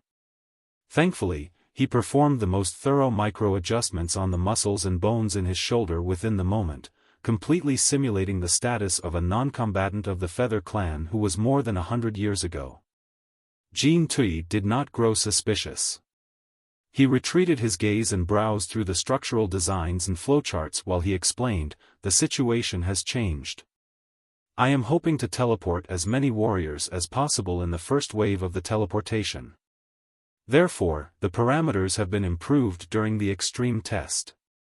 In the end, 14 demon emperors were teleported in the first wave, which were 4 more than we had calculated.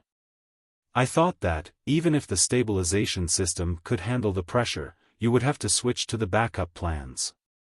If so, the gap between the first wave of teleportation and the second would be very huge. Perhaps, the Eye of Blood Demon would have to be cooled down for half an hour after the first wave of teleportation was conducted in order to begin the second wave of teleportation. But as it turned out, you shouldered the pressure perfectly.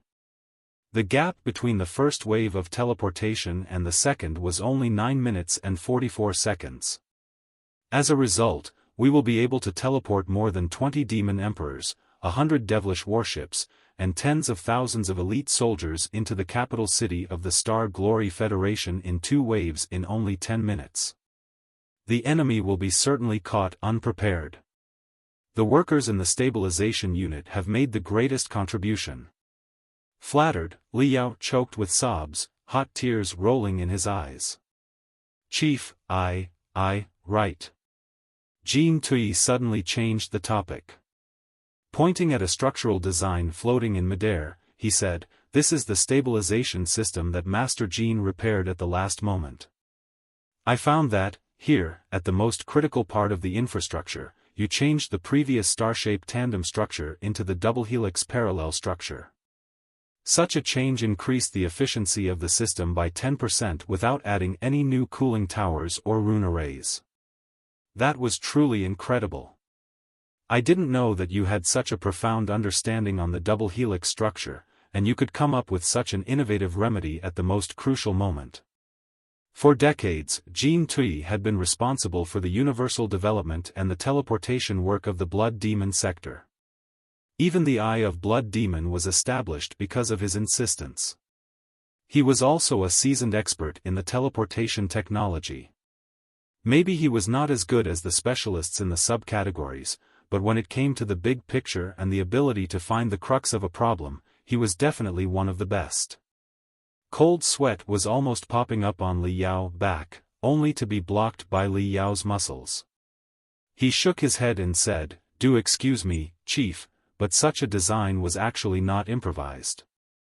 "Is that so?" Jean Tui raised his eyebrow, but his eyes were still frozen like ice. There was no telling whether or not he was really interested. "In fact," Li Yao said, "my studies on the double helix structure began more than 10 years ago. When I wrote on the rune arrays in the early years of the Gold Eagle dynasty, I studied a lot of the double helix rune arrays in that era." Jean Tui frowned. "Wait. I'm a bit confused. Was the double helix rune array popular in the Gold Eagle dynasty?" "Of course not," Li Yao said solemnly. "But the Gold Eagle dynasty only became the master of the demon race after overthrowing the Green Serpent dynasty. In the later years of the Green Serpent dynasty, the double helix structure was quite a hit. When the Gold Eagle dynasty was demolishing the Green Serpent dynasty, they captured a lot of magical equipment and demonic artifacts from their enemy, which were their rewards as valiant warriors. Therefore, in the early years of the Gold Eagle dynasty, many experts and generals would use the trophies of the Green Serpent dynasty they captured as their burial objects. I discovered quite a number of them in the few relics of ancient tombs I studied. As I studied them more, I grew fond of the structure as it is relatively more stable. Jean Tui nodded. So, it was the Green Serpent dynasty. Like an inarticulate man who had finally been given the opportunity to brag about his achievement, Li Yao's eyes beamed with joy as he went on. The double helix structure from the later years of the Green Serpent dynasty is truly marvelous. We cannot get to the bottom of it even if we talk for 3 days and 3 nights. For the simplest rolling wind rune, there will be 4 different approaches to craft it with the double helix structure, namely, behind Jean Tui. One of the guards coughed and said in a low voice, "Commander, you still have a meeting in the next." Li Yao blushed and hurried to conclude, anxiously, "All in all, I've been thinking for a long time about applying the double helix structure to our current architecture." However, the current architecture was already stable enough, and I was not sure whether or not such a change was worthwhile. I thought for a long time and failed to come up with an answer.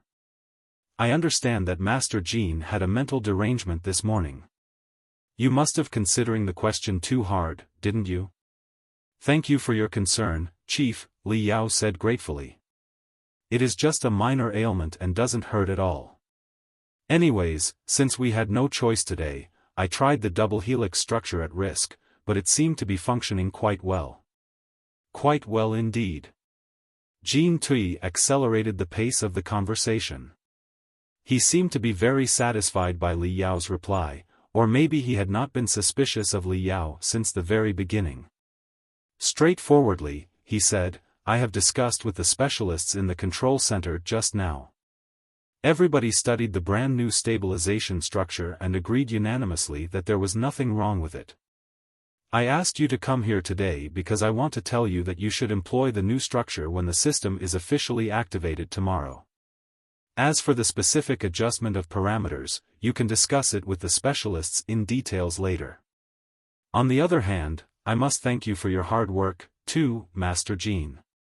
The renaissance of the blood demon sector cannot be achieved without the efforts of heroes behind the curtain.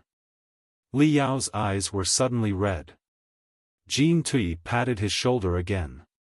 One last day. Tomorrow.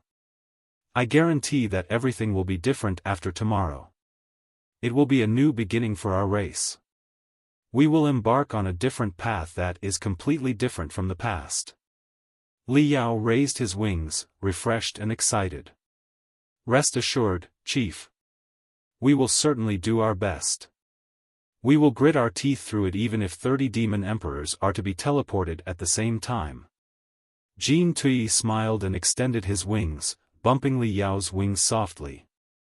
It was a courtesy for farewell between the nobles of the Gold Crow Kingdom. He did not seem to have noticed anything wrong when Li Yao turned around and disappeared in the short-distance teleportation array with a hunched body. Let's go. Jean Tui waved his hands at his guards. Let's go to the flagship for the last strategical meeting. At 10:33 a.m. on May 12. There were 12 hours to go before the 3 satellites lined up. It was estimated that the tidal force would be the strongest in the upcoming 12 to 15 hours. If one were to observe it from the universe, the blood demon planet was like a lump with bumps and dents in an irregular, oval shape. The Earth dipped with ravines that could be 10,000 meters deep and rose high, as if rows of spurs and tusks had grown out of the surface of the planet. The phenomenon was caused by the 3 satellites around the blood moon planet, namely Blood Tiger, Blood Sparrow, and Blood Shark. The size of the 3 satellites was much larger than Heavenly Moon, the only satellite of the Heaven's origin planet. Their distance to the Blood Moon planet was much shorter, too. When they brushed past the Blood Demon planet, the conflict of the attraction forces and the friction of spiritual energy would pull tremendous materials on the surface of the planet out and blow them up into space, as if the 3 satellites were growing tails. At this moment, the 3 satellites were still rushing on their trajectories. As if they were guided by a mysterious force, they were dashing for the same point. If there was just one satellite and its mass was not huge, it was very easy to calculate its orbit around a planet. However, the trajectories of 3 heavy satellites, which boasted mysterious crystal mines that would generate a strong attraction force, would influence each other and be too complicated to estimate. Naturally, the 3 satellites would not collide. Instead, they would form an almost straight line, with a subtle angle in between.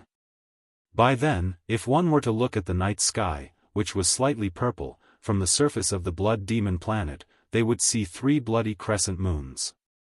The largest of the moons was like a curled lip, and the other 2 appeared to be narrowed eyes. Together, they assembled into a weird smile.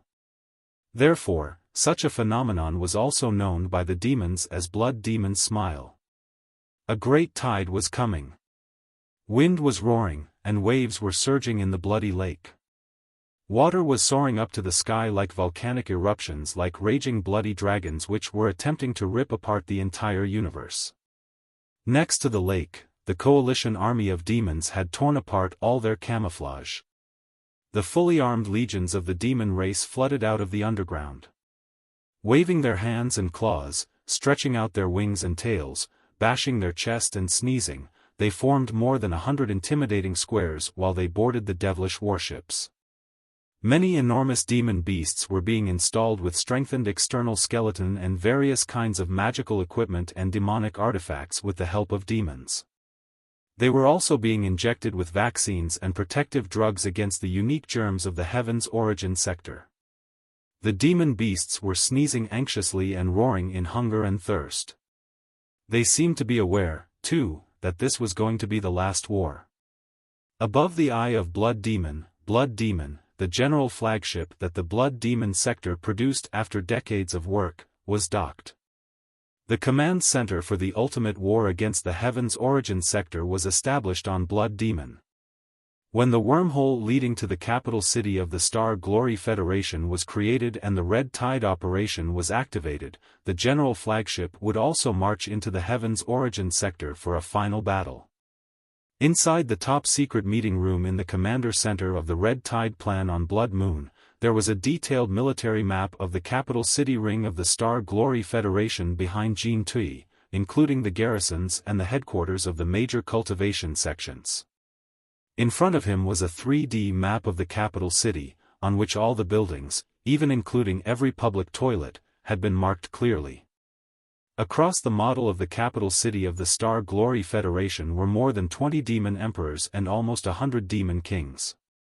The aura of the top experts rubbed and crashed, causing invisible sparks that shook the model of the capital city. The skyscrapers were twisting, splitting, and breaking apart in the shocks. According to our latest report, the troops in the northern battlefield commanded by General Yuan have been defeated, Jean Tui said, as calm as ever. The fake troops in the north fought the federal army for 5 days before the giant Blade Pass. They could not hold it any longer and are fleeing to the dark desolate domain, and the federal army has indeed sent a lot of troops to chase after them as we expected. But it is a pity that the hunting troops are not the best Crystal Suit Legions of the Federation but mediocre troops who are pretending to be Crystal Suit Legions. It seems that our first feint has been seen through by the Heaven's Origin sector. Also, the Heaven's Origin sector is pretending that they have been fooled by us so that our wariness will be lowered, and we will march on blindly. At this moment, the best Crystal Suit Legions of the Federation have almost all been gathered along the eastern coastline. The coordinates of the 3 counterattack bases of the Far East Demon Kingdom, which we leaked intentionally, have been surrounded by endless troops. Most of the nascent soul stage cultivators have been deployed in the area, too. It seems that the Heaven's Origin sector has made up their mind to finish us at the coastline. They want to stop us from landing and causing damage to the prosperous area in the southeast of the Federation. The defense of the capital city has been strengthened, too. A new Crystal Suit Legion has shown up.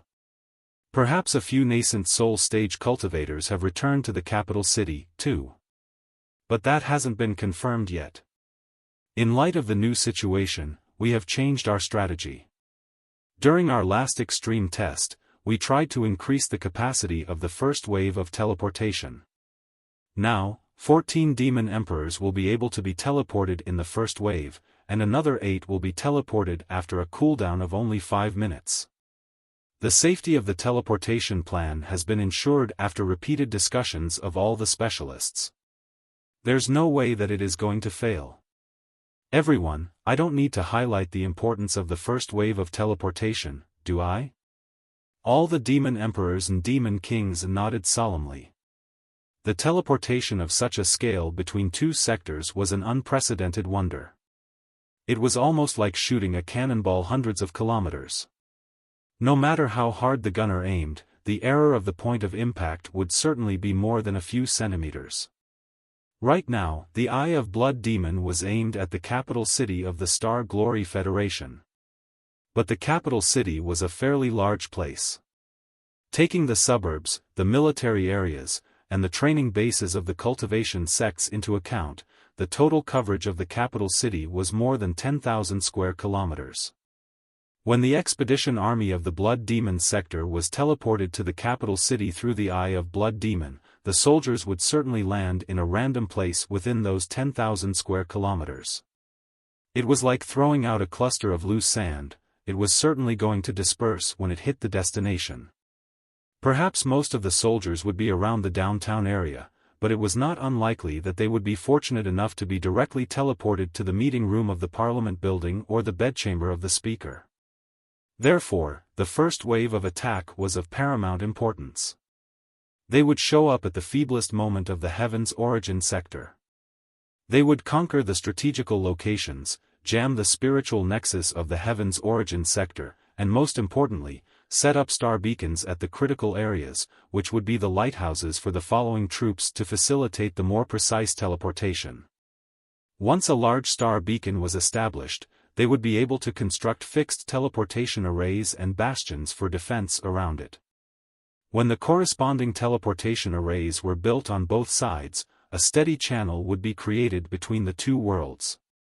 By then, even if the tidal force passed its peak hour, the troops would still be teleported over incessantly as long as there were enough crystals.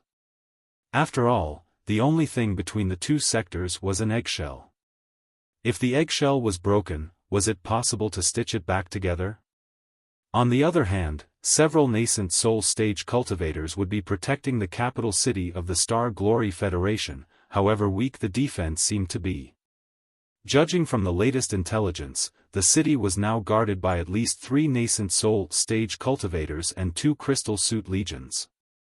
Therefore, the most magnificent forces of the Blood Demon sector had to be deployed at the very beginning in order to break into the capital city of a hostile nation. Are we all clear about our missions? Jean Tui glanced over everything, his eyes gloomy and cold. Elder Blood Robe. Elder Blood Robe, the chief of the Claw clan, the master of the kingdom of Lion Butchers, and one of the 4 giants of the Blood Demon sector, nodded haughtily. I will be the commander of the first wave of attack. After we are teleported to the capital city, I will immediately establish a temporary command center and a bastion for defense. Also, I will construct star beacons and teleportation arrays around me for the convenience of the follow-up troops. Jean Tui moved his eyes to a white-furred expert of the Wolf clan next to him. General Chai. The expert of the Wolf clan bared the shining fangs and grinned hideously. After being teleported to the capital city, I will gather the Blizzard Legion as quickly as possible and break into the first spiritual energy transformation factory on Marvel Avenue. The first spiritual energy transformation factory is responsible for the spiritual energy of 70% of the area in the capital city. Once we occupy the place, most of the city will be paralyzed. Jean Tui nodded in great satisfaction. General Lien? An officer of the insect clan, who was green with 4 long, thin arms, stepped forward and declared brutally, the rotating Blade Legion will assault the Parliament building and the government buildings nearby as quickly as possible. Around the Parliament building, quite a few government facilities, such as the Department of Defense, the Department of Transportation, the Treasury Department, and the Central Bank, are located. Once we destroy them, the brain of the Star Glory Federation will be paralyzed. General Hay? A muscular man who was as tall and strong as an iron tower suddenly stood up, announcing in a deep voice, "I will command the Black Wind Legion and stand in the way between the garrisons and the downtown area to provide cover for our assault. Please rest assured, Commander. The enemy's reinforcements will not appear in the downtown until the last soldier of the Black Wind Legion falls. General Wang? I will take over the spiritual tower and control the broadcast channel of the Star Glory Federation. General Han? I will take over the Federal University and the First Federal Military Academy next to it. They are the two most influential colleges among the 9 elite universities in the Star Glory Federation. Most of the children of the top officials and experts are students of the two colleges."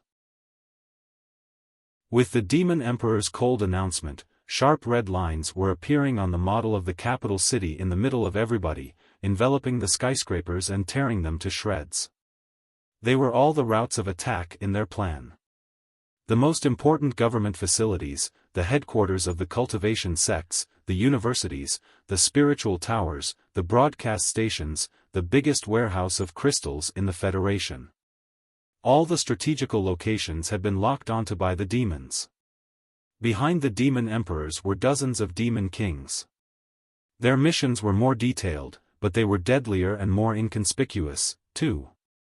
Like daggers soaked in poison, they were stabbing at the softest, most critical parts of the Federation. Jin Wuxiu. When Jin Tui read the name, rarely seen warmth appeared on his face. A young man, who looked similar to him but was much more vigorous, stood up. Holding his chest high, he declared, reporting to Commander, "I am going to attack the hexagonal array of the capital city with the best Mirage Falcon troop of the Feather Clan." The hexagonal array, which is made of 36,000 autopiloting flying swords, is the main air defense force of the capital city. I will demolish it neatly so that the follow-up troops will not meet any hindrance when they arrive in the sky of the capital city. Jin Tui looked at his son in praise and solemnly said, "All right. This is about the first wave of our attack. As for me, I will be appearing in the sky of the capital city together with the assault warships, including Blood Demon, through the second teleportation 5 minutes later. By my estimation, we will be able to teleport 30 demon emperors, more than 30 demon kings, 100 devilish warships, and the more than 10 legions boarding on them, in the first half hour. It will be an invincible force that will destroy everything. Remember, after occupying the strategical locations of the capital city, unfold the star beacons and establish teleportation arrays regardless of the cost. As long as enough star beacons and teleportation arrays are built, we will be able to grasp the most precise coordinates for our teleportation, and we can be teleported to any key location in the capital city. It will be a dagger that has stabbed into the enemy's chest but stopped stably 1 centimeter away from their heart. With such a lone army, it is impossible, and unnecessary, to take over the entire Heaven's Origin sector in a short amount of time. As long as we occupy the capital city of the Star Glory Federation and maintain the ability to teleport reinforcements over, we will take the initiative of the situation. By then, the Heaven's Origin sector will have to bend before the invincible warriors of the demon race. They will have to satisfy all our requirements and even submit their most advanced magical equipment and technologies. After we exploit everything of the Star Glory Federation, and even the intelligence about the Flying Star sector, it will be their doom. Stifled laughter burst out in the secret meeting room. Ambition and greedy were written all over every demon's face. Their scorching eyes seemed to be setting the model of the capital city of the Star Glory Federation on fire. Our race has been beaten for too long. Staring at all the demon emperors, Jin Tui spoke slowly in a coarse voice. Since the failure 10,000 years ago, our race has been defeated, routed, and slaughtered in all the sectors. We lost our importance in galaxies and even the entire universe in the end, and we were forced to crouch in the lone island at the edge of the Sea of Stars. I wonder, How many sectors are out there in the universe that are still completely under the control of our race? Even if there are any, they must be catching their last breath in the most barren land just like us, mustn't they? Obliteration, rebirth, immortality. This is the unwavering creed of our race. I hope that the war will make our race reborn and embark on a brilliant road of immortality. Jean Tui raised his right hand high, clenched his fists, and smashed down resolutely, as if he were smashing the lackluster, obsolete demon race into smithereens and making a new, dynamic demon race that was completely different from before. His feathers were also standing up one after another like blades that were being slowly unsheathed, emitting cold brilliance. Ho! Inside the secret meeting room, all the demon emperors and demon kings were roaring crazily and releasing their wildness, their blood boiling. At 2:33 p.m. on May 12. There were 8 hours to go before the blood demon's smile took shape. The waves above the bloody lake had already reached an altitude of almost 100 meters. Deep inside the eye of blood demon, Li Yao had just completed a complicated debugging job. Pretending that he did not see the outrage of the owl, he closed his eyes and took a nap. But he was meditating on a question in his heart. Had Jean Tui noticed anything wrong? He gave his every answer after full consideration. There could not have been any mistake in the details. Also, he had controlled his heartbeat, his flow of blood, and even the frequency of the vibration of his muscles perfectly. Unless Jean Tui had the skill of prophecy, there was no way that he could see anything wrong. On the other hand, if Jean Tui had seen anything wrong, there was no reason he would let Li Yao back. Even if he was afraid that Li Yao might destroy the commander center if he revealed the truth there, he could still have assaulted Li Yao after Li Yao left the control center. In such a narrow pathway, 5 demon emperors could have stood in front of him and 5 behind him. If so, he would not have been able to escape even if he were a god. So, the conclusion is that I successfully fooled Jean Tui. Li Yao snapped fingers in his heart before he focused his attention on the explosion plan. After his personal modification, the stabilization system had now adopted the double helix structure. It was even more convenient for him to do his job. After calculating dozens of times over, he was absolutely confident that he could blow up the eye of Blood Demon when the tidal force was at its strongest. What came next would be the escape plan. Inside the eye of Blood Demon, other than the teleportation arrays and the lifts, there were also emergency channels that were highly solid. After all the workers there were the seasoned specialists in their fields. They were the most valuable treasures for the Blood Demon sector, and if all of them were killed in an accident, it was certainly going to be a great catastrophe for the world. The moment the eye of Blood Demon was destroyed and the tidal force spread out, tremendous waves, if not an earthquake, would certainly be raised. Everything would be a mess. By then, he could blend in as a random soldier of the coalition army or another specialist. He would find a way out of that place in the chaos. Li Yao smiled and dwelled in the world inside his brain again, pondering how to make the explosion larger and more splendid. At 4:25 p.m. on May 12. There were 6 hours to go before the Blood Demon's smile. The clouds were rolling, and the setting sun was as red as blood. 3 weird crescent moons were appearing and disappearing in the gaps of the clouds. Jean Tui and his eldest son, Jean Wushu, was standing on a platform on the left side of Blood Demon. The father and the son appreciated the magnificent scenery in silence. In half a day, in the sky of the capital city of the Star Glory Federation, clouds made of smoke and fire will be equally, no, 100 times more glorious than the clouds in front of us, Dad. Perhaps due to the excitement before the march, Jean Wushu called him Dad instead of Father, which was quite rare. His words seemed to have triggered Jean Tui's memories of a long time ago. He shivered and was silent for half a minute before he softly replied, "Ah Su." It was also a form of address that had been abandoned for a long time. "What's your order, Dad?" Jean Wushu stood straight and earnestly declared, "In the Red Tide operation, my Mirage Falcon troop will certain go all out to defend the honor of the Feather Clan. Jean Tui smiled. After hesitating for a long time, he placed his hand on his son's shoulder in the end. Nothing particular. I only want to say that. Be careful, and don't get killed. Jean Wuxiu was dazed. He did not expect that his father, who had always been cruel and ruthless, would say something like that. Jean Tui touched his hawk nose bitterly before he took out a vintage jade chip from his pocket.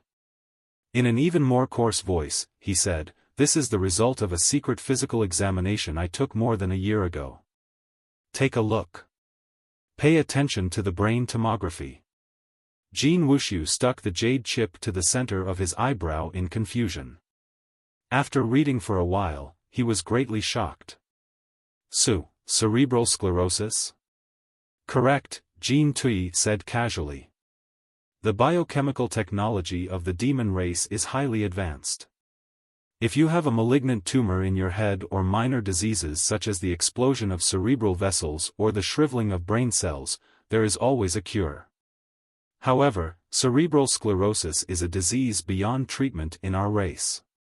It involves the mysteries of the deepest part of the genes and even the soul. For hundreds of years, nobody has been able to cure it. We only know that it may have something to do with the mutation of our genes. If the brain is in a tense state for a long time, say, when someone thinks hard without rest for decades, they might suffer the disease. Over the past few decades, I have been completely devoted to the Red Tide plan. My brain was simmering almost every second. It is not unusual that my brain wants to cool down for a moment. Dad. With mixed feelings, Jean Wuxiu did not know what to say. Rest assured.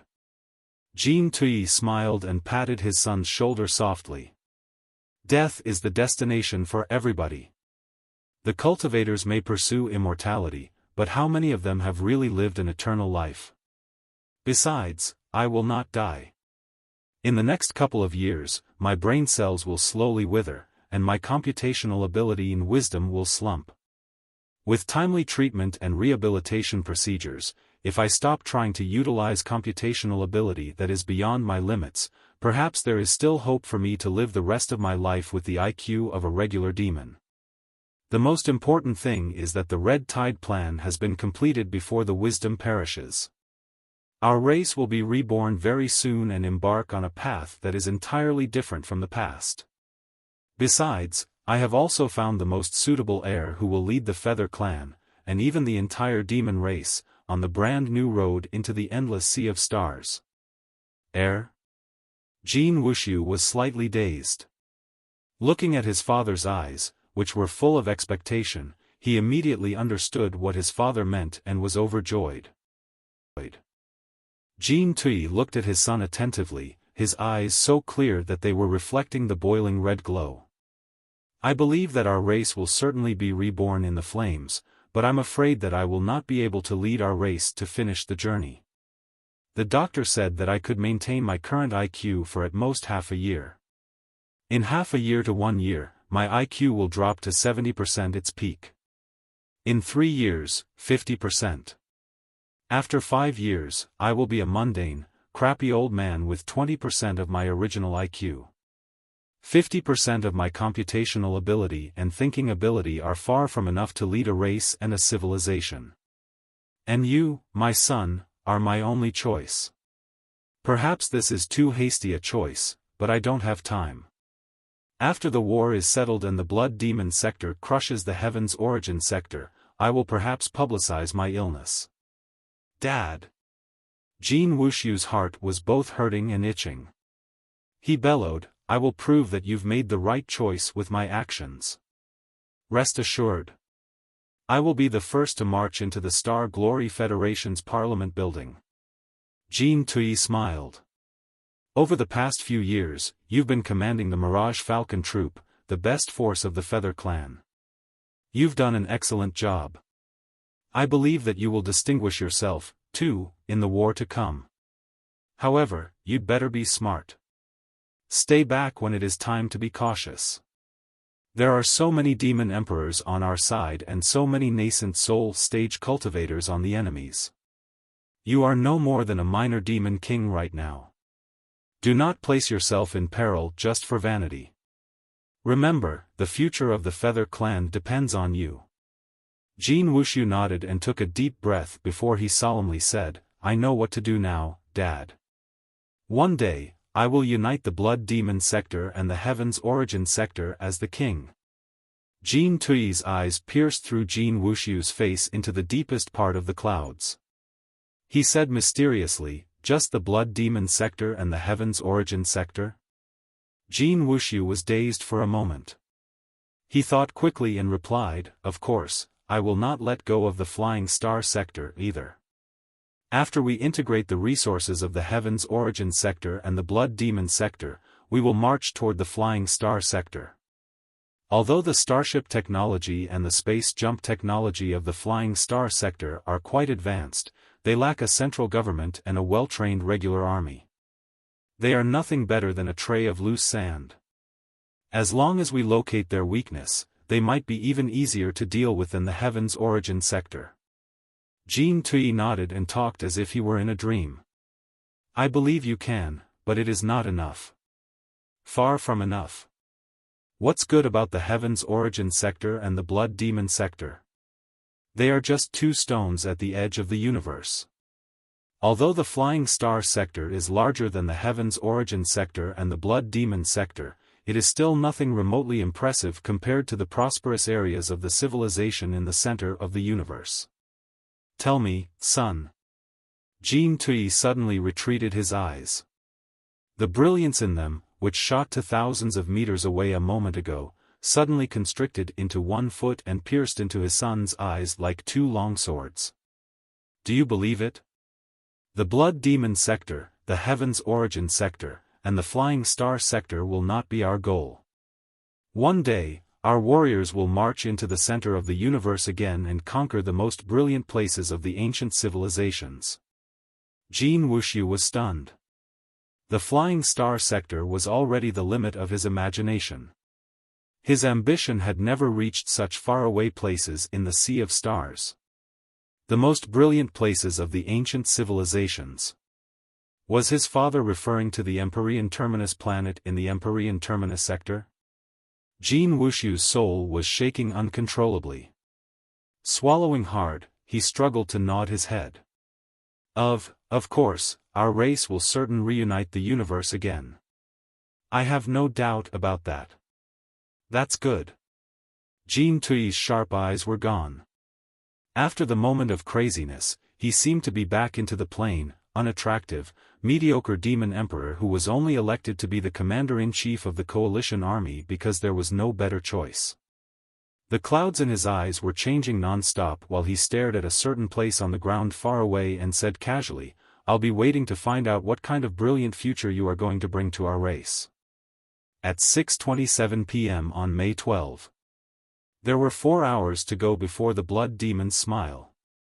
Inside the command center of the Spore Stratagem in the secret base of the Nether World Watch in the Nether Spring Kingdom, Elder Nether Spring, Mad Medic Lu Wuxin, Despot, and Swirl were all busy browsing through the tremendous information. They were monitoring everything in the Eye of Blood Demon closely. The coalition army of demons has been deployed.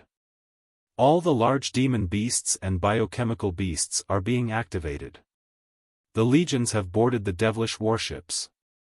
The first, second, and third echelons are all standing by, ready to be teleported and engage in battle at any moment. The Eye of Blood Demon has been warmed up, too, with a functioning intensity of 60%. The storage of the tidal force is excellent and highly stable. When the Blood Demon's smile takes shape and the tidal force is strongest, the super high-precision teleportation of the largest scale in history will be initiated. All the spores are healthy and standing by, ready to be activated at any moment. They haven't raised any suspicion. Their priority infection sequence has been determined, too. When the war breaks out, they will contaminate their targets in the shortest amount of time possible. Elder, everything is under our control. 99% of the spore stratagem has worked out. Swirl was a bit excited. She was even more delighted after she read a new message. According to the latest intelligence, Jean Tui did not notice the spore stratagem at all, and he never realized that he is just a puppet manipulated by Elder.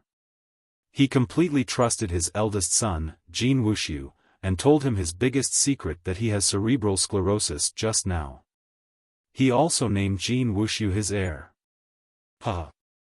If he knew that Jean Wushu joined Elder's cause a long time ago, how would he feel? Elder Netherspring's lips curled into a smile, too. He turned around and asked Mad Medic Lu Wuxin, what phase has Jean Tui's cerebral sclerosis escalated to? It's still in the early phase, Lu Wuxin replied. Jean Tui has been having a brain tomography in secret every month. 3 months ago, his frontal lobes were showing signs of getting smooth, his sulcus was turning shallower, and the boundary of his hippocampi was blurred as if it were about to melt. All the symptoms were signs that his cerebral sclerosis is escalating from the early phase to the middle phase. By my estimation, his computational ability and thinking ability have dropped to 95% of his prime, and they will continue to drop even faster. Is that so? Scratching his chin, Elder Netherspring was deep in thought, the antennae on his forehead shivering in rattling noises. A terrible smile appeared on Lu Wuxin's jumbled face. He. I know what you're worried about, Elder. You are scared that Jean Tui is pretending to be sick, right? Rest assured, Elder. He is certainly not pretending. Jean Tui's personal doctor has been compromised since long ago. I studied his every examination result personally. His brain indeed has pathological changes, which cannot be faked by any technique. Moreover, Jean Tui is taking pills to suppress his brain cell activity every day. Such medication can paralyze his brain cells and force part of them into the hibernation state. They are like a buffer for his brain. Of course, the medication will affect his thinking ability, but it is the only treatment to slow down the attack of cerebral sclerosis. Over the past few months, Jean Tui has been taking larger and larger dosages, which indicates that he was aware of the seriousness of his condition, too. How can such a guy, whose brain is almost broken, fight against Elder? Elder Netherspring hesitated and said, of course, I know that Jean Tui is suffering from cerebral sclerosis. However, perhaps because the spore stratagem is about to be activated, I am a bit anxious and have an ominous feeling. I'm thinking about one thing. Even if Jean Tui is really a victim of cerebral sclerosis, is it possible for him to suddenly unleash unparalleled computational ability and see through everything? Absolutely not. Mad Medic Lu Wuxin shook his head hard. This is my specialty. Please trust my professionalism, Elder. Cerebral sclerosis is the lesion of the brain cells that have overloaded for too long. The degraded cells envelop the healthy brain cells like thin, icy shells, making the brain seem to be frozen.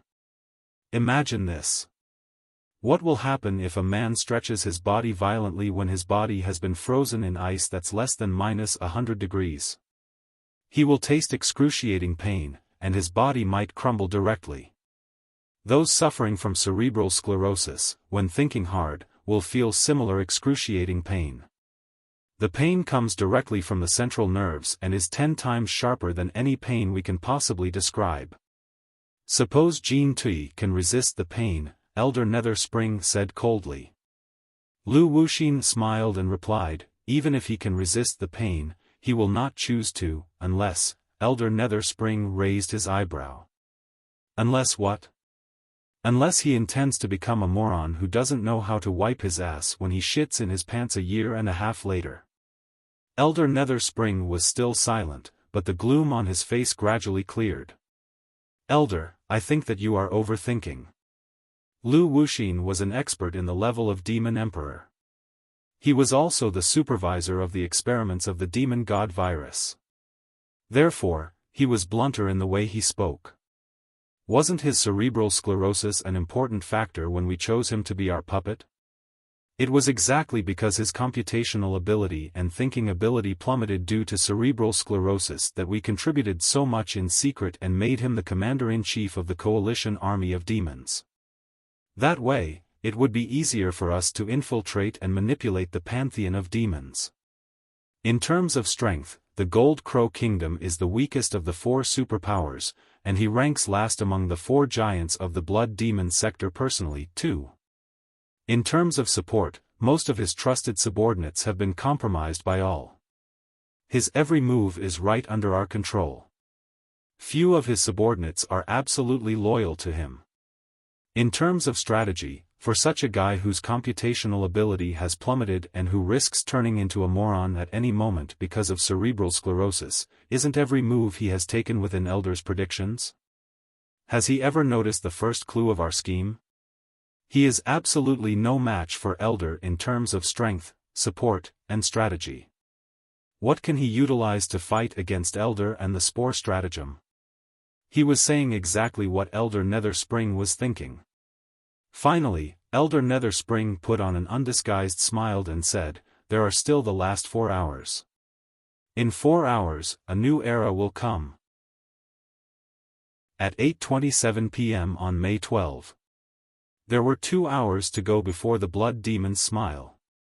Inside the mobile laboratory on Chaos of Skyfire, on the light beam of the microscopes, many cells whose edges were blurred as if they had grown tremendous tentacles were popping up. Those cells were swallowing the healthy cells around them like ravenous animals that had been injected with too much exhilarant. As they swallowed and transformed the normal cells, the drop of blood placed inside the microscope was gradually enveloped in a weird, demonic purple color. Suddenly, a brand new blue material appeared on the light beam. It was more than 10 times smaller than the crazy cells, but it was crawling into the crazy cells agilely. Very soon, it spread out into a membrane on the surface of the cell and enshrouded all the dispersing tentacles, gradually stabilizing the crazy cells. However, one could easily tell that the cells purged by the blue material were slightly different from the normal cells. Jin Xinyue, Han Tuhu, and Suo Chaolong were standing in front of the glass wall of the mobile laboratory while they listened to the introduction of the specialist of the Blade of Chaos. The development of the Chaos Serum has made significant progress. In simulations, it is already good enough to restore cells that have contracted the Demon God virus. Theoretically speaking, it can be used to treat the patients and the carriers of the virus. However, since the serum originates from the divine blood of chaos, and its mechanism is to reduce the cells to their fundamental state, there will be some side effects. Jin Xinyue frowned. What kind of side effects? When restoring mutated cells that have been infected by the Demon God virus, it will restore the healthy cells around them, too, into the relatively primitive state. Han Tuhu and Suo Chaolong looked at each other in bewilderment. What do you meant by relatively primitive state? The specialist of the Blade of Chaos tried to find an appropriate way to phrase it. Generally speaking, the subject will be more similar to human beings. Jin Xinyue was frowning harder and harder. Like me right now? The specialist of the Blade of Chaos nodded. More frankly speaking, the Chaos Serum is just a duplicate of the divine blood of chaos. That's why we've developed it so fast. The so-called divine blood of chaos was in fact medication that Chaos Uba Yenji produced for himself in order to maintain his form as a human being without crumbling. Therefore, if we get to the bottom of it, maintaining the form of a human being is actually the main effect of the divine blood of chaos, and resisting the demon god virus is in fact just a side effect. Suo Chaolong sniffed. This is good. We are rats on the street in the first place, and all the other demons consider us traitors. Now, the Chaos Serum we've developed even boasts such a side effect. How are we going to convince the leadership of the demon race to promote the drugs that will turn their people from demons into human beings? Han Tuhu, on the other hand, beamed with joy. He was a human being from the Heaven's Origin sector, and he had been craving to be restored to the normal appearance of one. Naturally, he did not have such concerns, but he thought of a different question. How is the productivity of the chaos serum? Is it possible to be manufactured? Of course not. The specialist of the Blade of Chaos sighed and replied helplessly, the production of a small scale in a laboratory is totally different from manufacturing it in a factory. With the manpower and resources under our control right now, there is no way that we can manufacture the serum in a year and a half. Jean Xinhue pondered for a moment and asked, what manpower and resources do we need to manufacture the serum? The specialist of the Blade of Chaos stared at her and replied, if we have the support of the entire blood demon sector, and the few largest biochemical factories among the 4 superpowers help, we might be able to manufacture the serum very soon. Clearly, Jean Xinhue was not expecting such an answer. Han Tuhu smiled bitterly. It seems that we've been caught in a dead loop now. A world war between the Heaven's Origin sector and the Blood Demon sector will break out in 2 hours. How can us traitors and spies win the support of the entire Blood Demon sector, and how can we persuade the demon emperors who hate human beings to let their people inject drugs that will turn them into human beings? Suo Chaolong gnashed his teeth. Damn it. Elder Nether Spring's plan is indeed immaculate after such a long time of preparation. It all depends on whether or not Li Yao can blow up the Eye of Blood Demon in time. Jean Xinhue clenched her fists. Master certain will, but we must figure out a way to manufacture the Chaos Serum and spread it out successfully. At 9:22 p.m. on May 12. There was 1 hour to go before the Blood Demon's smile. Along the eastern coastline of the Star Glory Federation in the Heaven's Origin sector, the surging tides were slapping the reefs, threatening an unattractive village that was hazy in the sprinkle. A fisherman, whose trousers had been rolled up to his knees, with mud all over his feet, was squatting on the coast and staring at the ocean, deep in thought, as if he was rather worried that he would not be able to sail for fishing for a while. Nobody knew that the crappy old man with a wrinkled face and yellow teeth was actually Yi Qingzhou, the leader of the Thousand Cranes Alliance, a top 10 super sect of the Star Glory Federation, and a battle-type cultivator in the nascent soul stage. Very soon, a younger fisherman wearing a cowl walked close and said in a low voice, Master, Vast Ocean Sect's secondary destruction divine boat has searched the offshore area 3 times and failed to locate the counterattack bases of the Far East Demon Kingdom. No intense demonic energy was detected, either. There's no telling when those wretched demons will show up. Be patient. They will certainly show up in a day or 2. Yi Qingzhou smiled casually. The fake attack in the northern battlefield has met a fiasco, and it has successfully lured a lot of our troops to chase after them on the Grand Desolate Plateau. If they are really a distraction for us, the main force will certainly take action in a day or 2. Otherwise, when the Federal Army in the northern battlefield retreats, won't all their endeavors be in vain? It is said that the Blood Demon sector is getting serious this time. All the available forces will be coming at us, the young cultivator said worriedly. What about all the available forces? Yi Qingzhou narrowed his eyes, his fighting will cutting the ocean spray that had splashed onto the shore into pieces. Right now, 50% of the Federal Army and more than 60% of the battle-type cultivators have been gathered along the coastline. The few coastal cities and large ports are all on full alert. We will regret it if they don't come with all their available forces. Hee hee.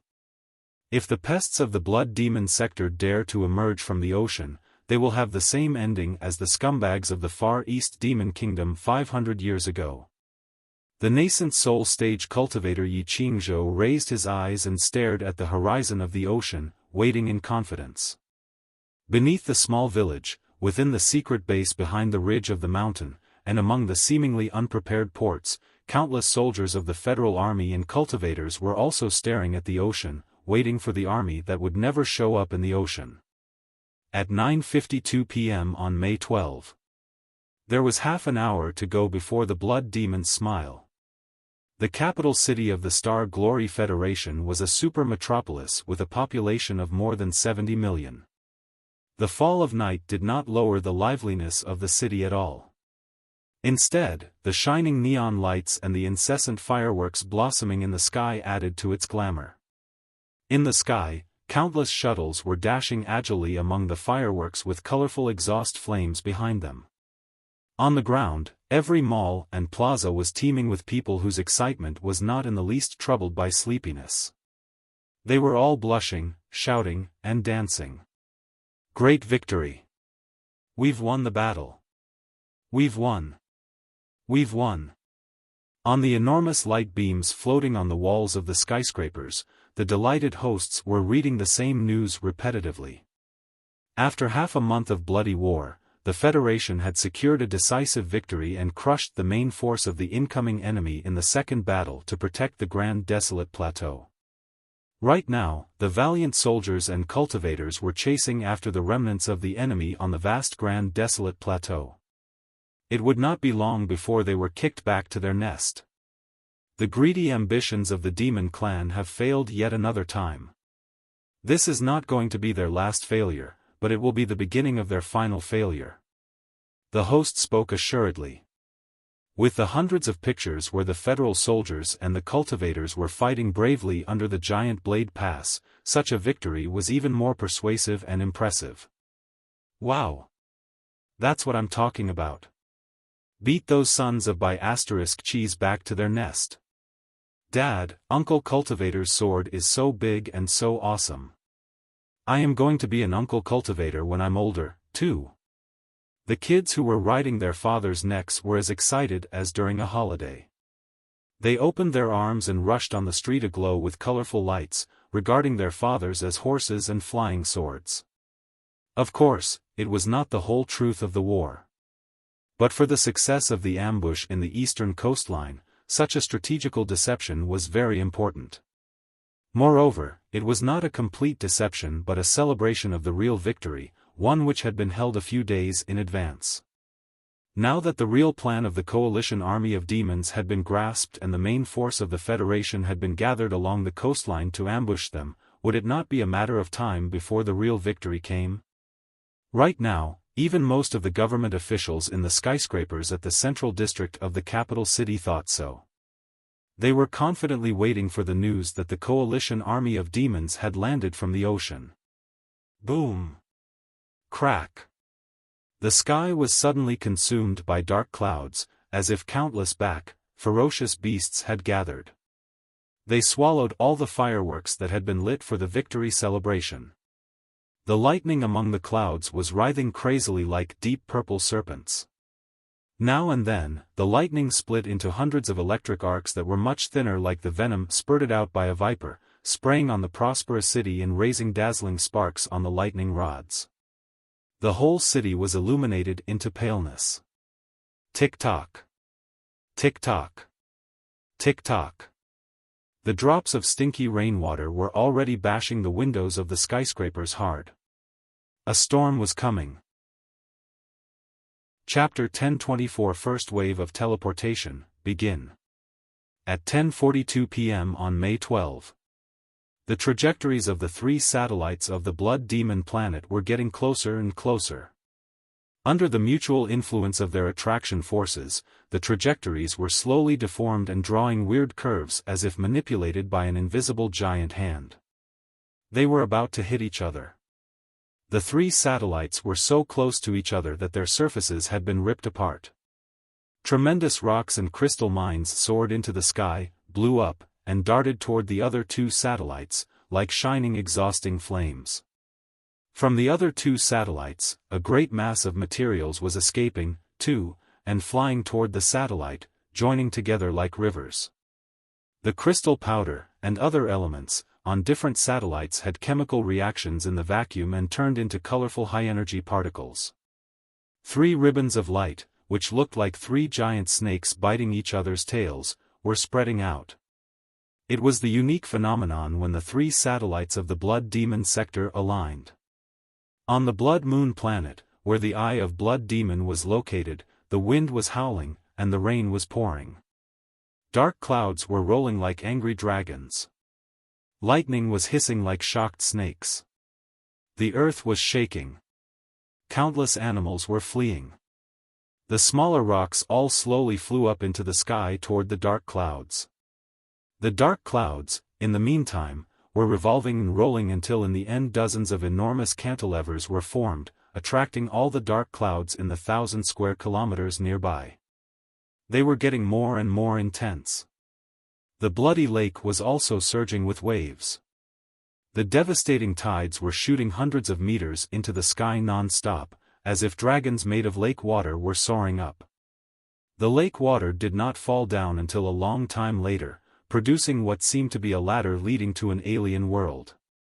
Deep inside the bloody lake, the turbulence was raging, and the undercurrents were running everywhere. The translucent rune beasts were absorbed by the swirl. During the high-speed revolutions, the demonic stripes carved into them were emitting the most enticing brilliance, illuminating the rune arrays embedded on the dome of the building right under the lake like beams of light. Protected by the crystal shell, the rune arrays were like the eggs of devils that had been deeply buried in the mud at the bottom of the lake. Something seemed to be about to break out of the eggs because huge bubbles were popping up non-stop. Gudu. Gudu. Gudu.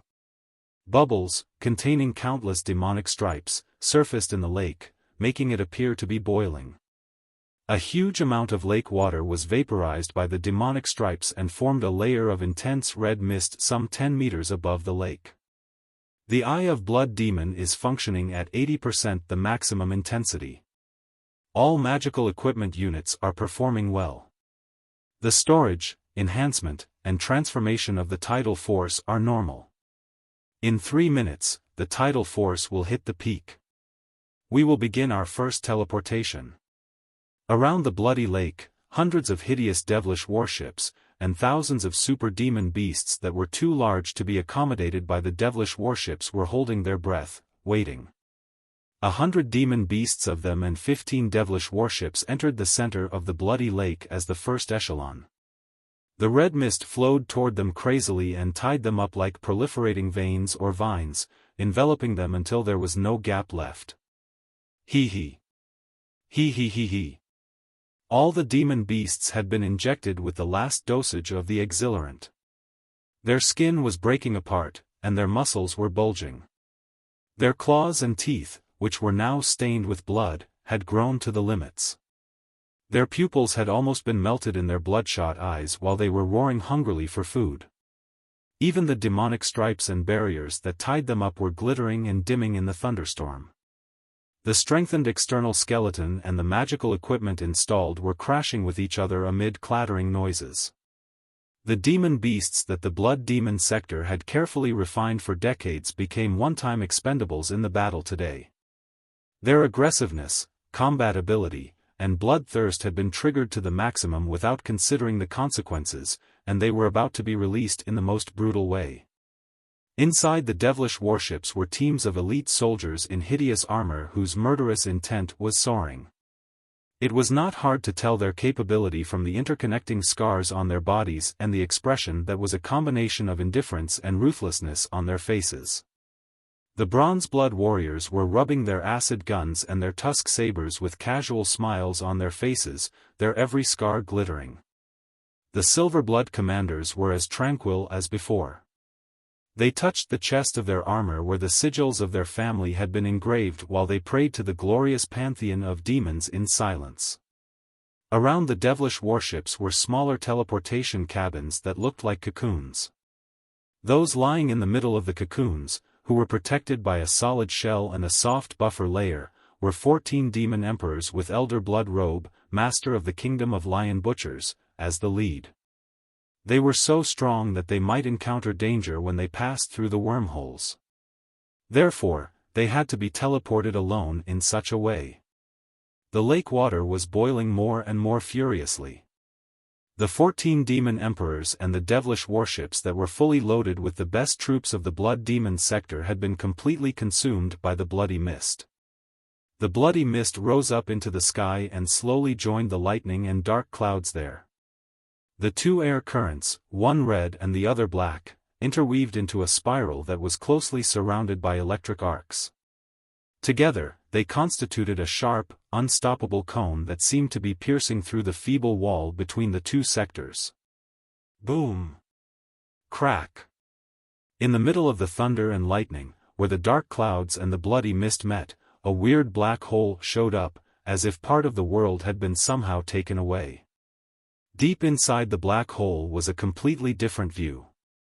A coruscating metropolis was popping up slowly and obscurely. Warriors of the Blood Demon Sector. Children of Pangu, Kwafu and Nuwa.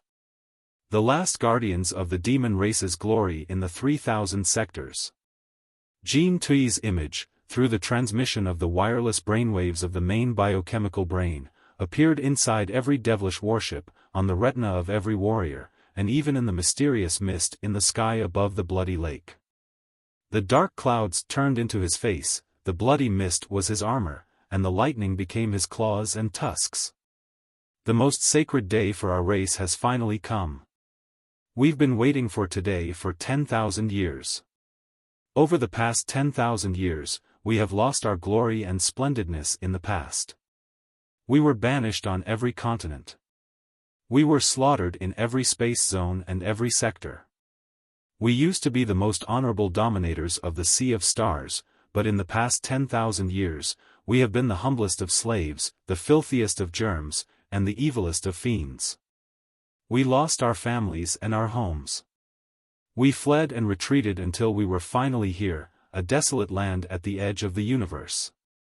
Now, we don't even have many days to catch our breath on this barren planet. The Sordid Heavens Origin Sector has received the help of the Evil Flying Star Sector. They are crafting sabers and swords to butcher us day and night. They are drafting schemes of invasion. In the future soon to come, they will stomp on our last shelter and expel us from our poor home into the abyss of doom in the bleak universe. If we don't resist, our home will turn into a wasteland again, just like the thousands of planets our ancestors lost in the past 10,000 years. If we don't resist, our wives and compatriots will be butchered, enslaved, humiliated, played. They will be sent into the research facilities of human beings for the cruelest experiments. They will even be locked into cages for exhibitions like freaks.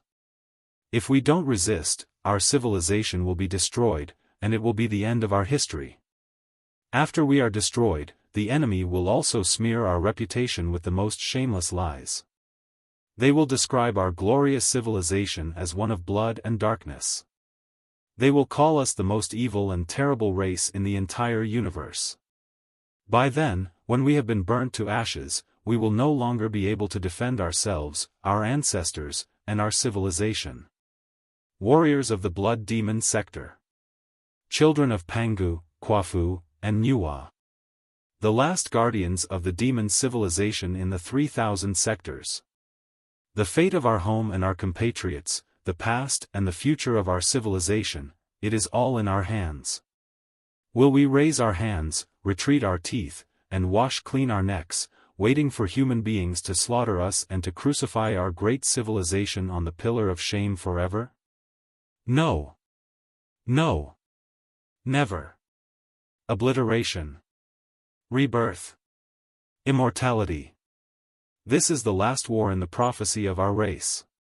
This is the last test that the Pangu clan, our sacred ancestors, has left for us. The offspring of the Pangu clan are destined to rise in fire in the sacred war and embark on the most brilliant path of immortality again. We will be the greatest dominators of the Sea of Stars again. The time for battle has come. Hold on to your saber, bare your fangs, and let loose of your fury. Look. The capital city of the Star Glory Federation is right under our tusks and blades, undefended and ready to be savaged. Do not fear death because death is definitely not our destination. The glorious pantheon of demons will be waiting for our valiant souls in the clouds of the capital city of the Star Glory Federation. Go now. Butcher and destroy. Send the crying, cowering human beings into the deepest depths of hell. Ho! Ho! All the demons could not have been more excited, their blood boiling. If the passion in their eyes could be condensed into flames, the capital city of the Star Glory Federation would have been burnt to the ground already. Obliteration. Rebirth. Immortality. Obliteration. Rebirth. Immortality. We are the children of Pangu. The blood of Nuwa flows in our veins. We are the most honorable masters of the Sea of Stars. The glorious pantheon of demons is waiting for us in the clouds. Not only were the simple-headed bronze-blood demons roaring desperately, the silver-blood demons, who were usually calm, and even the high and mighty demon emperors were all shouting uncontrollably. They might not have believed in the glorious pantheon of demons as the low-level demons did, but it did not stop them from being enshrouded in the fire of their own ambitions. Emotionlessly, Jin Tui raised his right hand and slashed down. The first wave of teleportation, begin. With Jin Tui's command, the bloody lake was simmering in the most heated state like a brewing volcanic eruption. The lake water seemed to be orange, molten steel at a temperature of thousands of degrees. Weird brilliance more dazzling and colorful than an aurora was soaring into the sky. In the sky, the hole that did not belong to the world was becoming larger and larger. Through the hole, one was able to clearly see the skyscrapers aglow with lights. Some of the pebbles floating in midair had already darted to the world in the opposite side through the hole because of the attraction of the swirl. The first wave of attack, made of 14 demon emperors and dozens of devilish warships, all became almost transparent in the coverage and corrosion of the bloody mist. In the eyes of the bystanders, they lost their shapes in the three-dimensional world all of a suddenly and seemed to have turned into plasticine. They were stretched to the limits at first like noodles, spinning quickly along the swirl, before they were suddenly compressed into a small cluster and fell to the center of the hole. Swoosh! The first batch of demon beasts appeared in the sky of the heaven's origin sector across the barrier between the two sectors. They were soaring up into the sky, attracted by the tidal force. Yet, the moment they passed through the wormhole, they were captured by the gravity of the heaven's origin planet and fell to the ground. However, the demon beasts that served as the vanguard all boasted amazing flight abilities. They stabilized themselves very quickly and stretched out their membranes and bone wings, flying over the heads of the crowds who were celebrating the victory and uttering the first ear-splitting shriek in the sky of the capital city of the Star Glory Federation. Ao! Ao! At this moment, the capital city was still as bright as daylight. The excited crowds had not yet dispersed. The light beams on the skyscrapers were still displaying the picture of the great victory at the Giant Blade Pass. In the picture, the rising dragon of the Nine Stars flag, the national flag of the Star Glory Federation, was fluttering in the wind, and the cultivators and the federal soldiers could not have been in higher spirits. In the square before Heavenly Sword Plaza, a landmark of the capital city that was more than 2,700 meters high, tens of thousands of young people had gathered, ready for an all-night party. The blowing thunderstorm did not quench their enthusiasm. If anything, they even got more excited. The obstreperous square was simmering in exclamations like fire that had been added to oil when the news that a few young cultivators from the Giant Blade Pass had joined them. However, voila! From the sky, countless sharp glass pieces were rapidly falling, only to be discovered by 3 cultivators in time. They reacted quickly enough to release the spiritual shield and blocked the pieces from hitting the crowd, breaking them into shining powder. Ah! Shocking exclamations were echoing in the crowd. Everybody raised their head, only to be dumbfounded by the nightmare at the top of the Heavenly Sword Plaza. They were overwhelmed by terror and could not even move their little finger. It was a gargantuan demon beast, hundreds of meters long, that looked like a hybrid of an enormous lizard and a giant boa. Lurking at the highest point of the plaza, the demon beast was staring at the crowd coldly with 3 crimson eyes that looked like searchlights. Crack! The dragon-like demon beast exerted its strength again, shattering the glass windows and the outer wall of the Heavenly Sword Plaza. Hundreds more pieces were raining down like a storm, raising cries everywhere. Pooh! The 3 cultivators were only in the early refinement stage. The spiritual shield that they triggered was far from enough to resist the blast of tons of pieces falling from an altitude of 3,000 meters. Ripples were spreading out on their spiritual shields. The three cultivators all vomited blood and bulged their eyes while they desperately shouted, "Hurry and go!" Boom! Their voices were eclipsed by a thunderous roar. The dragon-like demon beast's body turned red, and the scales stood up one after another. Opening its bloody mouth, the demon beast spurted out a firewall that was as scorching as the sun. The fireball hit a skyscraper nearby, only to blow the building in half. The broken building leaned backward amid soul-stirring noises of the fracturing rebars. The enormous light beam that had been installed between the two skyscrapers were torn to shreds, too. On the few shreds that were relatively intact, the picture of the federal soldiers marching forward unstoppably with the rising dragon of the 9 Stars flag was still blinking vaguely. However, the picture was soon blocked by the demon beasts that were flying everywhere in the sky and perished in the pouring storm. Above the storm, in the middle of the clouds, gaps and swirls were appearing one after another.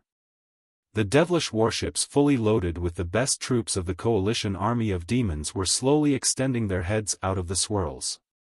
At this moment, in the crowds that were too shocked to move, somebody was finally back to themselves because of the undying explosions and quakes. They shouted in the utmost horror, "Beast-tide outbreak!"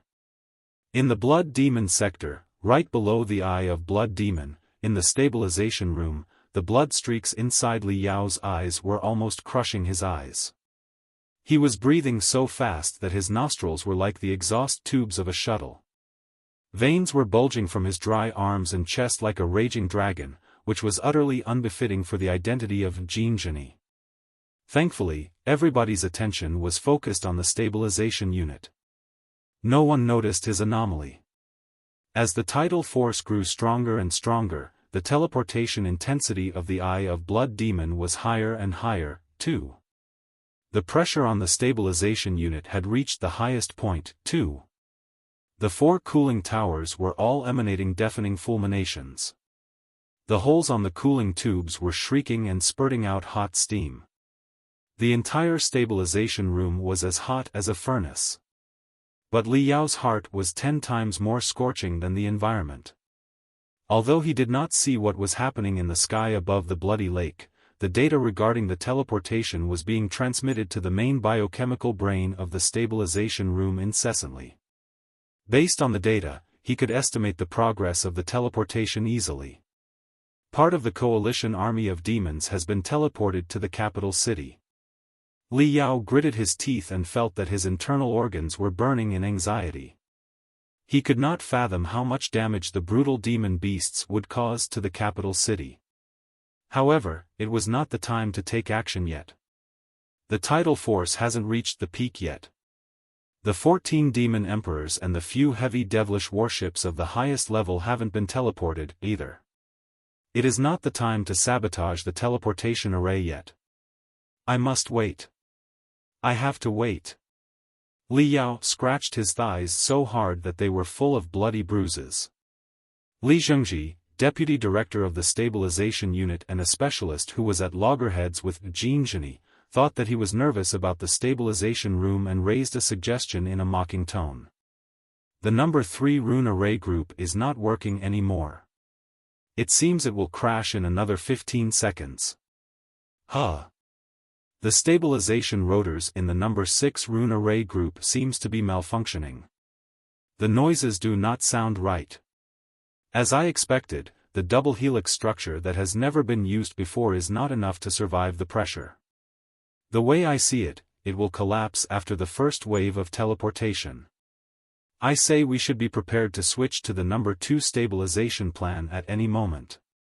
Li Yao's eyelids were twitching violently. The veins on his forehead were bouncing like electric arcs.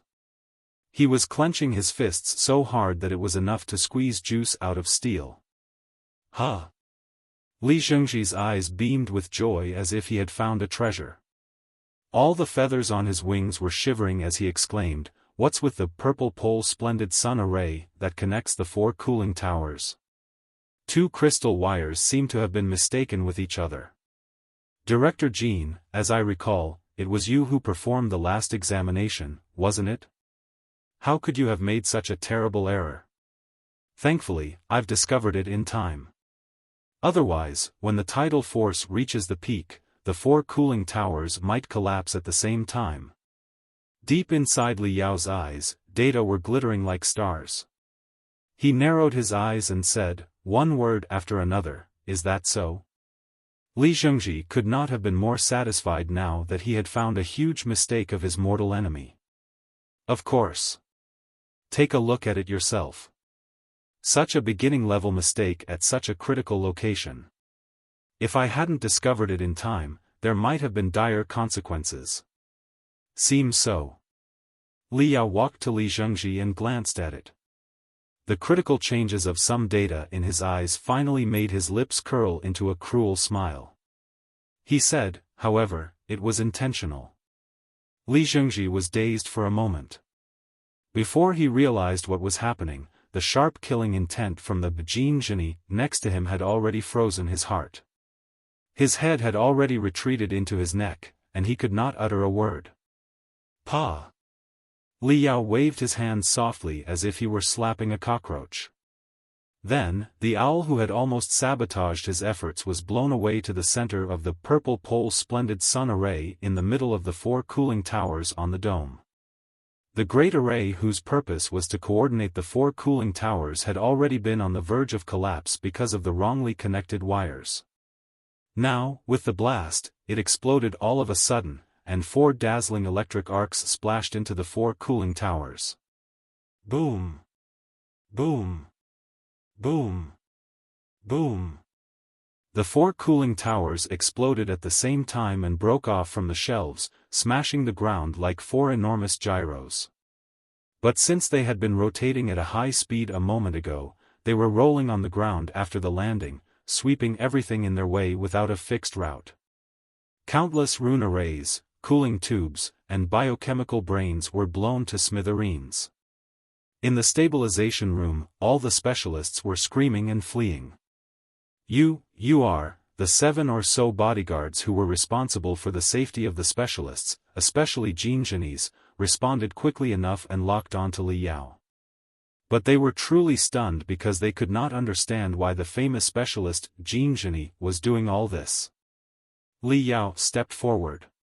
Boom! Furious flames broke apart all the camouflage including the artificial wings. The shriveled muscles bulged to the maximum within a moment. He seemed to be made of marble and jade. His hair, which was as messy as bird nest, was soaring up to the sky like arrogant fire. He is not Jin Zhini. He's an intruder. Before the bodyguards got to say anything else, they were already kicked into the walls of the stabilization room by Li Yao, who had turned into a streak of brightness, unable to move anymore. In the meantime, Li Yao also released multiple smoke grenades, covering every corner of the stabilization room, trying to delay Jin Tui from finding out the truth. Then, shwa, shwa, shwa, shwa, shwa, shwa. 36 floating 6-barreled Vulcan machine cannons appeared around Li Yao and formed a great array, aiming at the center of the dome. Li Yao spat and licked his dried lips. His telepathic thoughts were divided into 36 strands and crawled into the cannons at the same time, shooting out the angry bullets non-stop.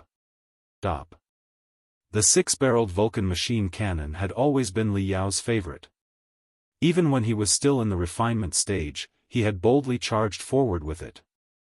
However, for such a sturdy and simple structured piece of magical equipment, after changing all the regular bullets into those made of marrow crystals and carving every barrel with the most sophisticated attack rune arrays, Li Yao had reached the limits of modification and could not increase its firepower anymore. Since the quality could not be improved anymore, he decided that he might as well just improve the quantity. Li Yao had always been so simple and straightforward. Therefore, he had brought 36 cannons with him. He was a bastion of cannons by himself. Had there been enough room in his cosmos rings, he would have carried 100 or even 800 of them. After all, his soul was strong enough to manipulate them all. He felt that his blood was boiling, and his heart was racing when he pictured 800 heavy cannons roaring behind him. Right now, although he did not have 800, the firepower of the 36 six-barreled Vulcan machine cannons was already incredible enough when they adopted the strengthened bullets that had been improved with marrow crystals and demon cores. Boom! Boom! Boom! Boom! Boom! Boom! Boom! The fiery lines of bullets bombarded the dome of the stabilization room like a storm. The sequence of the bullets had been carefully calculated by Li Yao to ensure that their power could be maximized when their attributes overlapped. Not a moment after the frost attribute bullets had frozen the dome into ice blocks, it was blown into pieces by the explosion bullets, which were closely followed by the acid bullets, significantly increasing the area of damage. Eventually, the bullets carved with rune arrays of the wind class raised minor tornadoes and blew away all the pieces, creating an empty space. Li Yao opened his arms and cast a spell. Black blood zigzagged out of his nostrils while he was controlling the point of impact of every bullet precisely. All 36 cannons were spinning around him. The lines of bullets seemed to have formed a super drill that had dug a huge hole in the dome, mincing the feeble tubes, wires, and units above into smithereens. 100 meters, 200 meters. The drill of bullets was pushing forward. Hurry up. I must hurry up. I have to reach the core unit when the tidal force reaches the strongest point. Li Yao found it more and more difficult to breathe. Pearls of blood were seeping out of his chest and arms, and the ends of his hairs were dyed red, too, as if his blood was trying to run away from his body. Right at that moment, hum! From the spacious hole above his head that was dug out by the drill of bullets, a deafening noise as if a giant tolling bell was echoing. The entire world was shivering in the moment. The next second, at the end of the spacious hole, around the core unit of the teleportation system, a translucent shield slowly rose up. This is a brand new defense system. Li Yao spat out a mouthful of saliva that was mixed with blood. He did not expect the defense system of the Eye of Blood Demon to be so thorough that, besides the 3 security measures on the surface, there was another hidden layer of defense rune arrays right around the core unit. The defense rune array had been in the hibernation state all along and would only be triggered in the case of invasion of brute force. Also, the source of energy to power up the rune array turned out to be the tidal force. The defense rune array had absorbed part of the tidal force caused by the 3 satellites and built it into a special force field. In the force field, the attraction force was distributed very unevenly. In some of the areas, the intruder would sense the enormous gravity more than 30 times normal. In other areas, the attraction force would be splitting apart, as if 2 enormous satellites were pulling the intruder in opposite directions. A mess. In the range of the force field of the rune array, the attraction force was in a mess. The drill of bullets had barely made its way into the tidal defense array before it completely collapsed because of the messed attraction forces. Some of the bullets were slapped back brutally like headless flies. Some other bullets exploded in midair after crashing into each other. Still some more bullets were crushed into metal pieces that were as thin as paper. At this moment, there were only 10 seconds to go before the tidal force hit the maximum point. But for Li Yao, it was as painful as 10 years. His original plan had been to dig a huge hole right below the core unit with the drill of bullets and detonate the icy bomb that he had set to go off 3 seconds later in the core unit. Without the cooling towers, the core unit was now already at an extremely high temperature. The icy bombs would certainly trigger the most brilliant chemical reactions with it. But before that, Li Yao would already be escaping out of the place through the emergency channel among the panicked specialists. The discovery of the tidal defense array disrupted Li Yao's plan. What should he do? Li Yao seemed to envision hundreds of devilish warships passing through the wormhole and spraying venom and acid on the capital city of the Star Glory Federation. Lum-dum. Lum-dum. Lum-dum. His head went blank, and he could not even hear the roaring bullets and rune arrays. The only sound in his ears was his heartbeat, which was thumping ever faster. Beep! Right then, he suddenly sensed a weird light scanning him from top to bottom from above. As it turned out, there were several anti-heat crystal cameras outside the core unit. The crystal cameras were installed to observe the internal erosion and temperature of the units when they were functioning at full efficiency. But right now, they had captured his appearance exactly. "I've been discovered." Li Yao took a long breath in relief. He grinned and scratched his hair, which had all stood up. On Blood Demon, the flagship of the coalition army of demons, everybody was shocked. "What is that? What is that? What the F***ck is that?" Jin Tui and another 5 demon emperors were all dumbfounded, with cold sweat popping up. They had just put on the special buffer suits with the help of their guards and entered the cocoon-like cabins, preparing for the second wave of teleportation 5 minutes later. But then, they saw the most unbelievable view and the last face that they expected on the monitoring light beam. Alarms from the stabilization room were dividing the scorching air inside Blood Demon like devastating lightning. The stabilization unit was in a mess. The number 1 stabilization plan had completely crashed, but the number 2 plan and the number 3 plan did not take its place. The director and the deputy director of the stabilization room had both gone missing. They could not even find a cleaner in the place. Jin Tui's face was more twisted than ever. Like a hen whose neck had been grabbed, he shrieked, "Stop the teleportation! Stop the teleportation now!" But there was no time. All the demons were still dwelling in the dreams of slaughtering and plundering in the Heaven's origin sector. They did not understand what the commander meant. Jin Tui and the other demon emperors, on the other hand, had already sunk into the teleportation cabins, enveloped in biochemical buffer liquids. It was impossible for them to jump out and take control over everything personally. Even though they had realized the catastrophic consequences, the tidal force had reached the strongest point, and the teleportation had been half completed. 14 demon emperors and the best troops had already entered the wormhole that connected the 2 sectors. How could they turn back so easily? On the monitoring light beam, Li Yao raised his head and grinned. His teeth, stained with blood, were clear for every one of them. Then, Li Yao extended his right fist to the camera and slowly raised his middle finger. Jin Tui and the other demon emperors were all startled. They did not understand what the weird gesture meant. Was it some sort of special spell? But they were quite familiar with what happened next. As a black and red cosmos ring on his middle finger glittered brilliantly, Li Yao's middle finger, which he jabbed out earlier, was soon wreathed by neat armor.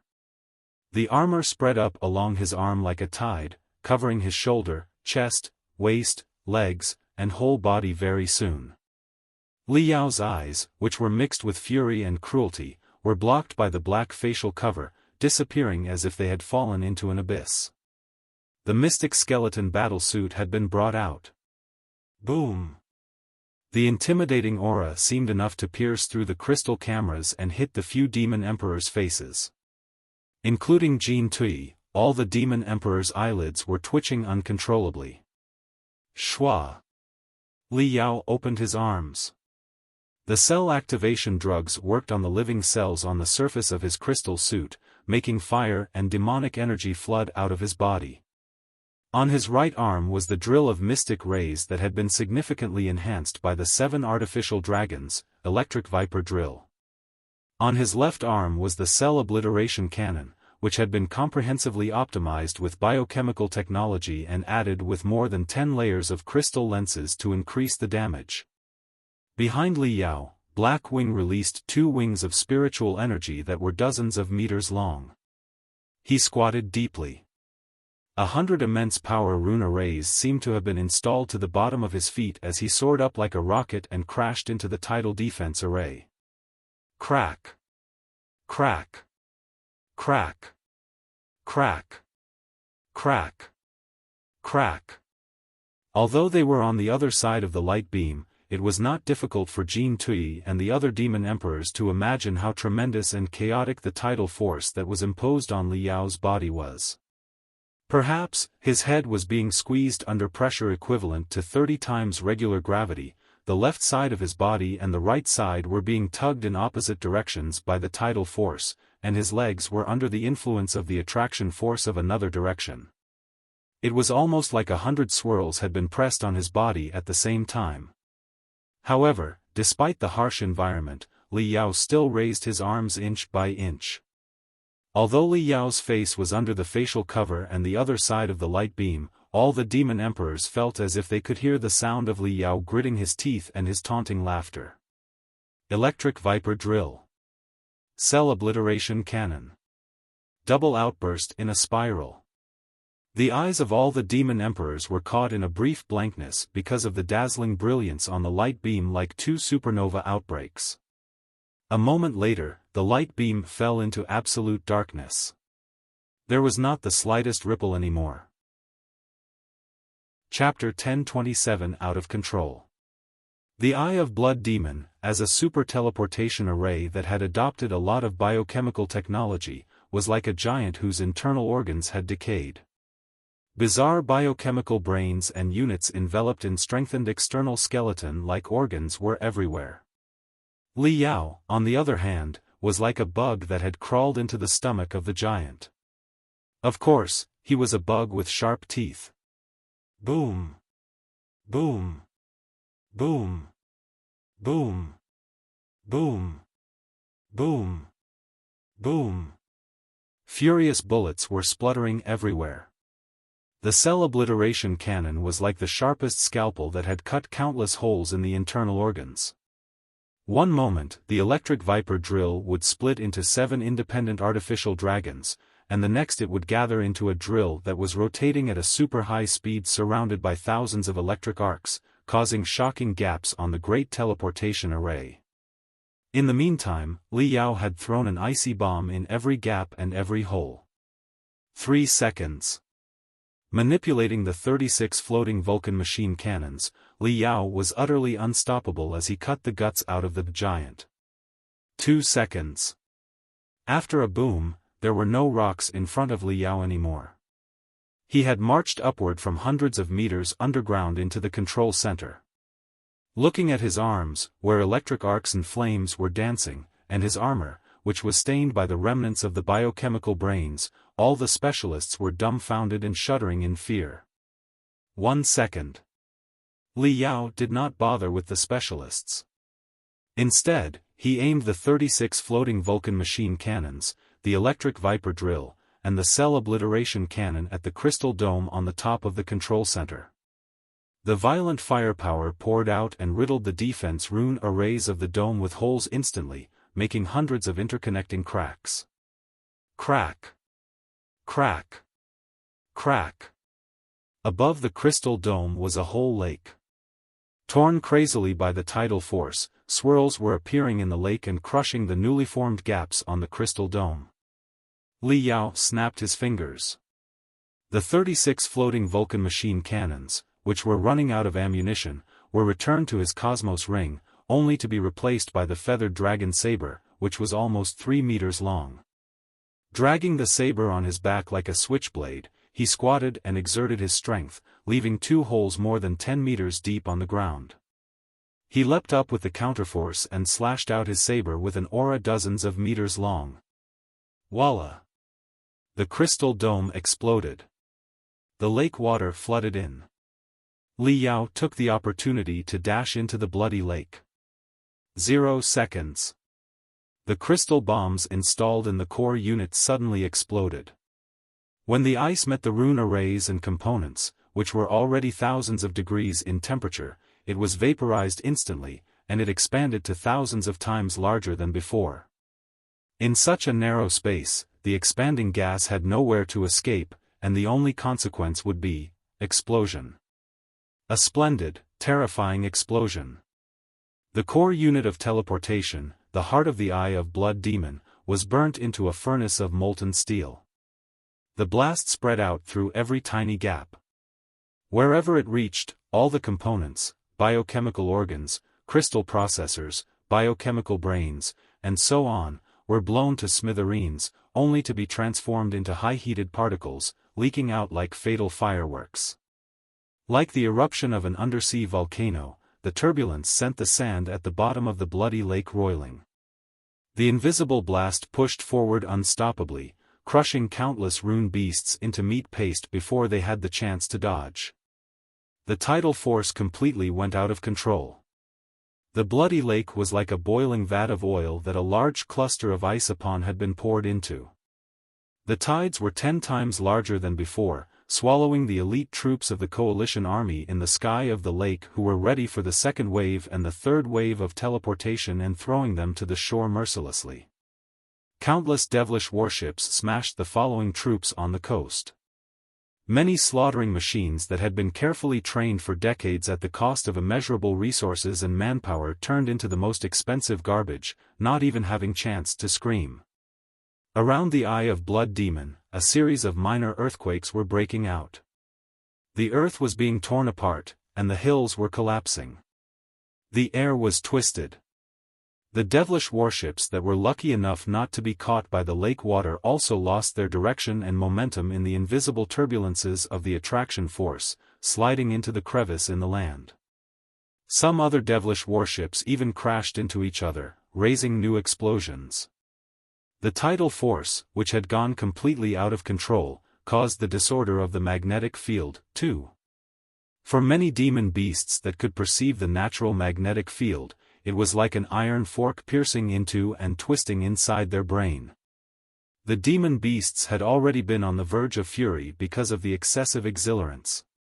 Now, they were completely out of control. They got rid of their barriers and boundaries and attacked all the living creatures around them. Chaos. All the demon beasts, demon emperors, and devilish warships were in chaos. In front of the outbreak of the tidal force caused by the 3 satellites aligning, even a demon emperor could do nothing. However, the elite troops of the coalition army, which were now in havoc, were among the more fortunate ones. The 14 demon emperors and the best warriors, who constituted the first wave of the attack, were much more miserable than them. When the Eye of Blood Demon collapsed, they were marching toward the heaven's origin sector unstoppably through the wormhole. It was almost like they were caught in an earthquake when they were passing a tunnel, and the entire mountain fell upon them. Walla! Walla! The tidal force tore apart the wormhole in various directions. Even the lightning around the wormhole was ripped into shreds. The army inside the wormhole fell apart instantly. Some of the devilish warships were straightened into a river of flesh and blood dozens of kilometers long.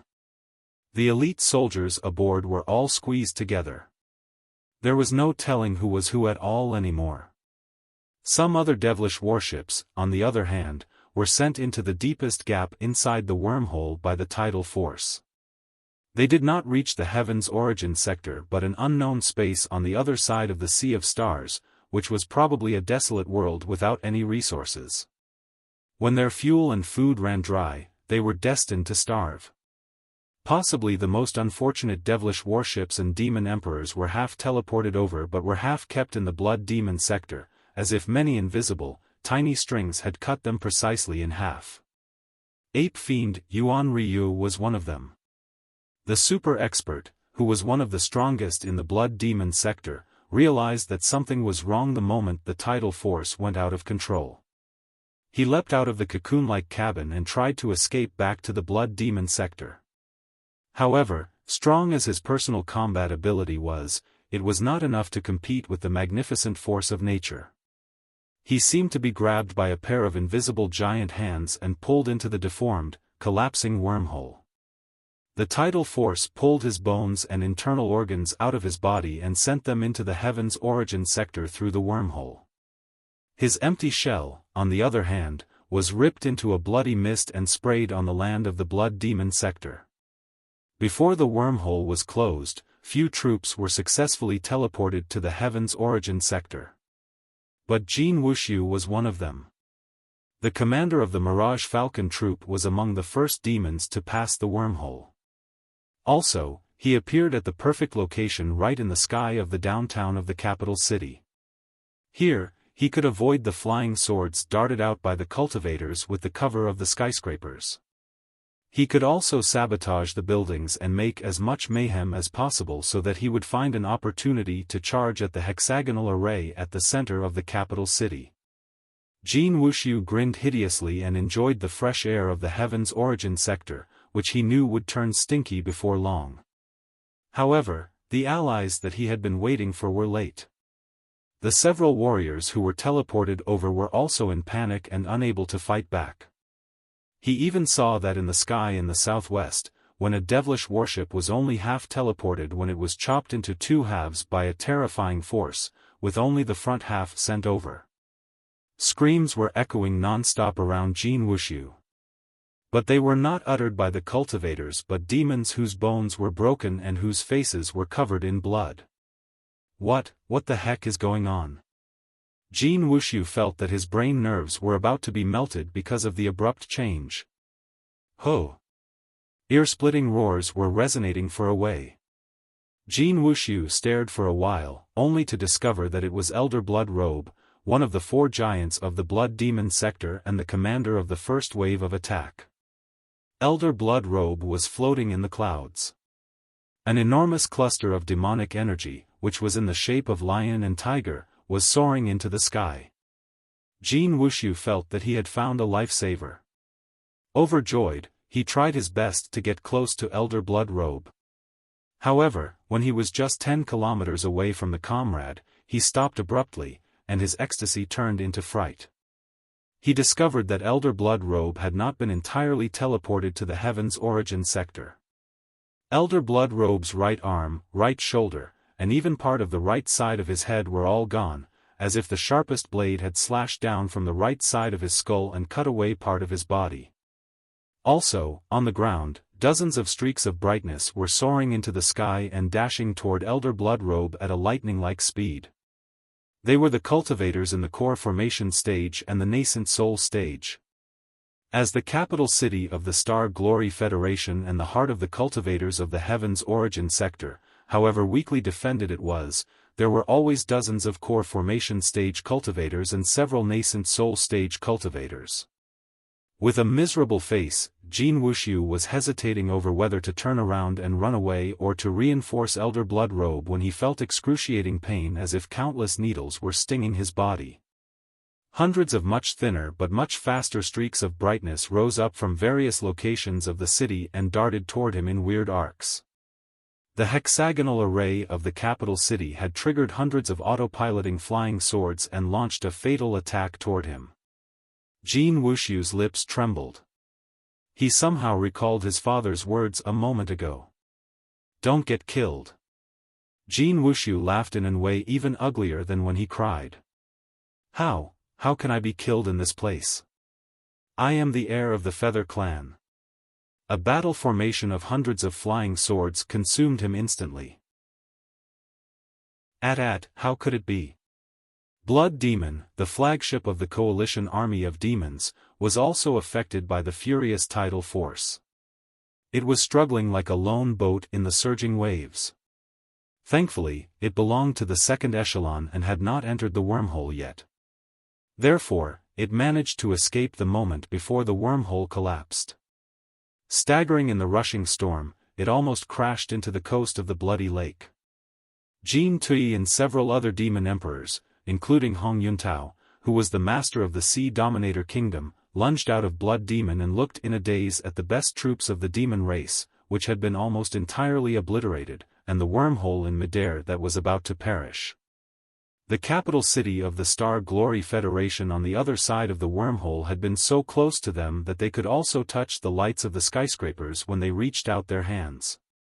But right now, it became as tantalizing as they had in preparation. "Kagwan, please wait a moment, after the updates, you need to refresh the page to get the latest updates.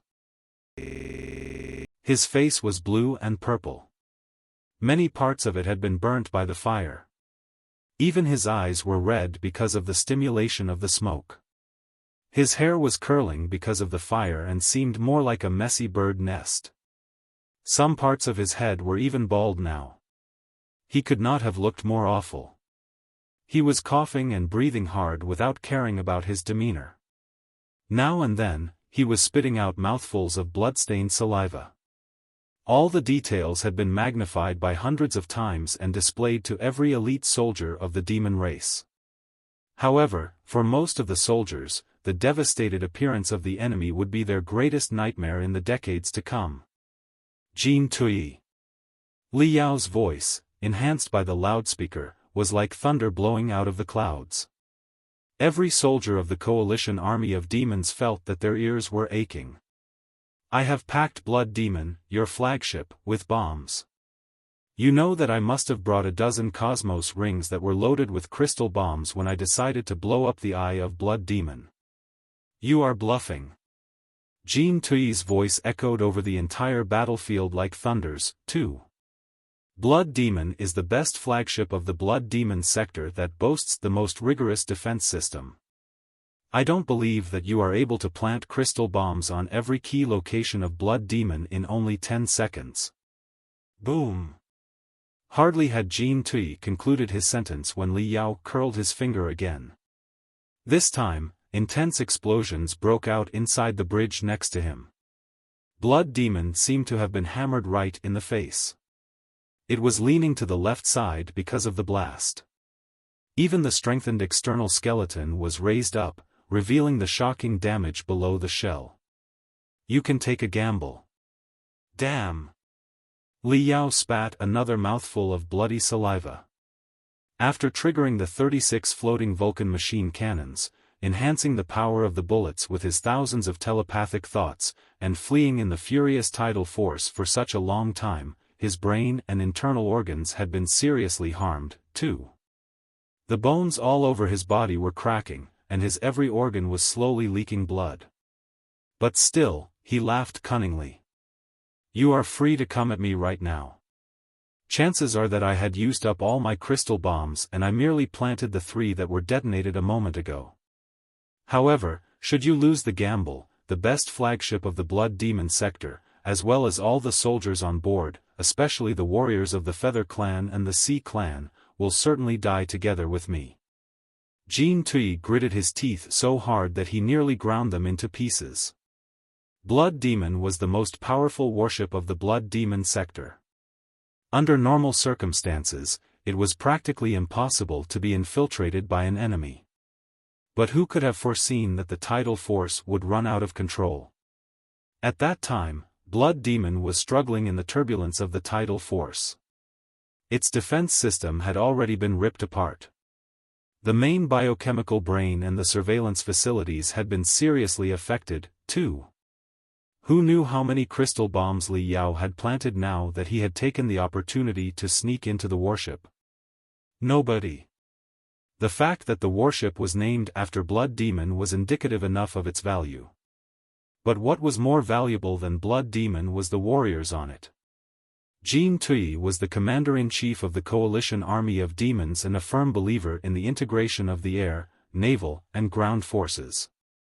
As his flagship, there was no doubt that Blood Demon accommodated most soldiers of the Feather Clan and the Sea Clan, their ally. The first wave of attack was mostly made of the ground troops of the Kingdom of Lion Butchers and the Nether Spring Kingdom. Air forces such as the Mirage Falcons were few. The second wave of attack, in comparison, was commanded by Jin Tui in person, and naturally consisted most of the best troops of the Feather Clan and the Sea Clan. Right now, the best troops of the Kingdom of Lion Butchers and the Nether Spring Kingdom had been annihilated, and more than 10 demon emperors had been killed in the teleportation. Was it really worthwhile to kill a nascent soul stage cultivator at the cost of the best flagship of the Blood Demon sector and all the best troops of the Gold Crow Kingdom and the Sea Dominator Kingdom? Before Jin Tui opened his mouth, Hong Yuntao, a demon emperor of the Sea clan and one of the 4 giants of the Blood Demon sector, blinked forward and subtly stood in his way. Raising his voice, he asked, "What do you want exactly? We are not going to let you walk away." Li Yao coughed hard for a while. His bloodshot eyes were purer than ever as he sincerely declared, "Peace. All I want is peace." Boom! While his words were still echoing in the air, 2 devilish warships that had crashed into each other not far away exploded because their catalysts, which were incompatible, were mixed up and exposed to the air. Fireballs were rising up to the sky like balloons. Jin Tui. Hong Yuntao. Soldiers of the coalition army of demons who were mostly injured. Li Yao coughed. "All right, let's talk about peace later. All I want right now is a frank conversation with Jin Tui, the commander-in-chief of the coalition army, for 5 minutes so that the strongest warriors of the coalition army will learn the whole truth." Ha. Ha ha ha. Are you still trying to talk your way out of your doom right now? Jin Tui was so pissed off that he was actually laughing. His aura grew more and more intimidating, like a devastated and infuriated eagle that had stretched its wings to hundreds of meters away. Boosted by his demonic energy, the clouds in the sky all turned into feathers and flapped behind him as 2 new, even more enormous wings. "My son is dead. The Mirage Falcon troop is doomed. The Red Tide plan has failed. That's all because of you." Jin Tui shouted in fury. "Exactly." With the support of his saber, Li Yao struggled to his feet. He burst into laughter toward Jin Tui with his blood-stained teeth. "You are quite right. The Eye of Blood Demon has been mostly destroyed and cannot be repaired in half a year. Perhaps, it will take a year or 2 before it is reconstructed. But by then, the Heaven's Origin sector will be highly alert. This time, a few of your troops have invaded the capital city of the Star Glory Federation. Even the most idiotic cultivators of the Heaven's Origin sector are well aware of your scheme now. You must know that the Heaven's Origin sector can calculate the timing when the 3 satellites align as precisely as you can. Moreover, you have lost 14 demon emperors and more than 10 of your best troops, including the Mirage Falcons, in your futile attempt. You have lost the world war between the 2 sectors. You have missed the last window to attack. The capability of the Heaven's Origin sector and that of the Blood Demon sector have been reversed. Our roles in the war have swapped. The Red Tide plan is the scheme of your final war. It has consumed tremendous resources of the Blood Demon sector. In a year and a half, there is no way that you can launch a second Red Tide plan. But after a year and a half, the Heaven's Origin sector will have built the capital city into a thorough, heavily defended fortress. For you, occupying other metropolises is pointless. It will only be a waste of the resources and manpower of the Blood Demon sector. In short, you will not have the forces to initiate an all-out attack on the Heaven's Origin sector in the next 3 to 5 years. But in 3 to 5 years' time, when the capability of the Heaven's Origin sector soars, you will not stand a chance either.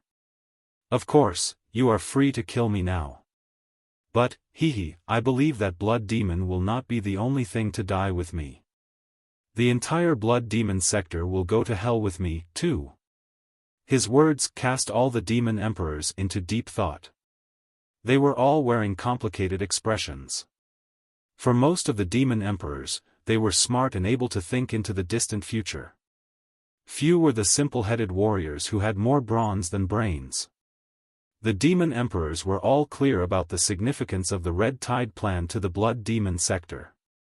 They also knew that, after the Eye of Blood Demon was destroyed and so many demon emperors and elite troops were killed, the Blood Demon sector had lost the chance to crush the Heaven's Origin sector once and all for now, or perhaps forever. It was no longer a question about how to conquer the Heaven's Origin sector but how to save the Blood Demon sector and how to preserve their family, their clan, and even the entire demon race. Hong Yuntao, the demon emperor of the Sea clan and the master of the Sea Dominator kingdom, had other thoughts, too. He was the weakest one of the four giants of the blood demon sector, and he had always collaborated with Jin Tui, who ranked the third, so that they could have a larger voice. On many occasions, he had been dwarfed by Elder Blood Robe, a demon emperor of the Claw clan, and Elder Nether Spring, a demon emperor of the Insect clan, and ended up being their pawn. Although his ally, Jin Tui, had been elected as the leader of the coalition army of demons, Hong Yuntao knew clearly that it was a temporary concession of the Continentalism advocates. After they caught their breath, they would certainly take back their power, and the Feather clan and the Sea clan, who were relatively weak, would not be able to stop them. But right now, the situation had undergone subtle changes. In the Red Tide plan, the first wave of attack had almost exclusively consisted of demon emperors of the Claw clan and the Insect clan. Other than the Mirage Falcons, most of the other legions were the troops of the Insect clan and the Claw clan. The Sea clan had not sent any troops. Of course, it was not a coincidence. The capital city of the Star Glory Federation was not next to the ocean. Although a large river flowed through the downtown area and there was a fairly large man-made lake, room for the Sea clan to play their role was quite limited. The first wave of soldiers to march into the capital city was responsible for taking over the strategic locations and establish fixed bastions. Naturally, the ground troops were the main force. Also, the gap between the first wave of teleportation and the second was only 5 minutes. Therefore, the demon emperors of the Claw clan and the Insect clan had no complaints about the arrangement. Who could have foreseen that the Eye of Blood demon would crash suddenly and cause a destructive blow to the forces of the Nether Spring Kingdom and the Kingdom of Lion Butchers? Right now, in the coalition army of demons, the Nether Spring Kingdom and the Kingdom of Lion Butchers had suffered heavy losses. The soldiers were all in a mess because of the lack of high-ranking officers. As for the forces of the Gold Crow Kingdom and the Sea Dominator Kingdom, they had barely suffered any loss except for the Mirage Falcon troop led by Jin Tui's eldest son. Strong as the Mirage Falcons might have been, they were only one of the troops of the Gold Crow Kingdom. The Gold Crow Kingdom, as one of the four superpowers of the Blood Demon sector, was not really hurt just because of the loss of the Mirage Falcons. Right now, the forces of the Gold Crow Kingdom and the Sea Dominator Kingdom combined seemed to be slightly stronger than those of the Kingdom of Lion Butchers and the Nether Spring Kingdom. Hong Yuntao's eyes were flickering side to side non-stop. The truth was that, since the point of impact between the Blood Demon sector and the Heaven's Origin sector was in the Dark Desolate domain on the Grand Desolate Plateau, and it was impossible for the Sea clan to march through the dry, barren desert, the Sea clan had barely participated in the invasions against the Heaven's Origin sector, and there was no much grudge between them and the cultivators of the Heaven's Origin sector. The war cannot be fought any longer, Hong Yuntao secretly thought to himself. However, he definitely would not say what was on his mind directly. As a leader who was experienced in political struggles, Hong Yuntao knew exactly what a terrifying beast the will of the people was when it was completely activated.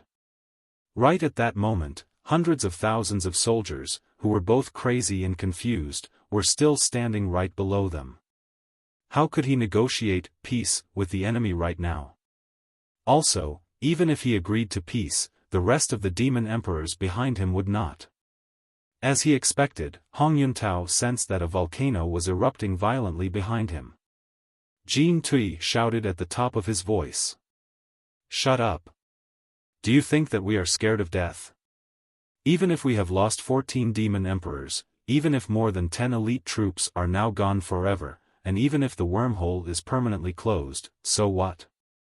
We still have dozens of demon emperors, hundreds of thousands of soldiers, and billions of civilians who can fight. Even if the Blood Demon sector is drowned in the ocean of fire, even if there is only one last soldier that is still standing, even if all the demons are sent out to battle, we will carry on the fight with the shameless cultivators of the Heaven's Origin sector. We are the offspring of Pangu. We are the children of Nuwa. We do not fear death. Death is just a starting point. Obliteration. Rebirth. Immortality. He seemed to have gone mad because of his eldest son's death. Hong Yuntao's eyes passed Jin Tui and stopped at the rest of the demon emperors on the spot. They were mostly mediocre demon emperors, from the cities and caves outside of the four superpowers or the smaller-sized noble families in the four superpowers, who were not qualified to participate in the decision-making process of the pantheon of demons. In short, they used to be the vassals of the 12 demon emperors of the pantheon of demons. However, right now, of the 12 demon emperors of the pantheon of demons, several had perished in the collapsing wormhole. Those mediocre demon emperors could not help but have other thoughts. Hong Yuntao and those demon emperors exchanged some information secretly during their eye contact. A few demon emperors from the Sea clan subtly moved to other locations under his lead.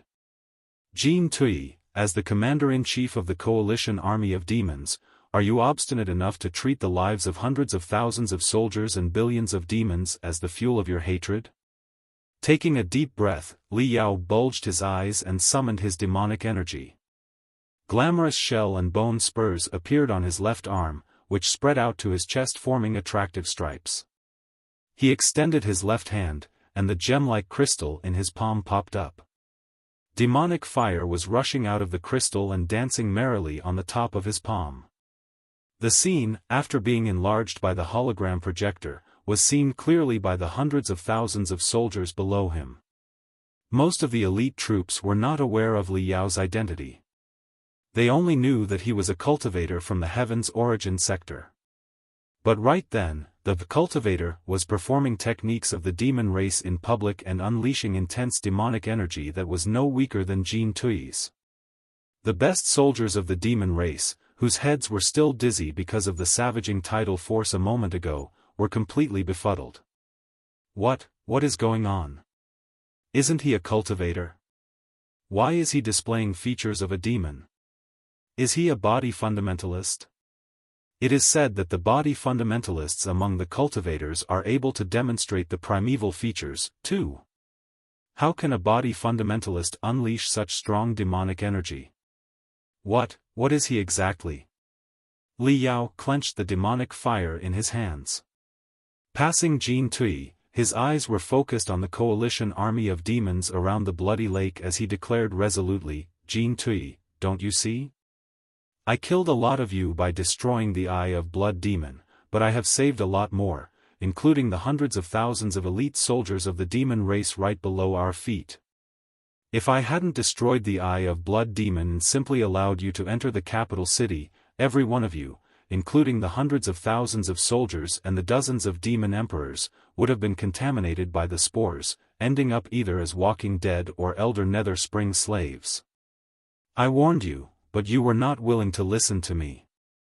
Thus, I had to stop the spore stratagem in my own way. Shwa. Shwa. Shwa. Shwa. Shwa. In the sky above Li Yao's head, more than 10 enormous light beams appeared again, displaying everything that he had seen in the Mausoleum of Chaos and the gloomy islands in the North Pole. The fierce fight between the Fire Ant King and Elder Nether Spring in the Mausoleum of Chaos, the existence of the Nether World Watch, the inhumane experiments that Lu Wuxin conducted deep inside the Nether World, Li Yao's battle against the Nether World Watch himself, the miserable appearances of 2 captains of the captives named Han Tuhu and Sua Chaolong, and tremendous experiment data. Most of the pictures had been captured by Neltharion, and the rest had been taken by the crystal cameras of the Mystic Skeleton battle suit. After the careful montage of the specialists in Skyfire, they had turned into an impressive video clip. For most of the elite soldiers of the coalition army, they had never learned the details of the spore stratagem and considered it pure nonsense, if they had ever heard it at all. This was the first time that they had seen such a shocking view. Li Yao specifically magnified the picture where Lu Wuxin was testing the uncontrollable mutants deep inside the Nether World. The uncontrollable mutants, whose horror was beyond imagination, seemed to be roaring right in front of the elite soldiers' eyes. They all felt that their blood was freezing. The soldiers were even more infuriated when they saw that even the noble, silver blood demons were also locked deep below the ground for experiments and even modified into the appearance of human beings. Is this true? Such a dreadful army named Netherworld Watch is lurking in the North Pole? Demon God virus? Uncontrollable mutants? This is too scary. Why are the demons turning into the appearance of human beings and human beings now look more like demons? For many soldiers of the demon race, their worldview collapsed in that moment. Hong Yuntao stared at the new information without batting his eyes. It was not the shocking picture that he paid attention to but the sophisticated experiment data. The impeccable data cast Hong Yuntao into deep thought. Videos could be faked however extraordinary the visual and sound effects were, but the data, which was internally linked, could not be fabricated easily. False. That is all false. Jean Tui gnashed his teeth. This is all part of the Star Glory Federation's strategic deception. You are just trying to buy yourself more time. Li Yao burst into such laughter that tears were flowing out of his eyes. The Eye of Blood demon has collapsed. So many demon emperors and elite soldiers have been killed. You cannot possibly launch a large-scale attack in the next 3 to 5 years. Is there any need for me to buy more time? Jean Tui, believe it or not, the fatal spores are hiding inside your army right now. The Eye of Blood demon has been destroyed anyway. For the time being, you will not be able to start a new attack. So, why don't you perform a full examination on the soldiers here? I guarantee that you will certainly find the spores. One last reminder. The wormhole leading to the Heaven's Origin sector has been completely closed. The spores will not reach the Heaven's Origin sector. Therefore, they will only be trouble for the Blood Demon sector. It doesn't matter to me whether you believe me or not. After all, even if Elder Netherspring bursts into fury and turns to his last resort, the worst-case scenario is that the Blood Demon sector will become a living hell and all the soldiers, as well as your family, will be transformed into zombies. Do I really care about that at all? Jean Tui was trembling in anger. The tip of his every feather was turning crimson, as if he had donned a big, red battle robe. He raised his right arm high and pointed at Li Yao like a saber. Commander, what are you doing? Sensing that Jean Tui's killing intent was soaring, Hong Yuntao's face lost its color as he dashed to Jean Tui and said in a low voice, I feel that what the guy said is not entirely pointless. The Eye of Blood demon has been destroyed. Our morale has hit rock bottom. We have lost the war. What use is there in killing him right now? Let's figure out how to clean this mess up first. Jean Tui glimpsed at him coldly. Look at the soldiers below us, Hong Yuntao added in a hurry. They are in disorder right now. If even Blood Demon is destroyed by him, what can we expect to compete against the Heaven's Origin sector with? He couldn't have installed too many crystal bombs in only 10 seconds. Jean Tui remarked gloomily. He is just bluffing. The issue is not whether he can destroy Blood Demon or not. Hong Yuntao lowered his voice and said quickly, the real issue is that more than 10 demon emperors from the Claw clan and the Insect clan, as well as a great number of elite warriors of the Nether Spring Kingdom and the Kingdom of Lion Butchers, have been killed, and their remaining troops are now lacking leadership. We are about to witness an unprecedented change in the history of the Blood Demon sector, and we must figure out a way to lead the Blood Demon sector onto a new path. Are we really going to fight until there are no standing soldiers and the Blood Demon sector is an ocean of fire? Jean Tui sniffed. Finally, he turned around and glanced at the demon emperors behind him. Some of the demon emperors were deep in thought, and some were wearing a resolute expression. Some of their faces were unpredictable, and some were written with fury. But it was obvious that none of them were prepared to go forth and die together with Li Yao. Jean Tui's right hand was still in midair, but he could not slash it down anymore. Right then, AO. The gold-winged falcon below him suddenly shrieked in an ear-splitting voice and knocked him off before it flew higher into sky. While flying, it was writhing in pain. Countless dark, green pustules appeared on the falcon's body and festered at a visible speed, soon enveloping the beast and turning it into an abnormal monster made of a series of lumps. Then, the pustules all exploded into clusters of dark, green mist. Everybody was shocked. The venomous mist raged and spread out. Jin Tui was greatly startled. He retreated hundreds of meters back together with the other demon emperors before commanding a barrage of the devilish warships to burn the venomous mist into nothingness with demonic fire.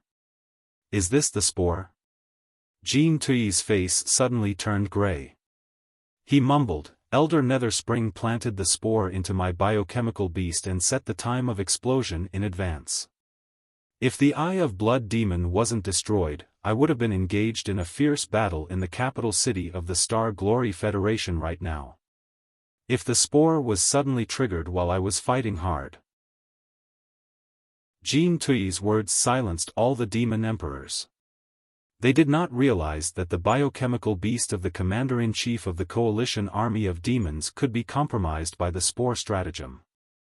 If that was the case, what about their biochemical beasts and the companions next to them? If Li Yao had not destroyed the Eye of Blood demon just now, a lot of them would have entered the capital city of the Star Glory Federation for battle. When they were fighting hard against the cultivators of the Heaven's Origin sector, who could have survived when the spores suddenly broke out? The coalition army of demons on the ground were watching the scene clearly, too, and saw that their commander-in-chief's biochemical beast had turned into a writhing monster. The elite soldiers of the demon race were greatly shocked. Looking at each other in bewilderment, they were thinking the same question. Is what he said just now true? Does the spore stratagem really exist?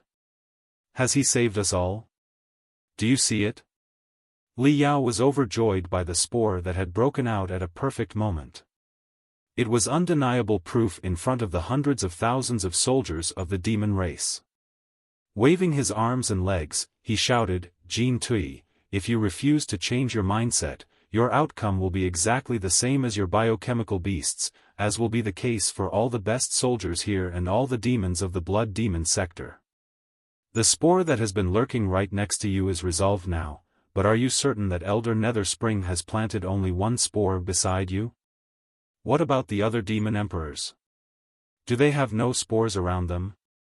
I am heavily wounded anyway, and my crystal suit has exploded. There's no way that I can escape. Even if you are determined to kill me, why must you be in such a hurry? Take some time to examine your army first. If you can't find a second spore, I am willing to cut off my head and give it to you as a football. Jin Tui's eyes were still resolute and gloomy, but his lips were trembling, indicating that he was in a quite dilemma. Commander. Hong Yuntao coughed and reminded him, when we drafted the Red Tide plan, did you not arrange for a medical warship named Bloodborne, which boasts level 6 virus examination abilities, to join the battle formation fearing that our warriors would be scourged by the weird viruses in the Heaven's Origin sector? Move Bloodborne here and run a test. It is true that he has nowhere to run. We can do whatever we want to him, but we are not in a hurry. Jin Tui blinked and struggled for a long time. Finally, he gritted his teeth and turned around, staring at the rest of the demon emperors. Everybody, the blood demon sector has truly come to the most critical juncture. Right now, what counts most for us is unification. Only with unification can we manage to pass through these troubling times. Right now, we cannot confirm whether the spore stratagem is real or a scheme of the Heaven's Origin sector. However, assuming that the spore stratagem does exist, Elder Nether Spring's primary targets for his infection are definitely the demon emperors here. As the saying goes, destroy the leader and the gang will collapse. As soon as we are all infected and transformed into his slaves, it will be much more convenient for him to completely contaminate the coalition army of demons. Therefore, I must ask you to think carefully. In the original battle plan, who was to be the closest to you after you arrived in the capital city of the Star Glory Federation? Not just the warriors but also the demon beasts and the biochemical beasts. I am planning to move Bloodborne over and perform a full examination on the soldiers and demon beasts, which may take 1 day. Are there any objections? All of Demon Emperors looked at each other in bewilderment. The strongest had the largest voice in the world of demons. Of the 4 giants of the Blood Demon sector, Jin Tui had ranked 3rd before, topped by Elder Blood Robe and Elder Nether Spring. The mediocre demon emperors, especially those from the Claw clan and the Insect clan, naturally respected their own leaders and would not entirely listen to Jin Tui's command. But right now, Elder Blood Robe had been teleported into the Heaven's Origin sector, only having a slim chance of survival. Elder Nether Spring had been impeached and involved in the mysterious scheme named the Spore Stratagem. The remaining demon emperors of the Insect clan, stared at by so many suspicious companions, almost could not wait to prove their innocence. There was no way that they were going to defend Elder Nether Spring. Jin Tui's request was very reasonable. The other demon emperors had neither the strength nor an excuse to defy him. Han Yuntao, as Jin Tui's hardcore ally, was the first to nod. Alright. I am going to make a list now. Everybody on the list, including myself, will be examined. Of the 4 giants, 1 was assumed to be dead, 1 was currently being suspected, and the other 2 had the same attitude. Other demon emperors had nothing more to say, and all nodded along. If truth be told, they were worried that horrid spores were lurking around themselves, too. Excellent. Glimmers blinked in Jin Tui's eyes before he quickly declared, "Heed my orders. First, the coalition army of demons will set up camp immediately and perform sanitation and sterilization work according to the standard of a level 6 infection. The demon god virus cannot withstand high and low temperature. So, prepare the fire and frost weapons, and kill all the infected soldiers suspected to be spores without mercy. Second, move the medical warships over, and prepare a rapid virus test immediately. Third, list your trusted subordinates and the most indispensable demon beasts and biochemical beasts for examination. Annihilate all of them should there be any anomalies. Not only will your trusted subordinates receive the virus test, they will also be interrogated in a deep hypnotization state. Those who refuse to be hypnotized shall be executed instantly. Fourth, all the devilish warships must activate their self-destruction rune arrays and aim their cannons at the ground. If any suspected spores are discovered on the ground, blow them up immediately. If too many soldiers on the devilish warship are infected and the disease is beyond control, detonate the entire devilish warship at the earliest chance. Fifth, contact Elder Nether Spring right now and ask him to arrive at the Eye of Blood Demon as quickly as possible, partly to supervise the troops of the Insect clan here and partly to participate in the investigation of the Spore Stratagem. Finally, perform emergency maintenance on the Eye of Blood Demon, and try to recover the short-distance teleportation ability as soon as possible. Hong Yuntao was dazed. He frowned and said, "The Eye of Blood Demon has been seriously sabotaged. It is not likely to be repaired in a few days, is it? Even if it is repaired, we still won't be able to teleport many troops to the Heaven's Origin sector since the peak hour of the tidal force is already over. Who says that I am going to teleport the troops to the Heaven's Origin sector?" Jin Tui narrowed his eyes. The agitation and fury a moment ago were concealed in the deepest part of his pupils. He was suddenly more tranquil than ever, but the intense killing intent around his body was still increasing, decorating his body with yet another layer of sharp feathers. I only want part of the teleportation function of the Eye of Blood Demon to be repaired so that part of the best troops can be sent into Elder Nether Spring's nest in the Nether Spring Kingdom. Deep in thought, Hong Yuntao nodded. Then, he suddenly shuddered, and his pupils constricted. He looked at Jin Tui in an utterly different way, with shock and fear. Jin Tui patted his shoulder softly, but his giant hands did not leave his hardcore ally's shoulder.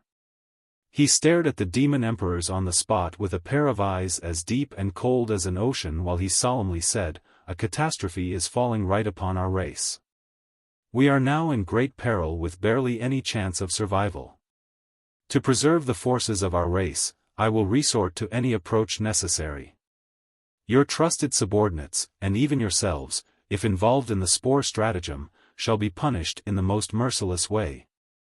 Carry out my orders." "Yes, Commander." All the mediocre demon emperors were sweating under Jin Tuyi's stare. They all echoed and dispersed, regrouping their troops and summoning their subordinates. But Hong Yuntao still lingered next Jin Tuyi, wearing a both frightened and confused expression, as if this was the first day that he had met his old friend whom he had been fighting side by side for decades. Jin Tuyi did not avoid his skeptical eyes at all. Holding his battle saber, he demanded, one word after another, "General Hong, is there any part in my orders that you find confusing?" In the pantheon of demons, they were both among the four giants. One of them was the leader of the Feather clan while the other was the leader of the Sea clan. They were equal. But right now, they were in the middle of a war. In the coalition army of demons, Jin Tuyi was the commander-in-chief, and Hong Yuntao was merely a general. Theoretically speaking, Jin Tuyi definitely had the right to punish Hong Yuntao mercilessly. Hong Yuntao glanced at the ground and looked for his own troops. Because of the savaging tidal force, the elite troops of the Sea clan had been mixed up with the warriors from the other clans. Also, they had been asked to set up camps and perform sanitation work in a hurry. It was impossible for them to regroup quickly and display their full combat ability. Although the ocean was a boundless place and there were endless resources at the bottom, the density of resources in a given space was far from that on the continent. Also, it was very costly to collect resources from the trenches that were tens of thousands of meters deep. Fire was the source of every civilization. Modern civilizations could not have been established without large-scale metal purification. There were a lot of restrictions at the bottom of the ocean to use fire. Therefore, although the Sea Dominator Kingdom's territory was an infinite ocean, its comprehensive capability was the lowest among the four major demon kingdoms. It was even weaker than the Gold Crow Kingdom, which governed the sky. If it were in the ocean, Hong Yuntao would not have been scared to turn against anybody. He was confident to confront even the best troops of the Nether Spring Kingdom and the Kingdom of Lion Butchers with his warriors. However, he was on the continent right now. The only water area here was the bloody lake that had been half vaporized. Would a shark not have the most terrible fate when it was forced to land on the beach even though it was fiercest in the ocean? In the intense staring contest, Hong Yuntao was the first to admit failure. He slightly lowered his head and said, "No, there isn't. Commander, I will summon my subordinates for the examination immediately." "Wait." Jin Tuyi was still holding Hong Yuntao's shoulder, but his eyes were gentler than before. In a low voice, he said, "Blood Robe is dead, and Nether Spring is about to be dead, too. The Kingdom of Lion Butchers and the Nether Spring Kingdom have suffered heavy losses. The Blood Demon sector will embrace a vastly different future. The future is too huge to be enjoyed by the Feather clan alone, isn't it?" Hong Yuntao realized where the conversation was going. With a smile, he took a deep breath and nodded, replying loudly, "Yes, Commander." Inside the command center of the Spore Stratagem in the Netherworld Watch's secret base. If the place had been like an undersea graveyard when the Eye of Blood Demon was destroyed, it was like an undersea graveyard that had been abandoned for thousands of years now. The picture sent to the retinas of the captains of the Netherworld Watch through the wireless brainwaves made their faces more awful than ever. As the peak hour of the tidal force gradually passed, the three bloody moons in the sky split apart, and the lake was now stable again. The troops that were mixed together were setting up camps on the spot, building up iron gauze with high-voltage electric arcs and defense rune arrays. The safety measures were meant to both stop the enemy from rushing in and the soldiers inside from running out. Many soldiers were wearing flawless anti-chemical suits and breathing from cans filled with compressed air or through filters. Acid cannons were spinning non-stop, looking around at high alert. Soldiers in anti-chemical suit and masks, under the lead of the demon emperors, looked for their trusted subordinates and demon beasts. Whenever they found a target, they would escort the target into Bloodborne, the medical warship, for examination. All the demon emperors and soldiers kept their distance from the examinee and locked onto them with remote firepower, not giving them the chance to infect others. Swoosh! Right then, the southwest of the crowd was in a mess. A tiger warrior soared into the sky and escaped at the highest speed. The demon emperor could not stop the deserter however loudly he shouted. Boom! Boom! Boom boom! The demon emperor of the Claw clan stopped chasing. Frustrated, he waved his hands. The devilish warships behind him immediately launched a barrage, swallowing the tiger warrior with acids, venom, and demonic rays. Then, demonic fire sterilized all the places where he had been so far. What an idiot! Despot, a captain of the Netherworld Watch, was more than infuriated by what he saw. He slapped the table and shouted, "Why is he running? Isn't that a confession?" "It's useless, Swirl," the other captain replied desperately. Even if he didn't run away, there would have been no way that he could pass the level 6 virus test. It is even likely that he would have told all our secrets in the deep hypnotization state. He is not the key to our problem, nor are any other spores hiding in the coalition army of demons. It was Jean Tui's biochemical beast, the spore that was first detonated, that made the situation hopeless for us. Why on earth did the scorpion-tailed gold-winged falcon mutate without reason and release such terrifying venomous fog? We did not modify the biochemical beast at all. It was Jean Tui's favorite biochemical beast. Refining it into a spore was too risky. Therefore, we did not touch it at all. Besides, the symptom is totally different from the outbreak of the demon god virus. Swirl and Despot both looked at Elder Netherspring in suspicion.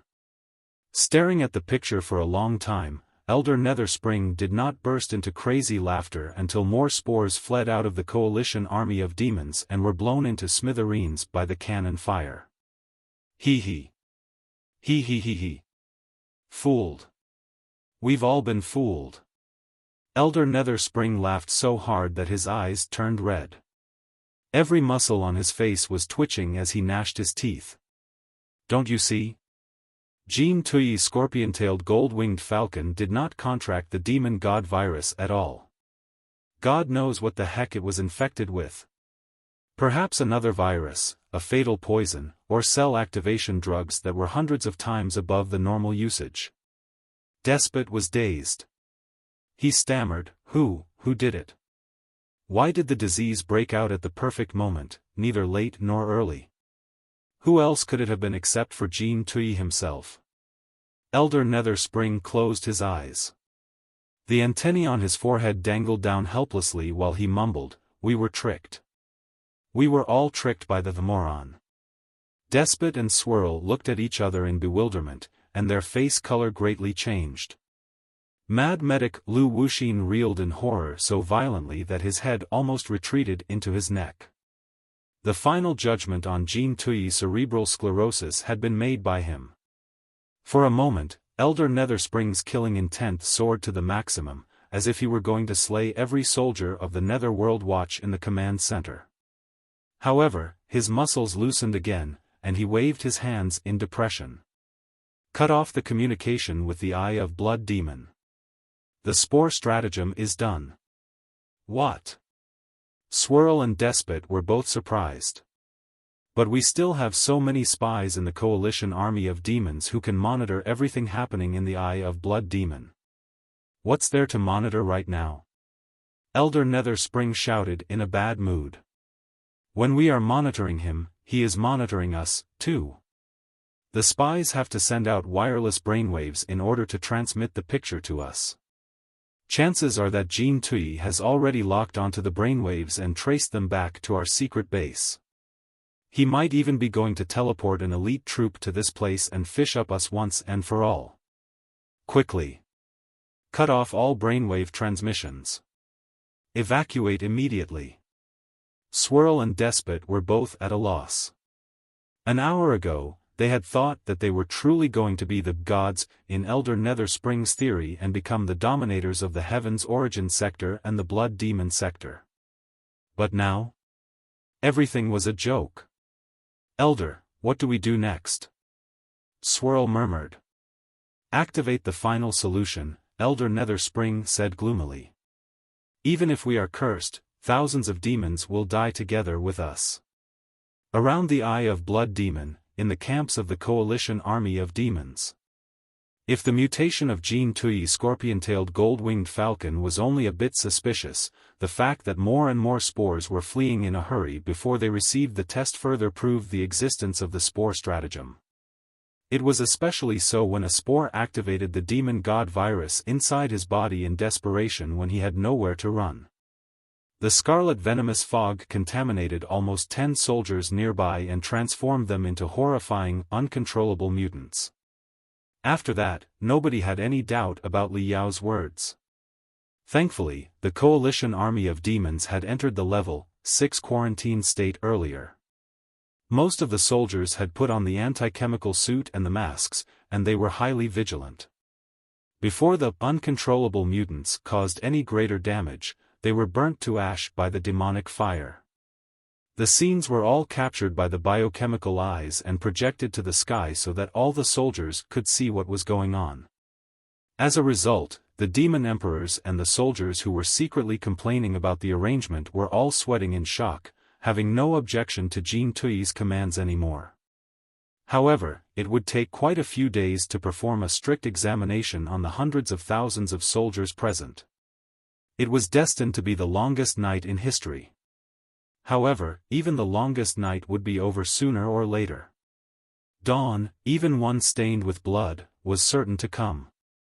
Above Blood Demon, the flagship of the Coalition Army of Demons, Jean Tui and Li Yao confronted each other in silence, 10 meters away from each other. They were the only two in the hundreds of square meters nearby. 32 spores have been discovered. 12 of them detonated themselves and infected almost 100 soldiers. Most of the victims were annihilated, but 9 uncontrollable mutants were captured alive, Jean Tui said casually. After a lengthy discussion, all the demon emperors have agreed unanimously that the spore stratagem is real. Therefore, as a representative of all the demon emperors, we can have a proper talk now. Li Yao sat cross-legged and scratched his burnt hair, grasped by a feeling of anxiety. He had been confident that everything was under his control. However, since the mutation of the scorpion-tailed gold-winged falcon, the whole event seemed to have undergone subtle changes. Jean Tui's reactions were too fast, weren't they?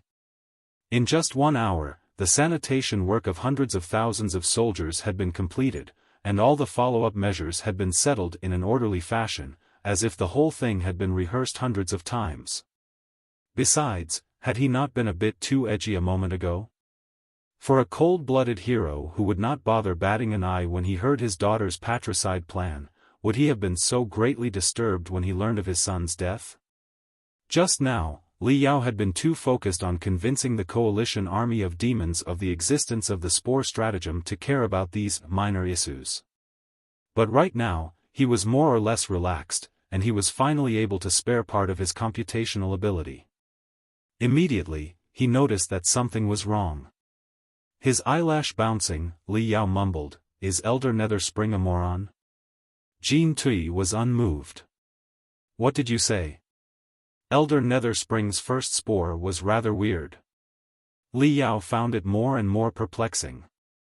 If he had indeed planted the demon god virus in your biochemical beast and set it to be detonated at a certain time, there is no reason he would let the virus break out so early.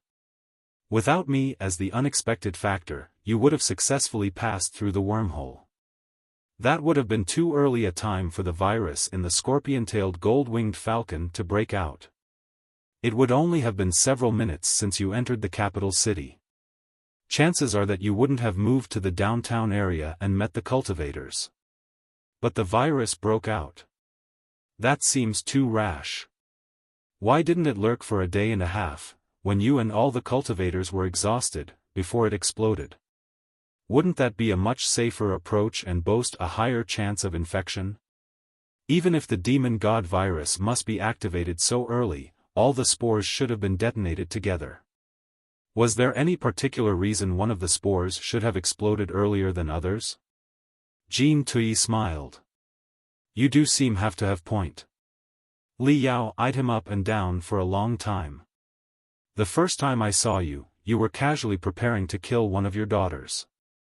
The second time I saw you, you burst into fury because of the death of your son. Now, only 1 hour has passed, and you are talking and laughing casually again? All those are the details that do not matter, Jean Tui said peacefully. What counts right now is that there is finally reason for our cooperation. You mentioned that the divine blood of chaos is flowing inside Jean Xinyue's body and that you are trying to duplicate her blood and synthesize the divine blood of chaos as an antidote for the demon god virus. Now, my soldiers have contracted the demon god virus and turned into uncontrollable mutants. Even more soldiers are faced with the threat of the demon god virus right now. I need the antidote. Wait. Wait, Li Yao said. My head is a mess right now. I have to think about too many questions. I'm a bit confused.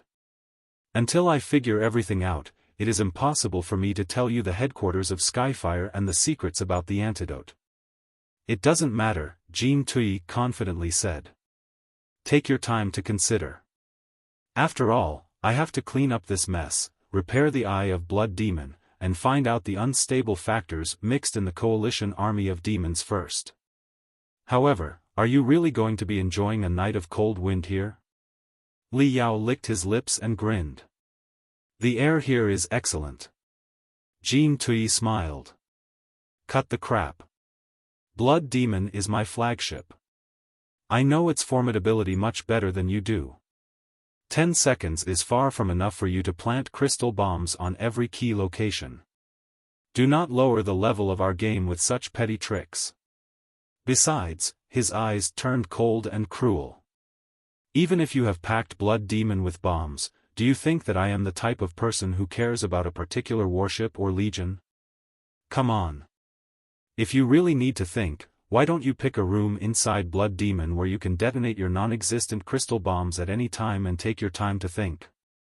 Even if you don't believe me, you should at least believe in your own deduction and judgment. In the current situation, you are not only my companion to fight against Elder Netherspring but also the most crucial bridge for our communication with the Heaven's Origin sector. There is no reason I would kill you at this moment, is there? Li Yao stared at Jean Tui for a long time before he solemnly observed, I find that I seem to have fallen into your trap. 10 minutes later, after dealing with Li Yao, Jean Tui dismissed his subordinates and returned to his secret relaxation chamber. The moment he closed the door of the cabin, he could not hold it any longer and fell to his knees, supporting himself with his hands. However, after only half a second, his two hands turned into noodles, and he leaned forward and collapsed to the ground like a pile of mud. Crack! Crack! Crack! The excruciating pain inside his brain, which felt like a volcanic eruption, made Jean Tui's eyeballs bulge out, and his eyes ripped apart. Veins were protruding all over his face, and every orifice was bleeding. Sweat was flowing out incessantly like a spring. He gritted his teeth so hard that he almost crushed them. The nerves on his gums rubbed against each other and caused insufferable pain.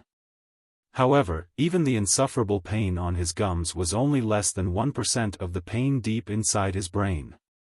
The commander-in-chief of demons was sobbing in pain. Pain, painkiller. Jean Tui was both crying and sweating. Like a skinned dog, he was struggling in the ocean of pain and shouted in a completely twisted voice. Paji. Paji. Paji. Paji.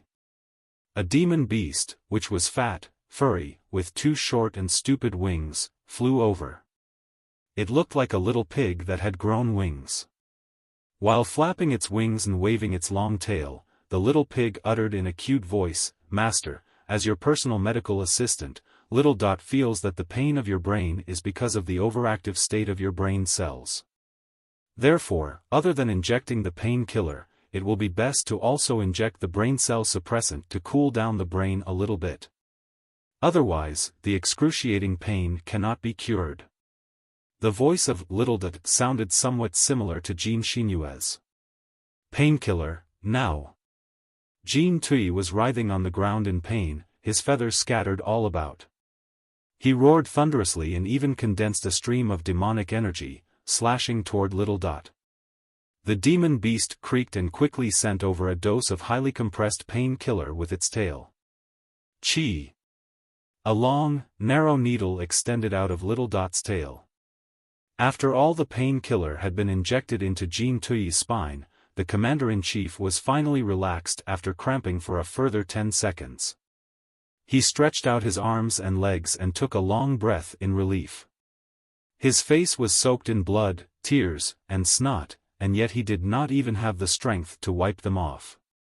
"Little Dot, inject another 4 units of the brain cell activation drug. Master, your cerebral sclerosis is now in the middle phase. In the middle phase, it is best that you adopt the conservative therapy and suppress your thinking ability to below 70% with the brain cell suppressant. You cannot use your thinking ability at the maximum anymore, much less bringing it beyond 110% with 4 units of brain cell activation drug. It is like a patient of a serious heart disease participating in a short run after injecting too much exhilarant. It's too dangerous." All in all, according to Little Dot's deduction, the overloading in the recent half-year has already put Master's brain on the verge of collapse. "If you don't treat your brain well, you might become a moron at any moment, Master. You are Little Dot's creator, Master, and you are father to me. How can Little Dot stand by and watch Master turning into a moron?" Jean Tui stared at the demon beast coldly. "Little Dot, turn off the artificial intelligence simulation mode and switch to enforced excitation mode. Shut your annoying mouth. 4 units of the brain cell activation drug, and 1.5 units of the slow-release painkiller. Inject now." "Yes, Master." Chi, 2 doses of deep, bluish drugs were pushed into the back of Jean Tui's head steadily. His bulging veins slowly turned blue. Even the deepest part of his pupils seemed to have been dyed an azure color. The blue color flashed and quickly disappeared. Jean Tui's eyes were mysterious and unpredictable again. He casually said, "Little Dot, test the keenness of the synapses on the nerves in my brain and calculate my thinking ability. What is my status right now?" "Yes, Master. According to my measurement, after injecting 4 units of the brain cell activation drug, your intelligence level has returned to 99% of your peak state. However, your brain has been too seriously damaged to maintain this efficiency for long. It will retrograde in 3 to 5 days. Large doses of the brain cell activating drug will be required by then. But the odds of a brain crash and loss of self-awareness will be much higher, too." "Got it," Jean Tui said calmly. "If I really turn into a moron, you know what to do."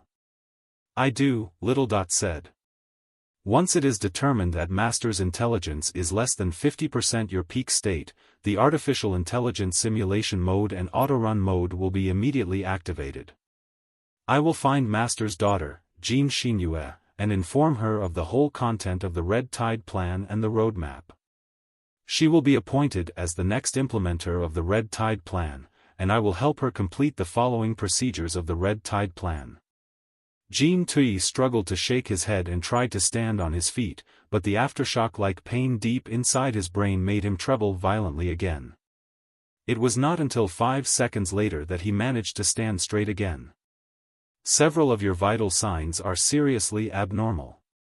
You should take at least an hour's rest in the medical cabin. Don't think that I do not know you have activated the artificial intelligence simulation mode in secret when you pretend to speak in a calm voice, Jean Tui snarled. I am going to take a shower, little dot. Prepare something to eat for me. I can rest for 10 minutes at best. It is going to be a long night. The dawn is still far away. 20 minutes later, in his office on Blood Demon, Jean Tui put on a fresh, white robe. Together with his dustless wings and the high crow on his head, which was knitted with feathers, he looked more elegant and unworldly than ever. He never gave out the feeling that he was a commander-in-chief. He was more like a chess player who considered the universe his board and the stars his chess pieces. Jean Tui crossed his hands in front of his chest while he stared at the unattractive, middle-aged member of the Feather Clan before him. The member was the cook that he had kept in his company since he was in his hometown. Every night, when he was enjoying the red fire star-spotted oysters, the two of them would spend 5 minutes alone. The cook who was particularly good at making seafood was also the head of the Dark Clothes Society, a special force responsible for espionage, assassination, sabotage, and intelligence under Jean Tui's command. One might also say that he was the head of Jean Tui's personal agents. I didn't know that the spore stratagem was real and that Elder Netherspring had planted so many spores in the coalition army of demons. Even the chief's ride was infected. It was a serious mistake on our side, the head of the Dark Clothes Society said nervously. Thankfully, we've got the situation under control. We are definitely going to search for Elder Netherspring spies and eliminate every single one of them. A thorough search is indeed necessary, Jean Tui said emotionlessly. Even my mount was compromised by them. I do wonder, how many people around me, or rather, in the entire Feather Clan, can I trust? Rest assured, Chief. The head of the Dark Clothes Society wiped off his cold sweat and gnashed his teeth. The Dark Clothes Society will take action immediately. We will try to filter all the best soldiers of the Feather Clan and locate the spies in 3 days. Filter, we must, Jean Tui said. However, the Dark Clothes Society will be relieved of the trouble for the mission. The head of the Dark Clothes Society was dazed. He stammered, Chief, who else do you want to complete the task if not the Dark Clothes Society? Right then, door knocks that were neither too heavy nor too light echoed. Jean Tui smiled. He drew a pattern in midair, and the cabin door was opened slowly. 3 muscular soldiers wearing the uniform of middle-level officers walked in a row. Their enormous body size, the vague scent of the wilderness, and their scorching eyes instantly filled the not-at-all small office. The head of the Dark Clothes Society was squeezed at the center. There was a pair of thick horns above all the 3 officers, either straight or as curved as a saber. Shen Tubo, captain of 101 Snow Yak Transportation Team, reporting for duty. Lu Faidu, captain of 337 Reindeer Logistics Legion, reporting for duty. Yang Rui, captain of a Black Antelope Mountain Special Force, reporting for duty. This is, the head of the Dark Clothes Society was shuddering in confusing and fright. Although the 3 young officers were from different troops and their appearances were vastly different, they had one thing in common. There were 5 main clans in the Blood Demon sector, namely the Feather Clan, the Claw Clan, the Sea Clan, the Insect Clan, and the Horn Clan. The 3 officers were all from the Horn Clan, the only one of the 5 clans that did not have their own kingdom. Of the 3 main clans, 3 lived on the continent. Among them, the Insect Clan had obvious differences from the other 2 clans. As for the Claw Clan and the Horn Clan, not all demons who had sharp claws belonged to the Claw Clan, and not all those who had thick horns were part of the Horn Clan. They were classified according to their eating habit. The carnivorous demons, like wolves, tigers, and leopards, belonged to the Claw Clan. The herbivorous and omnivorous demons, on the other hand, belonged to the Horn Clan, such as bull demons, goat demons, deer demons, horse demons, and even pig demons. Perhaps because of their genes, the Horn clan was the mildest one of the 5 main clans. They were not fond of aggression or fighting. However, it did not mean that the Horn clan was weak. Compared to the Claw clan, the Horn clan was mostly larger in size and boasted more physical strength. They were mostly natural-born Herculeses. In regard of valiance, Bull Demons, the largest branch in the Horn clan, had the largest number of tough warriors. The Boar warriors were the opposite of weak, too. Some other branches, such as Rhino demons and Mammoth demons, were as high and mighty as pillars supporting the sky. Even the most brutal Tiger demons and Wolf demons did not dare underestimate them. In regard to production and construction, the Bull demons, Goat demons, and Horse demons in the Horn clan were the role models of hard work. They were dutiful workers who could provide steady labor. With the joint efforts of so many branches, the Horn clan once established a magnificent country named the Horn Flame Kingdom, which enjoyed its heyday hundreds of years ago. However, the dominance of the Horn Flame Kingdom harmed the interests of the Kingdom of Lion Butchers and the Nether Spring Kingdom. The Horn clan, too straightforward to play dirty tricks, did not notice the conspiracy of the Insect clan and the Claw clan. Finally, 200 years ago, it was collectively attacked by the other 4 superpowers and eventually perished. But naturally, the Feather clan and the Sea clan did not get many benefits. Most of the territory of the Horn Flame Kingdom was divided by the Kingdom of Lion Butchers and the Nether Spring Kingdom. After losing their country, all the branches of the Horn clan ended up being the vassals of the other 4 clans. They did not have any voice in the pantheon of demons and lived under someone else's rule. In the coalition army of demons, they were either cannon fodder leading the charge or mediocre troops in charge of logistics or farming. 200 years had passed. Demons of the Blood Demon sector had gradually forgotten the formidable Horn Flame Kingdom. Nobody paid any attention to the Horn clan, who had been enduring the suffering in silence. The arrival of the 3 officers of the Horn clan and their spirit, which was vastly different from the demeanor of ordinary members of the Horn clan, made the head of the Dark Clothes Society realize what was going on. The head of the Dark Clothes Society knew that the troops under the officer's lead did not belong to the combat troops that were supposed to invade the Heaven's Origin sector. They were merely mediocre troops responsible for the shipment of assets. Among them, the Black Antelope Mountain Special Force was not even a shipping troop. It was not involved in battle at all. How did they end up here? Jean Tui's face was even sunnier than before. He nodded at the 3 officers. You are finally here. Everything good? Reporting to the commander, our troops have been successfully deployed. Yang Rui, captain of the Black Antelope Mountain Special Force, replied resolutely, besides the 3 of us, another 12 legions of the Horn clan are reinforcing. It is estimated that the area around the Eye of Blood Demon will be occupied within 2 hours. Excellent. Jean Tui glanced at the head of the Dark Clothes Society and said casually, Is there anything else you want to say? Jean Tui's eyes, which were as dazzling as a shining blade, made the head of the Dark Clothes Society understand everything.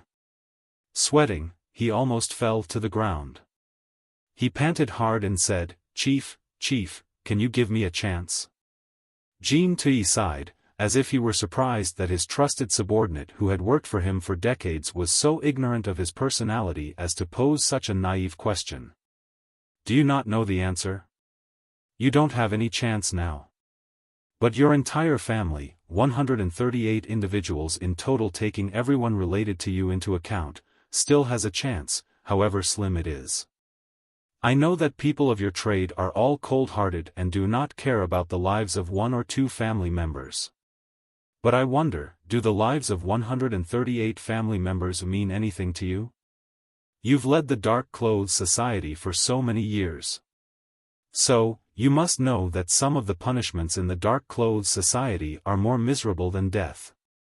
In fact, some of the punishments were invented by yourself. Do you wish for your own family to be tortured by the punishments you invented? The head of the Dark Clothes Society shuddered, sweat and tears pouring out non-stop. You've followed me for so many years, and I appreciate your loyalty so far. If you want a chance, I'll give you one. This is how we are going to settle this, Jean Tui said calmly.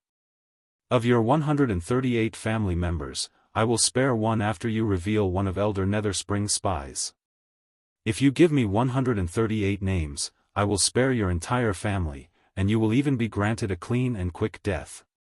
The Feather Clan will pay for your grand funeral. Your family will not be involved. The prospect of your offspring will not be affected. How does that sound? The head of the Dark Clothes Society collapsed. He kneeled before Jean Tui and shrieked, "Hear my words, Chief. My communication with Elder Netherspring has always been one way. I know 3 to 4 suspects at best. How can I possibly know 138 of the conspirators? Please give me another chance, Chief." "It doesn't matter." Jean Tui smiled. "It's very simple. If you confess a suspect, the suspect will be your referral. If your referral confesses a suspect, that is equivalent to half a confession for you. So, as long as your referral confesses more referrals, half plus another half, perhaps you will be able to make 138. If you can't, nothing can be helped. You might as well take the time to think about who in your family should be executed and who should be kept alive. Right. Don't bite randomly because you want to save more of your family members. If the investigation proves that you have accused an innocent individual, the deal we made just now will lose effect, and I will let all your family members die in front of your eyes. I promise that they will not be dead until 3 days and 3 nights later, and during the 3 days and 3 nights, you won't even be able to close your eyes. I promise." The head of the Dark Clothes Society screamed at the top of his voice. Chief, I am suspicious about some of them, but I am not certain that they are Elder Netherspring spies. If you are suspicious, just tell me dutifully that you are suspicious. Confess all the anomalies and the reasons for suspecting them. I will make a judgment myself. Understood. The head of the Dark Clothes Society breathed hard in pain below everyone's feet like a fish whose bones had been removed. Jean Tui waved his hands. "Take him away. Act immediately when he gives a name." The 3 officers all acknowledged the command, but Shintubo, captain of the 101 Snow Yak transportation team, was absolutely still like an iron tower. Jean Tui seemed to have foreseen their reactions. He sat down in the chair and asked, "Anything else?" "Yes, Commander." Shintubo, who had white, long fur all over his body and was as magnificent as a large yak, replied loudly. "Commander, you once told us that you would help the Horn clan take back the glory that belongs to us, that the 5 clans would be completely equal, that we would have a more important place in the coalition army of demons. At that time, we thought that it was impossible. But today, we have really seen a glimmer of hope that the Horn clan will rise again. That is why we are willing to obey and work for the commander." However, it never occurred to us that the glimmer of hope would be exchanged for the overall interests of the Blood Demon sector. It is true that the Horn clan has lived under someone else's roof for more than 200 years. We've suffered the enslavement of the Kingdom of Lion Butchers and the Netherspring Kingdom. We crave for a new world where all clans are equal. But we do not want the rise of the Horn clan to jeopardize the interests of the Blood Demon sector. After all, for the Bull Demons, Goat Demons, and Deer Demons, we have the same identity, the Horn clan. But beyond the Horn clan, we have a higher identity. We all belong to the demon race. First and foremost, we are members of the demon race. Then, we are members of the Horn clan. In the end, we are Bull Demons, Goat Demons, and Deer Demons. Therefore, we all need an answer here. Is the destruction of the Eye of Blood Demon really a coincidence? You seem to believe that I have done something that seriously jeopardized the interests of the Blood Demon sector? Jean Tui replied without giving an answer. Shintubo frowned and said, the destruction of the Eye of Blood demon caused the death of more than 10 demon emperors and tremendous elite soldiers. Our strategy has been grasped by the Heaven's Origin sector. The Red Tide plan has failed. We have lost. It's impossible for us to conquer the Heaven's Origin sector. Isn't that jeopardizing the Blood demon sector? Jean Tui slowly rose up. Holding the desk, he looked down upon the 3 young officers and demanded, one word after another, who told you that the Red Tide plan failed? Who told you that we cannot conquer the Heaven's Origin sector anymore? The 3 young officers were dumbfounded. Shen Tubo stammered, but the Eye of Blood demon has been destroyed. So many demon emperors and soldiers were killed, too. What can we resort to if we wish to conquer the Heaven's Origin sector? Jean Tui smiled casually. It's true that the Eye of Blood demon has been destroyed, and our warriors suffered heavy losses, but it doesn't mean the failure of the Red Tide plan. On the contrary, the Red Tide plan has just kicked off to a very successful start, and the secret weapon of our race is nothing but ready. The 3 young officers were stunned. Even the head of the Dark Clothes Society, who was writhing on the ground, was bulging his eyes in astonishment. Secret weapon? Could there be a secret weapon more powerful than the Eye of Blood demon? How is that possible? Jean Tui opened his eyes. 2 invisible flames seemed to be burning in his palms. His eyes were deep, passionate, and pure.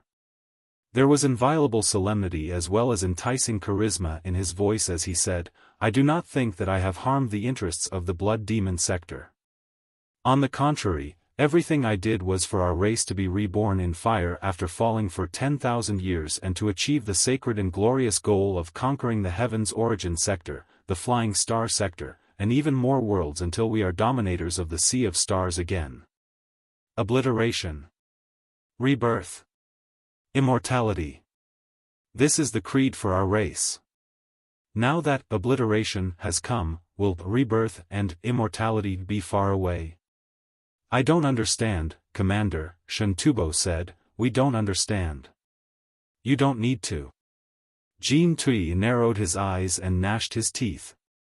You only need to completely trust me, obey me, and follow me, for the future of the Blood demon sector and our race. The 3 officers of the Horn clan looked at each other in bewilderment. Suppressed by Jean Tui's overwhelming aura, they eventually bent. Falling onto one knee, they bashed their chests hard and simultaneously announced, Yes, Commander. As the representatives of the 33 legions of the Claw clan, we will absolutely trust you, obey you, and follow you. I will not disappoint you. The ultimate version of the Red Tide plan will not be sabotaged so easily. Jean Tui flapped his wings and unleashed gentle strength that supported the 3 young officers. All right. Take action now. I want Elder Nether Springs' every maggot to be unearthed and burnt by the sun before dawn. The night was still dark. As the 3 satellites separated again, the tides within the bloody lake finally died down. However, the tides around the Eye of Blood demon had only just started surging and sweeping the entire land. The well-trained legions were scattered apart by the savaging tidal force. Soldiers of the Insect clan, the Claw clan, the Sea clan, and the Feather clan were mixed up. They did not know each other and could not find their captains. They had also lost valuable gear and assets, and there was no one to command them. Right at that moment, they were informed that terrible spores and Elder Nether Spring spies were probably lurking among them. They had to set up camp on the spot, waiting to receive the virus test. Also, they were eyeing the strange soldiers around them vigilantly, fearing that they might be spores. Under such circumstances, the air was tense, and everybody was panicking. A cough was enough to draw almost 20 sabers. The best warriors of the Blood demon sector became an ununified force who were monitoring each other warily. They had lost the combat ability as an army. Jean Tui took the opportunity to mobilize a large number of logistics legions made of the Horn clan and ask them to occupy the strategical locations outside of the Eye of Blood Demon. At any other time, the logistics legions were certainly no match for the elite soldiers. However, right now, the elite soldiers had been scattered and lost their commanders and supplies, but the mediocre logistics legions were still in neat battle formations. They were responsible for delivering food, crystals, and ammunition for the front line in the first place. All the assets prepared for the war were almost entirely under the logistics legion's control. As a result, the logistics troops became the only steady forces at the Night of Havoc. With the help of the forces, Jean Tui had the situation under control, too. With the Spore stratagem confirmed, all the soldiers of the coalition army of demons had to receive the most rigorous test. To perform a virus test on the hundreds of thousands of soldiers, one medical warship was far from enough. When dawn was near, another 3 medical warships arrived, and a lot of medics established a temporary quarantine facility on the ground. But what they were testing for was much more than a simple virus. Many middle-level and high-level demons of various clans, after entering Bloodborne, were invited to the secret chamber deep inside the warship after taking various turns. They were greeted by not the test rigs but tall, strong, nonchalant officers of the Horn clan, as well as the blood-stained hammers and primed acid cannons. As the head of the Dark Clothes Society confessed obediently, one referral gave away more referrals. The dark net that Elder Netherspring had carefully paved in the coalition army of demons was being uprooted and crushed. While the secret battle on the ship was going on in silence, Jean Tui was engaged in another war on Blood Demon, which was more clandestine and soul-stirring. On the other side of the desk was Wei Tianqing, a demon emperor of the Wolf clan who was best known for his brutality and cunningness. The Wolf Demon was nicknamed Traceless. Although he was not as influential as Elder Blood Robe in the Kingdom of Lion Butchers, he was even more ruthless than the controller of the country. Wei Tianqing rolled his eyes quickly, pondering why Jean Tui summoned him in private. 22 of Elder Netherspring's maggots have been dug out. Jean Tui was still sitting on the broad, furry chair. He crossed his hands and casually remarked, "More spies are being named by them right now. It is estimated that there will be several hundred of them in the end, all of whom are important officers at the key posts. Elder Netherspring is truly appalling. He has infiltrated the coalition army of demons to such an extent without anybody knowing. Even you, General Wei, seem to have the agents of Elder Netherspring among your trusted subordinates." Wei Tianqing shook his tail but did not say anything. He was not sure about Jean Tui's real purpose yet.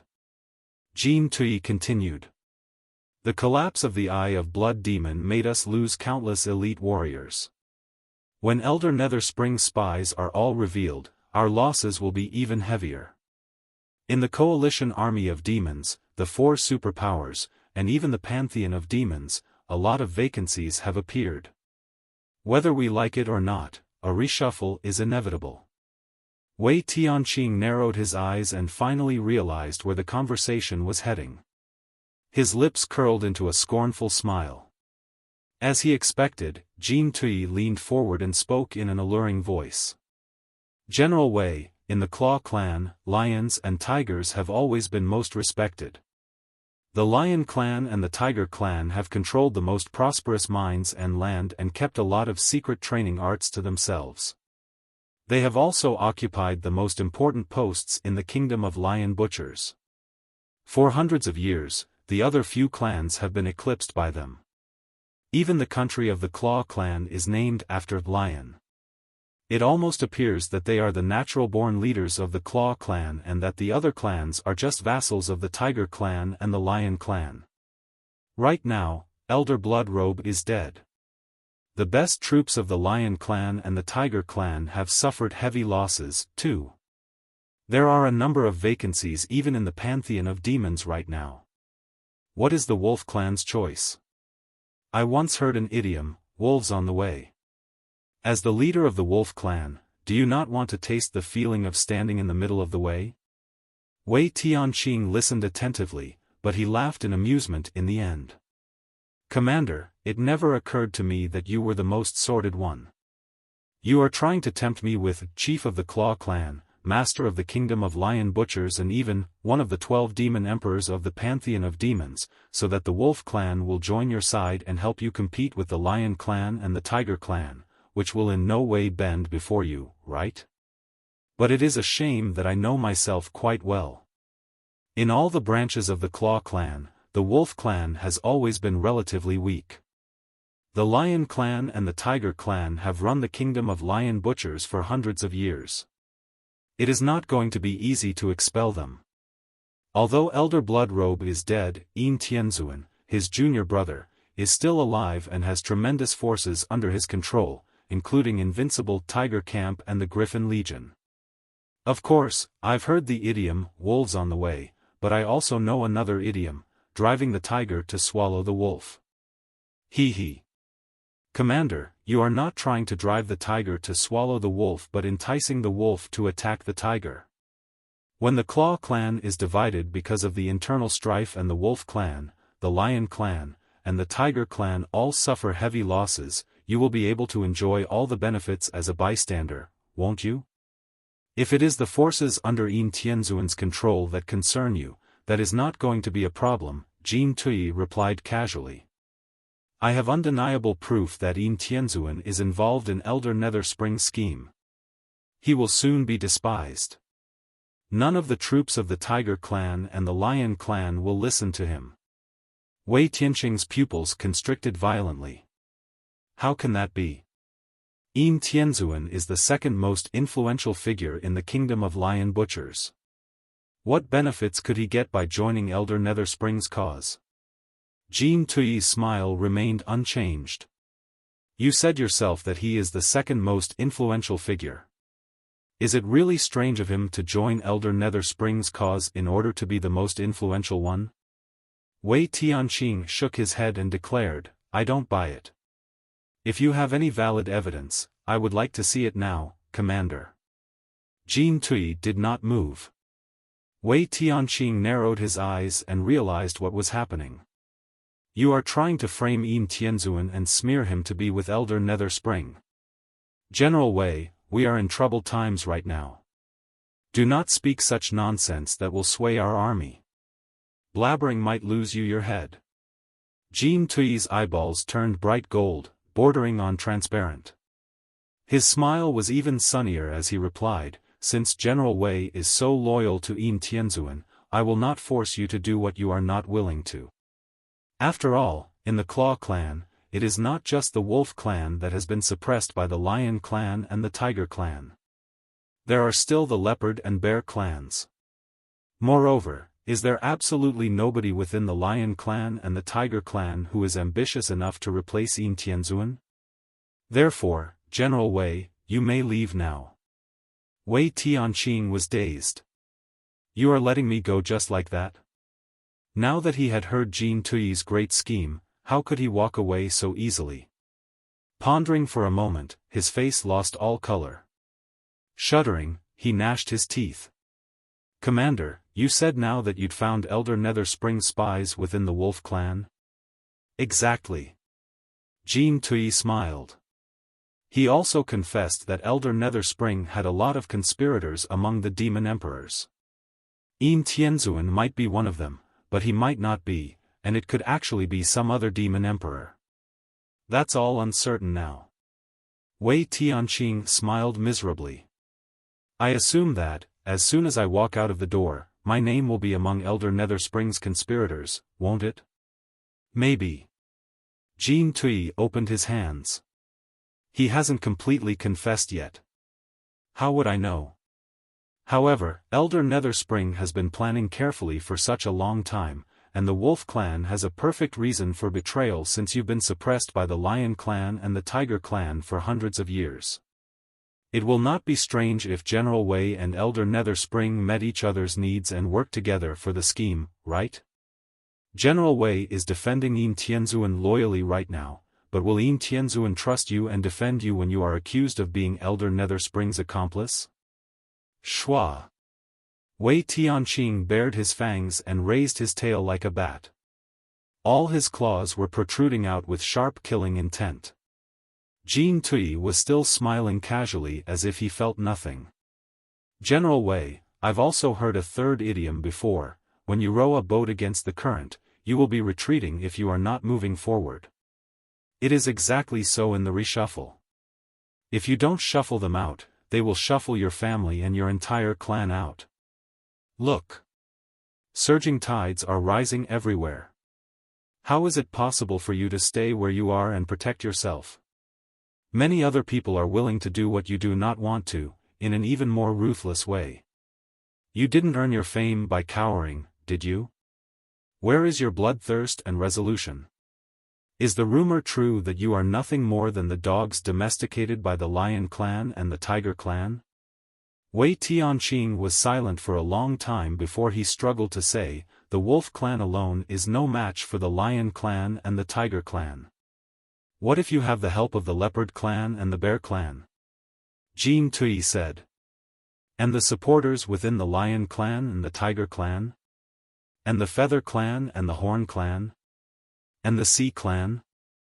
Wei Tianqing was breathing heavily, but his bat-like tail slowly dangled down. Every hair was loosening. He finally lowered head. In a coarse voice, he said, Commander, what should I do? Very simple, Jin Tui replied, one word after another. Trust me. Obey me. Follow me. Chapter 1036 Dry Bones in the Grave. Half an hour later, before exactly the same desk, in the place where Wei Tianqing, the demon emperor from the Wolf clan, had kneeled down and pledged loyalty, a second demon emperor was lurking. She had a pair of eyes that resembled crescent moons. Her bifurcated tongue was hissing non-stop. Her curved upper body and her scaly snake tail were joined together flawlessly. The tip of her tail was making rattling noises.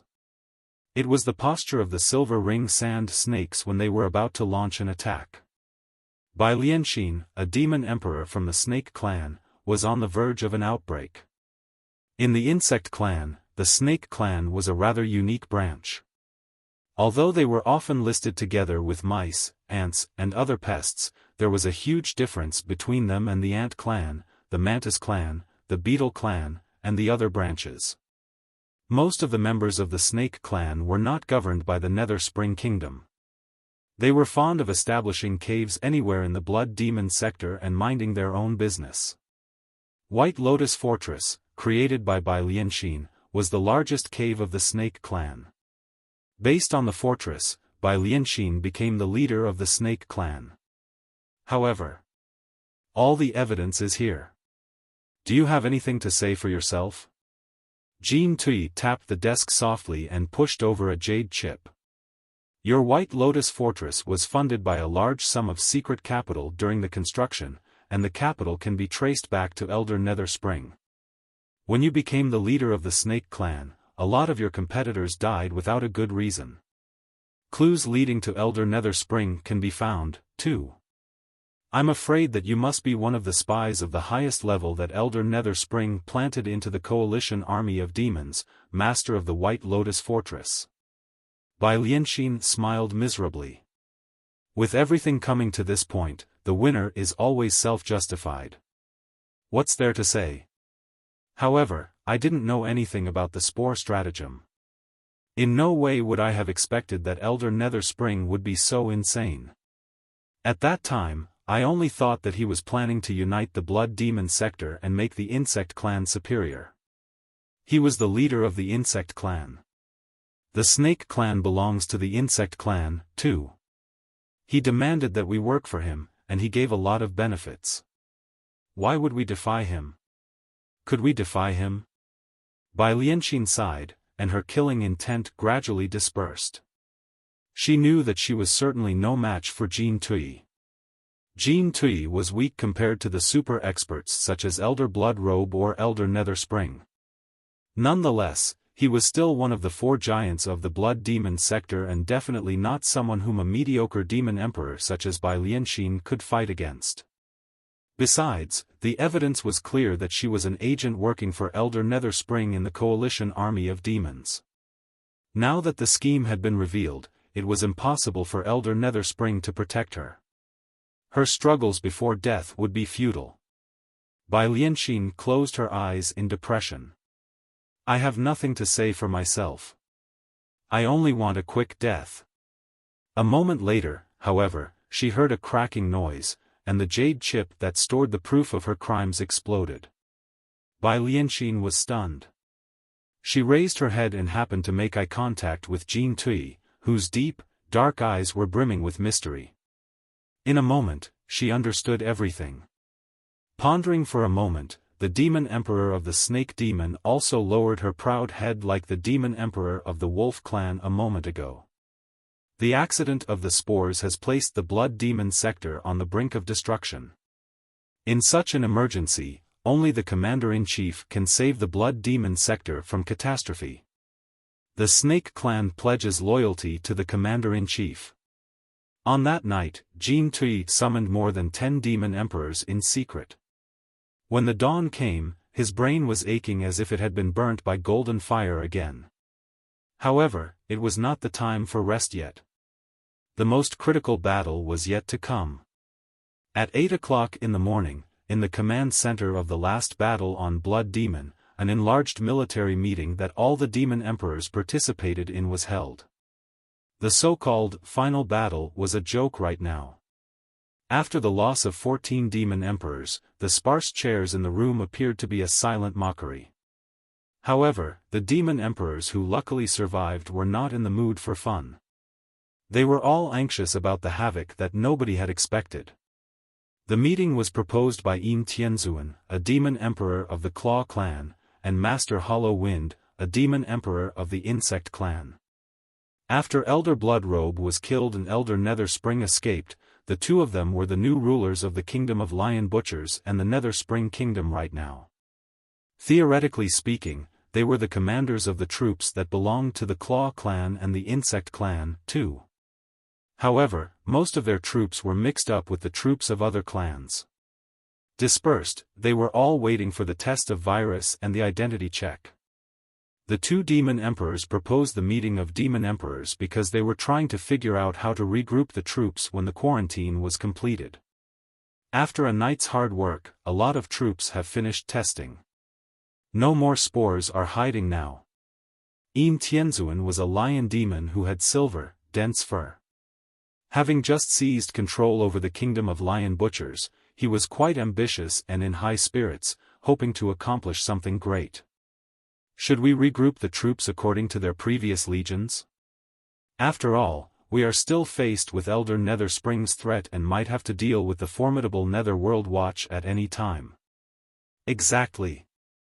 Master Hollow Wind agreed. Troops were their lifeline. Their own troops had been dispersed for a whole night out of control, which was truly a terrible feeling.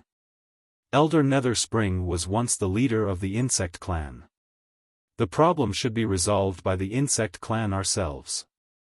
I am gathering my troops right now and preparing them to annihilate the Netherworld Watch. Moreover, Yin Tianzuan's voice was getting more and more stern. After being nervous for a whole night, all the soldiers are exhausted and hungry. Why haven't the supplies been delivered yet? Aren't the logistics troops right next to us? Where are the food and the crystals? Why haven't they been distributed to the soldiers? Indeed. Master Hollow Wind echoed. Somebody must answer for the fiasco of the Red Tide plan and the mayhem that followed. Let's forget who is to blame for a second. Last night, Elder Netherspring's remnants were captured on a large scale. I do not object to the search for Elder Netherspring's remnants, but the investigators were simply capturing random soldiers. A lot of middle-level and high-level officers have been taken away for vetting. As a result, the troops are still in a mess right now and cannot be organized. How should we deal with the Netherworld Watch if they suddenly show up? Yin Tianzuan and Master Hollow Wind lambasted Jin Tui, each resonating with the other. It appeared that they had reached a deal earlier and were planning to shake Jin Tuyi's position as the commander-in-chief of the coalition army of demons in this time of trouble. Jin Tuyi listened silently. Now and then, he even nodded, as if he were agreeing with the honest opinions of the two demon emperors. Then, he coughed lightly. Everybody, I have different opinions about the issue. Wei Tianqing, the demon emperor from the wolf clan, jumped out. The demon god virus is a brand new virus unseen before in the blood demon sector. We haven't grasped the most thorough examination methods. Chances are that some of the mutants of the virus can pass the level 6 test. Therefore, we must tread lightly and not gather our troops until the whole issue is settled. Yin Tianzuan burst into fury. He slapped the desk, leaving 4 deep claw traces. What do you mean? Are you suggesting that our troops will be kept dispersed as long as Elder Netherspring is still alive? Of course not. Wei Tianqing smiled and said, I just feel that the destruction of the Eye of Blood Demon has caused the loss of many experts on our side. The middle-level and high-level officers have suffered heavy casualties, too. The investigation into Elder Netherspring spies involved a lot of officers, too. There is no telling whether they are guilty or not yet, but for safety reasons, it is inappropriate for them to command other soldiers for now. As a result, the vacancies of the commanders are huge obstacles for the entire command structure. How much combat ability will such an army boast even if the dispersed troops are gathered again? The Netherworld Watch hasn't been annihilated yet, and the Spore stratagem is still lingering about. We are at the most perilous moment in the history of the Blood Demon sector. We must be united and join our strength. Now that the troops have been completely disrupted, we might as well discard the framework in the past and rebuild a coalition army of demons where troops of different clans are mixed up, one that is absolutely devoid of spores and loyal to the pantheon of demons. Of course, it is just an emergency measure. When Elder Netherspring is removed, the command of the troops will immediately be returned to the relevant kingdoms. Rebuild the army? Yin Tianzuan and Master Hollow Wind both burst into fury. Yin Tianzuan rose up and slapped the desk hard, grinning hideously at Wei Tianqing. Is this your idea, or somebody else's? Are you suggesting we hand our troops over? Wei Tianqing held his head high and argued with Yin Tianzuan. All for the big picture, acting Chief Yin. Yin Tianzuan was so angry that he laughed out aloud. What an absurd proposal. Let's see who will agree to it. I agree. Bai Lianxin, the demon emperor from the Snake clan, shook her tail and said solemnly, the blood demon sector is in peril. We cannot place our selfish wants on the top of our racial interests. Due to the loss of so many middle-level and high-level commanders, the troops cannot be regrouped in the same way as before. Therefore, I agree that the coalition army of demons should be reorganized. The troops of the Snake clan will be the first to be reorganized. Troops of the Bear clan agree to be reorganized, too. A demon emperor of the Bear clan who looked like a black iron tower slowly raised his paw. Troops of the Leopard clan also agree to be reorganized. The Blood Shadow Saber Mantis troop are willing to be reorganized. One demon emperor raised their hand after another. Dozens of mysterious eyes were focused on Yin Tianzuan and Master Hollow Wind. Yin Tianzuan and Master Hollow Wind were both dumbfounded. Their faces instantly turned pale, and they could not help but step back.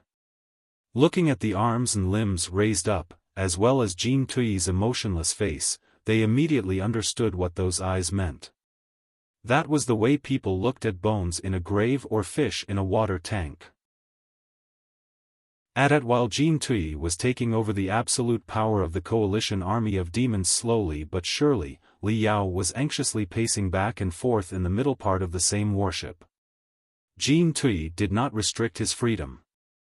In fact, he was even arranged to the warehouse of crystals, the most important cabin on Blood Demon. Even if he had not installed enough crystal bombs on Blood Demon, the whole warehouse of crystals and high-energy fuel was more than sufficient for him to blow up the warship.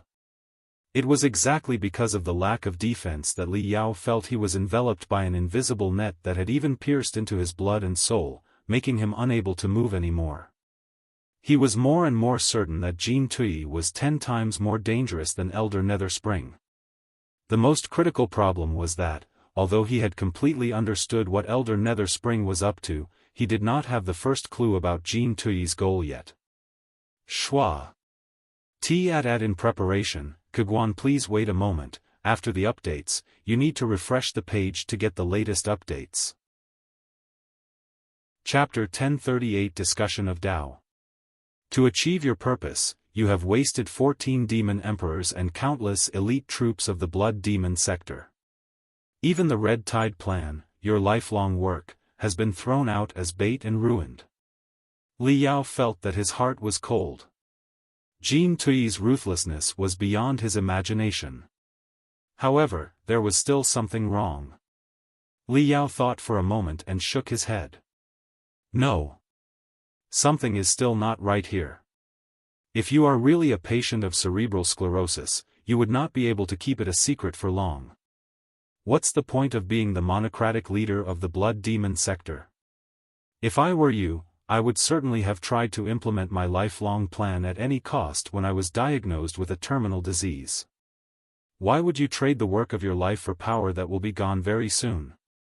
Jin Tui burst into laughter, but he coughed so violently in the middle of his laughter that tears were congregating inside his eyes.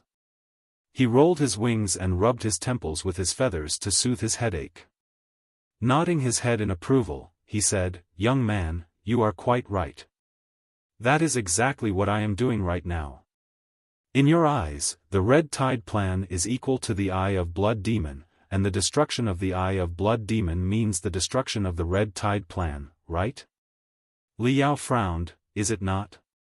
"Of course not," Jin Tui said casually. "How can the plan that I have considered for decades and put into practice at the cost of my life be as simple as an unexpected assault? Even if the unexpected assault worked out, and the capital city of the Star Glory Federation was occupied, so what? Growing from the resistance organization 500 years ago into a vast country that has governed the entire Heaven's origin sector, the Star Glory Federation has enough tenacity and determination. Even if your capital is occupied, you will certainly not surrender. At the last moment, you may even drag the blood demon sector toward hell together. Even if you do surrender, the Star Glory Federation is completely ruined, and the demons become dominators of both our sectors after the two worlds are merged, so what? Will it mean anything? Li Yao was confused. Crushing the Star Glory Federation and ruling the new twin world, thereby doubling your territory. Is it pointless? Yes. Absolutely pointless, Jin Tui said cruelly. Even if the Heaven's origin sector is completely conquered, we will merely be turning from one lone island at the edge of the universe into two. How can two lone islands devastated by war expect to resist the attacks from the Imperium of true human beings? Li Yao was even more shocked. You believe in the existence of the Imperium of true human beings? No. No. No. You started planning the Red Tide plan decades ago. At that time, there was no way that you knew the existence of the Imperium of true human beings. Absolutely no way. Of course, I didn't know anything about the Imperium of true human beings. In fact, even now, you still haven't offered valid evidence to prove its existence. Jin Tui smiled. However, no evidence is required. You only need to consider with the simplest thinking ability to realize one thing. If a barren, desolate area at the edge of the universe has produced the Heaven's origin sector and the blood demon sector, two forces who have passed on the tinder of the civilizations since 40,000 years ago, then at the center of the universe, where the resources are densely concentrated, one or more stronger, more advanced forces must have been born in the past 10,000 years, right? Maybe the Imperium of true human beings, maybe the Imperium of false human beings, maybe the Imperium of new human beings. Whatever their name is, the most important fact is that such a strong force must have been born a long, long time ago. Li Yao pondered for a moment and nodded. He found it odd that he did not figure out such simple logic earlier. Jin Tui continued. Since said force was born at the center of the universe, which was the prosperous area of the Imperium in the past, it was only a matter of time for the force to discover the arsenal, the collection of techniques, the star maps left a long time ago, and eventually the other sectors, right? Li Yao nodded solemnly. After locating the other sectors, they would certainly launch an expedition, hoping to recover the territory of the Imperium in the past and even expand it to the vaster universe. It is in the nature of our species, which claims to be the best fighting species in the Sea of Stars, right? Li Yao noticed that Jin Tui said, "our species," but he simply frowned and did not interrupt. Jin Tui's voice was calmer than ever, with the peacefulness deep inside his eyes indicating that he had seen through everything. I didn't know the truth about chaos and the origins of the demon race until a month ago. However, the theory that human beings and demons share the same origin, as an opinion in the academic world, was not new to me. I never had any doubt about it. More importantly, after exploring the history in the past 10,000 years and studying the rise of the Star Glory Federation and the wars between the Heaven's Origin sector and the Blood Demon sector, I gradually firmed my belief, which was that the glory of the demon race in the old days had passed and would perhaps never be back. The era of the demons has ended. The future belongs to human beings. He. In this respect, Elder Netherspring and I have reached the same conclusion. We are truly each other's bosom buddies. His face weird, Li Yao could not help but find it absurd. Of the 4 giants of the Blood Demon sector, 2 firmly believed in the failure of the demon race? That was too unbelievable. You and Elder Netherspring are both capitulators, he blurted out. No, Jin Tui said casually. We are unwavering pessimists, but we are absolutely not capitulators. Li Yao did not understand. Is there a difference? Of course they are different. Pessimists will explore a new path in another direction with their wisdom when they find that they are hitting a dead end, but capitulators will sit and do nothing, waiting for the mercy of their enemy, in the same situation. Elder Netherspring and I both firmly believe that the traditional path is not going to work out. Therefore, we were all trying our best to figure out a new path. The only difference is that Elder Netherspring came up with the spore stratagem, and I developed the red tide plan. The failure of the demon race that I believe in does not refer to the minor struggle between the Blood Demon sector and the Heaven's Origin sector. In the local war between the 2 insignificant worlds, it is quite possible for the demon race to secure a temporary victory, or even entirely conquer the Heaven's Origin sector. However, when I rolled over on my bed during countless dark nights, and when my soul flew away from the Blood Demon sector and the Heaven's Origin sector to the depths of the Sea of Stars where I could consider the future of our race in the long term, I discovered, to my depression, the victory of such a local war meant absolutely nothing. The universe has changed. As you said, the rise of the demon race was because the gory wars among the ancient cultivators 40,000 years ago drained the spiritual energy in the 3,000 sectors, leading to the era of doom. In the universe, which was harsh and short of spiritual energy, demons resorted to their genetic advantages and were more adapted to the environment and more likely to survive. It was the foundation for the glory of the demon race in the next 30,000 years. After 40,000 years rest, the spiritual energy in the 3,000 sectors was getting dense again. The era of doom slowly passed. It was the first toll of the death knell for the old demon race. However, it is still not the most important reason the old demon race is destined to doom. Li Yao was completely baffled. What do you mean?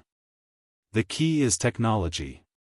The popularization of the magical equipment, the improvement of training techniques, and the integration of cultivators and ordinary people, while disrupting the old sociological patterns, has slowly swallowed the greatest advantage of the old demon race. Jin Tui slowly unfolded his wings and smiled. What beautiful wings, aren't they? Do you know why demons have grown wings, shells, claws, and tusks? Li Yao scratched his hair. What kind of question was that? Was it not a matter of course that demons boasted wings, claws, and shells? In the era of ancient cultivators 40,000 years ago, Jin Tui continued, cultivators were selfish and conservative. They regarded ordinary people as ants and never considered teaching advanced techniques to ordinary people. Nor had the ordinary people ever benefited from the powerful magical equipment. The only thing that the cultivators did was fight, and fight with the magical equipment and the techniques. While they were mauling each other, the precious crystals and spiritual energy were wasted blatantly. Therefore, in the era of ancient cultivators, the upper half of society and lower half were completely divided. On one side, it was the high, mighty, marvelous cultivators. On the other side, it was the meager, uncared, uneducated ordinary people who were no better than primitives. Powerful as the flying swords of the cultivators were, ordinary people still had to get their food from the barren land with their broken hoes. They still had to crouch in their dark cottage, unwilling to light the candle because it was too expensive. In the meantime, cultivators would rather practice a new skill of killing in seclusion for decades than spend several years inventing a more efficient hoe that utilized spiritual energy or a piece of popular lighting magical equipment that was cleaner and cheaper. It was the era where the crevasse between ordinary people and cultivators was biggest. In the eyes of ordinary people, cultivators were out-and-out deities walking on the earth. It was not an intact civilization of mankind, but a freakish mess that was a messy combination of the civilization of cultivators and the civilization of ordinary people. The two civilizations had a gap of thousands of years in their development level. Such a gap created the best opportunity for the rise of the old demon race. After taking the divine water of Kunlun, the ancient demon race unleashed the forces deep inside their cells. They were bestowed gifts from the primeval era, and they grew sharp tusks, shining claws, broad wings, and strong tails. Even if they didn't have flying swords, they could still fly in the sky with their wings. Even if they didn't have water-escaping balls, they could still swim at the bottom of an ocean with their gills. Although they were still no match for the cultivators, they were more than enough to deal with other ordinary people. Ordinary people are the foundation of the birth and growth of the cultivators. Without a solid foundation, how could the superstructure not fall apart? The demons realized the logic earlier than the cultivators did. That was the ultimate reason for their rise later. It doesn't matter whether or not somebody took advantage of the war, what the demon race became after seizing the highest power, and whether they were righteous or evil, Jin Tui said unhurriedly. What really matters is that the war 40,000 years ago was not one between demons and cultivators, but the counterattack launched toward the high and mighty ancient cultivators by the ordinary people who had been savaged and suppressed by the ancient cultivators until they could not hold it anymore. Of course, you can say that the war was manipulated by the Ultimate One demons, but how could the Ultimate One demons have manipulated so many ordinary people in the 3,000 sectors? Why could they turn ordinary people into strange demons willingly? Just with lies and threats? No, of course not. It was because the ancient cultivators had destroyed the entire world and the home of the ordinary people to such an extent that even the humblest, most obedient ordinary people burst into fury, wasn't it? It was an era when the technology of the ordinary people was highly underdeveloped. Compared to the cultivators' flying swords, the ordinary people's blades were thousands of years behind them. Moreover, they could not even find such a blade easily. Most of the time, the ordinary people had to whittle bamboo into spears. How could they fight against the cultivators? This is the greatest advantage of the demon race and the foundation for the existence of demons. No sabers. I will grow claws and tusks. No flying swords. I will grow wings. No shields. I will grow solid shells. It doesn't matter how appallingly ugly I am as long as I can gain the strength for revenge. Maybe ordinary people after mutation were still no match for cultivators. But at the very least, they boasted certain strength to fight back now. If 1 was not enough, 10 would go up. If 10 were not, 100. 100 demons who used to be the destitute were definitely enough to drag a magnificent Lord Cultivator, die with them, right? The demons broke the cultivators' technological blockade in such a way. It was also the biggest reason for the demon race becoming an independent race.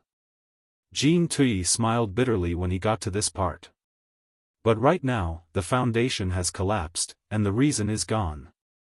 Li Yao thought of something and vaguely understood what Jean Tui meant. But still, he held himself back and did not interrupt. He suddenly had a weird feeling that Jean Tui was really a senior who was teaching his disciple valuable life experience. 30,000 years of suppression prompted the cultivators to reflect. When the modern cultivators emerged on the stage of history again, they were completely different from the past. They considered the ordinary people to be at the same level as them and believed that they were all equal members of the human civilization. One might say that the modern cultivators and the ancient cultivators are two opposite concepts. Perhaps, the immortal cultivators in the Imperium of true human beings are more like the orthodoxic heirs of the ancient cultivators in their worldview. Influenced by the new ideology, the Great Revolution and outbreak in the training techniques were a matter of course. In the past 10,000 years, cultivation has entered the homes of ordinary people from the splendid palace in the clouds. It has leaked into every capillary vessel in the civilization of human beings. Today, an ordinary person who doesn't have the strength to catch a chicken can drive a shuttle and fly in the sky free even without wings. They can swim at the bottom of the ocean with the help of the scuba sabs. They can protect their home and family with chains words, vibration sabers, and high-heat axes instead of sharp tusks and claws. As a result, the wings, tusks, claws on the demons. Is it necessary to keep those bizarre-looking redundancies? Li Yao was rendered speechless. He was of a mind to ask, Senior Jean, which side are you on exactly? Are you really not a spy sent to the blood demon sector by the Federation? Civilization. What is a civilization? The ability to use tools, to make tools, and to invent more advanced tools is the sign of a civilization.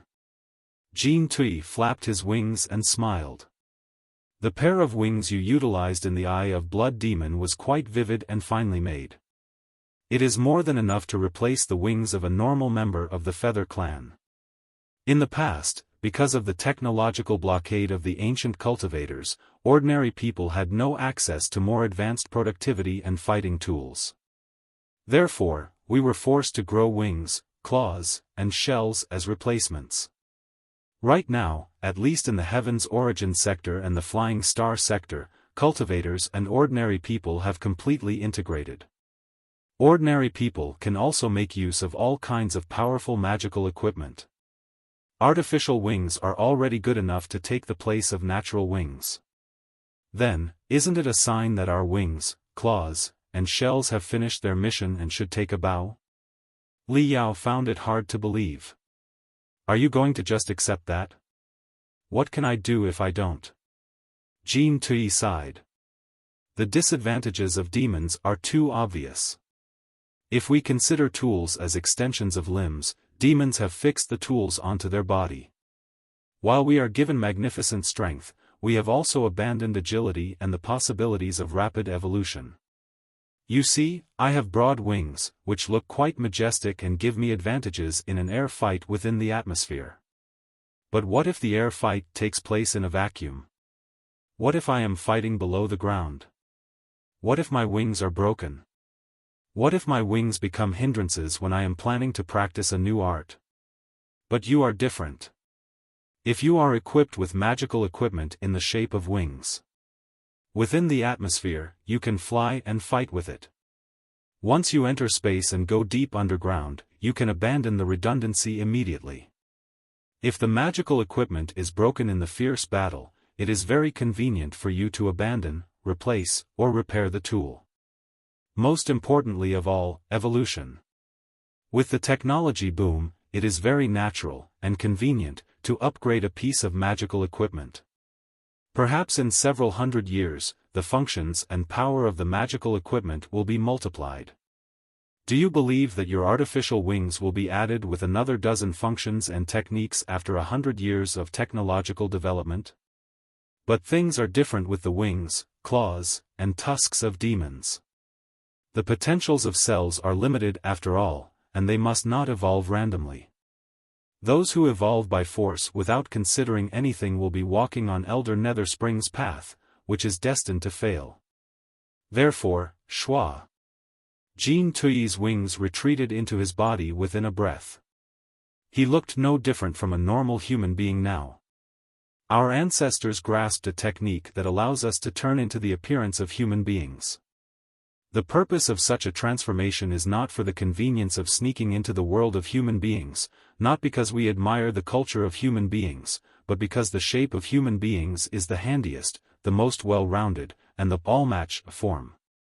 Human beings without arms are certainly no match for the sharp tusks and claws. However, in the shape of human beings, it will be most easy for someone to use and switch their magical equipment according to the complicated battle and production environments.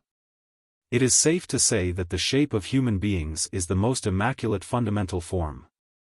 With the enhancement of powerful magical equipment, flaws in the shape of human beings can be overcome, but the advantages will be carried out to the largest extent.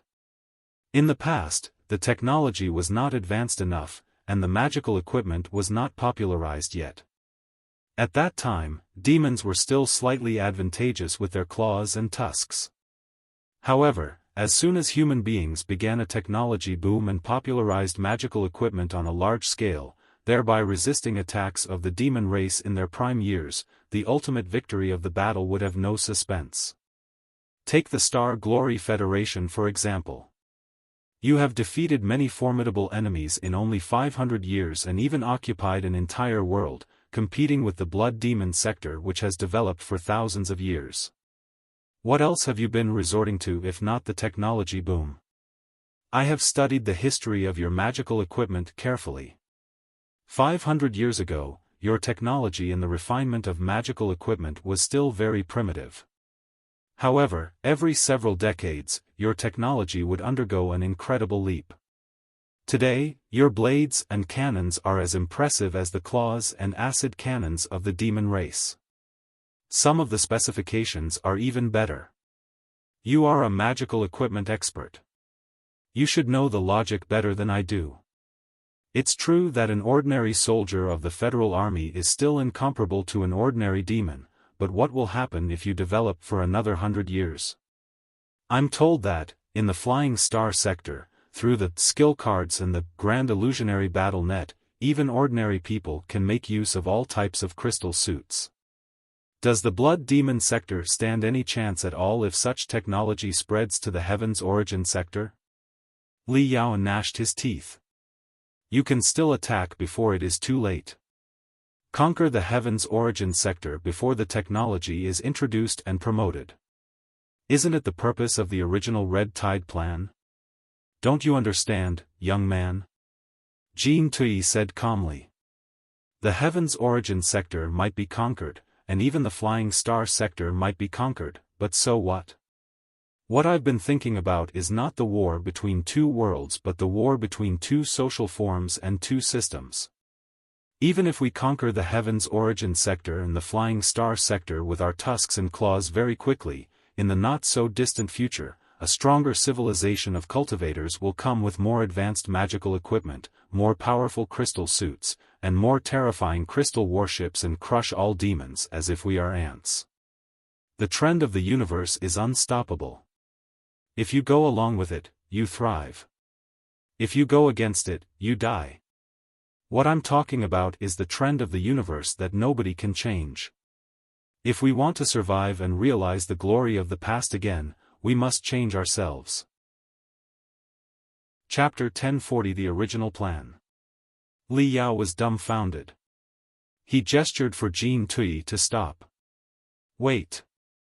Senior Jean, you are not indicating that you have been planning to turn demons into human beings since decades ago, are you?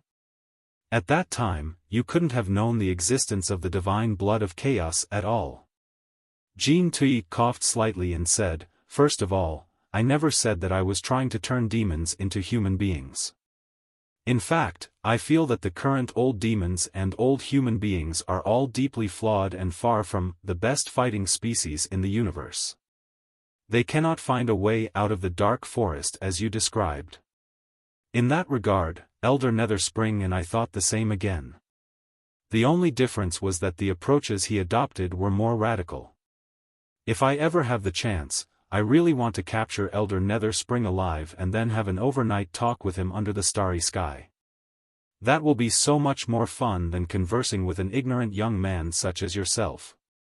Secondly, I naturally didn't know the existence of chaos or the whole truth about the origins of the demon race decades ago. Also, I did not know that the demons could be completely transformed into human beings through the divine blood of chaos. However, demons are themselves a very strange race. No matter how vastly different our appearances are, we all boast tremendous features of human beings. We are almost like upgraded versions of human beings with all kinds of extra organs. Besides, the offspring of demons are basically devoid of any features of demons. They are just like human infants. For the high-level demons, after preliminary training, they will immediately grasp the ability to transform into the appearance of human beings. It seems to be not a skill but a naturally endowed talent. We are not blind. Faced with such facts, have we really never considered the relationship between demons and human beings? Perhaps everybody has, but they did not dare to pursue the question any further, except for me and Elder Netherspring. At that time, I didn't know anything about the divine blood of chaos. But since part of the high-level demons could transform into human beings, and the chaotic blood demons were similar to human beings in appearance in the first place, it was not entirely impossible to integrate them into the civilization of human beings and initiate a certain degree of communication and study, thereby finding out the road of renaissance for our race. This is the original purpose of the Red Tide Plan. The Red Tide Plan has never been a simple plan of attack. It is the beginning of a series of plans. What you are seeing right now is just the first phase of the Red Tide Plan, which has two purposes. Firstly, to seize supreme power of the Blood Demon sector so that the entire Blood Demon sector will follow my will. This is the most important step. What I am doing will not be understood or supported by the majority. Therefore, I must hold unchallengeable autocratic power. Secondly, to establish a channel of communication with the Heaven's Origin sector, or rather, to force the Heaven's Origin sector to sit down and talk. Under normal circumstances, the Heaven's Origin sector would never sit down and negotiate with the inhumane demons that are mutants of demon beasts. But what if a knife has been placed on their neck? The Eye of Blood Demon is the core of the first phase of the Red Tide Plan. Li Yao's eyes were bulging wider and wider. On the first day you established the Eye of Blood Demon, you had already planned to destroy it one day? The Eye of Blood Demon was born for unparalleled destruction? But it doesn't sound right. My arrival was an accident. How were you certain that you could destroy the Eye of Blood Demon at the critical moment if I didn't exist? In my original plan, I, of course, had other arrangements, Jean Tui said coldly. Appointing 2 specialists who were at loggerheads as the maintainers of the stabilization system was just one of them. But it wouldn't have mattered at all whether or not I could destroy the Eye of Blood Demon at the critical moment. In fact, I never thought to completely destroy it. I only needed to teleport the first wave of attack, preferably the second and the third, too, to the capital city of the Star Glory Federation. Then, it would cause damage that was not serious but enough to make it malfunction for 1 to 2 days. 1 or 2 days would be enough for the Heaven's Origin sector to realize what was going on. Hundreds of cultivators in the core formation stage and the nascent soul stage would reinforce the capital city. Without the support of the follow-up troops, the helpless demon emperors would be destined to die in the heaven's origin sector. Li Yao gasped. So, it has been in your original plan to let Elder Blood Robe, Elder Nether Spring, and the other demon emperors into the capital city before you cut off the wormhole and watched them fighting a suicidal battle with the cultivators of the heaven's origin sector? More or less. Jean Tui scratched his nose with his feathers. How could I know that I would be elected as the commander-in-chief of the coalition army of demons? In the blood demon sector, I was the third most powerful man at best, as well as the leader of the Feather Clan. Only in such a way would I be able to gather my enemies together and kill them once and for all. Li Yao swallowed and secretly moved his bottom 2 inches away from Jean Tui. He mumbled, I'm starting to believe that you are truly Elder Nether Spring's bosom buddy. The two of you will definitely be invincible if you join hands. Jean Tui was not bothered by Li Yao's sarcasm. Other than clearing all the obstacles for me, Elder Nether Spring had another important function, which was to establish a highway to the capital city of the Star Glory Federation. In the original plan, I never planned to destroy the Eye of Blood Demon to such an extent. But even though it has already been ruined, it can still be repaired sooner or later. Once it is repaired, we will have a venomous dagger that can stab into the heart of the heaven's origin sector at any time. Of course, you may think that, after the loss of tremendous demon emperors and elites, and if the heaven's origin sector already learns the pattern of our attack, the second invasion will definitely not work out. Yes, it won't work out. But the capital city, and even the prosperous area in the southeast of the Federation, will certainly suffer heavy losses. The heaven's origin sector has been at peace for too long. Although the fire of war is still burning on the Grand Desolate Plateau, the ordinary people living in the prosperous area in the southeast have not experienced a large-scale war for more than 100 years. Under such circumstances, as the supreme leader of the Blood Demon sector, if I suggest we sit down and talk in order to reach a truce, do you think the federal government will consider the offer? Absolutely not, replied Li Yao, gritting his teeth.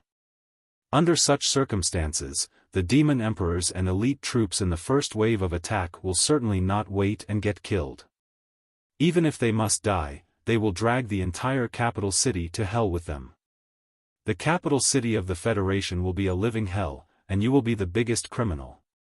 Not a single cultivator or citizen of the Star Glory Federation will negotiate with you. Jean Tui smiled again.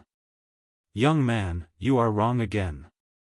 Do not confuse my identity right now with my identity at that time. When I drafted the Red Tide plan, I never thought that I would become the commander-in-chief of the coalition army of demons one day. At that time, I was merely the third most influential official in the army. The best I could do was propose an unexpected assault. Those who really made the decision and commanded the attack would only be Elder Blood Robe, Elder Nether Spring and the other demon emperors. They would be the perpetrators. But the perpetrators would have been teleported to the heaven's origin sector during the first teleportation. They would be killed, captured, or on the run. At that time, I would be able to blame all the faults on them. They would be the greatest criminals for launching the war and the most insane butchers. As for me, I would be the representative of the doves who craved for peace and the last bit of conscience of the blood demon sector. Jean Tui's dustless, white wings grew out of his back again and covered him softly like a sacred garment. Look. You cannot find a demon who appears more like a dove than I do, can you? Although he knew that Jean Tui did not utilize any demonic energy, although his crystal bombs had been closely stuck to the opponent's arm, and although he knew that the guy was a terminal patient whose brain was slowly deteriorating, Li Yao could not help but feel chilly from the bottom of his heart. By then, Jean Tui said casually, the Star Glory Federation would have just seen the brutality and insanity of the hawks such as Elder Blood Robe and Elder Nether Spring, and they would know that I was a dove whose conscience was not entirely gone. Would they shut the door of dialogue completely and watch me, as a dove, get kicked out of office and replaced by a hawk that was more brutal, insane, and unpredictable? This was my plan in the beginning. As long as the dialogue began, the following procedures of the Red Tide plan would be able to be carried out. I believed that I would lead the entire blood demon sector to a whole different road of renaissance. However, man proposes, heaven disposes. Two things were beyond my computation. There was a vague hint of bitterness in Jean Tuyi's smile. Firstly, I didn't know that, in the demon race, a second individual had also seen through the situation other than me, and he was also planning a whole different future path for the demons. That was Elder Netherspring. Elder Netherspring was not as smart as you, Li Yao observed. He only learned about the past and the future of the demon race after receiving the legacy of chaos, but you deduced everything based on nothing. Jean Tuyi waved his hands. It doesn't matter. What matters is that Elder Netherspring's appearance disrupted my original arrangements. To make things worse, I was diagnosed with cerebral sclerosis. Even though my natural life would not end soon, my political life and my unparalleled thinking ability were going to be gone quickly. The spore stratagem and the cerebral sclerosis pushed me into a precipice. For a moment, I almost lost all hope and felt that there was nothing I could do except watch our race walking to its doom. Until you showed up.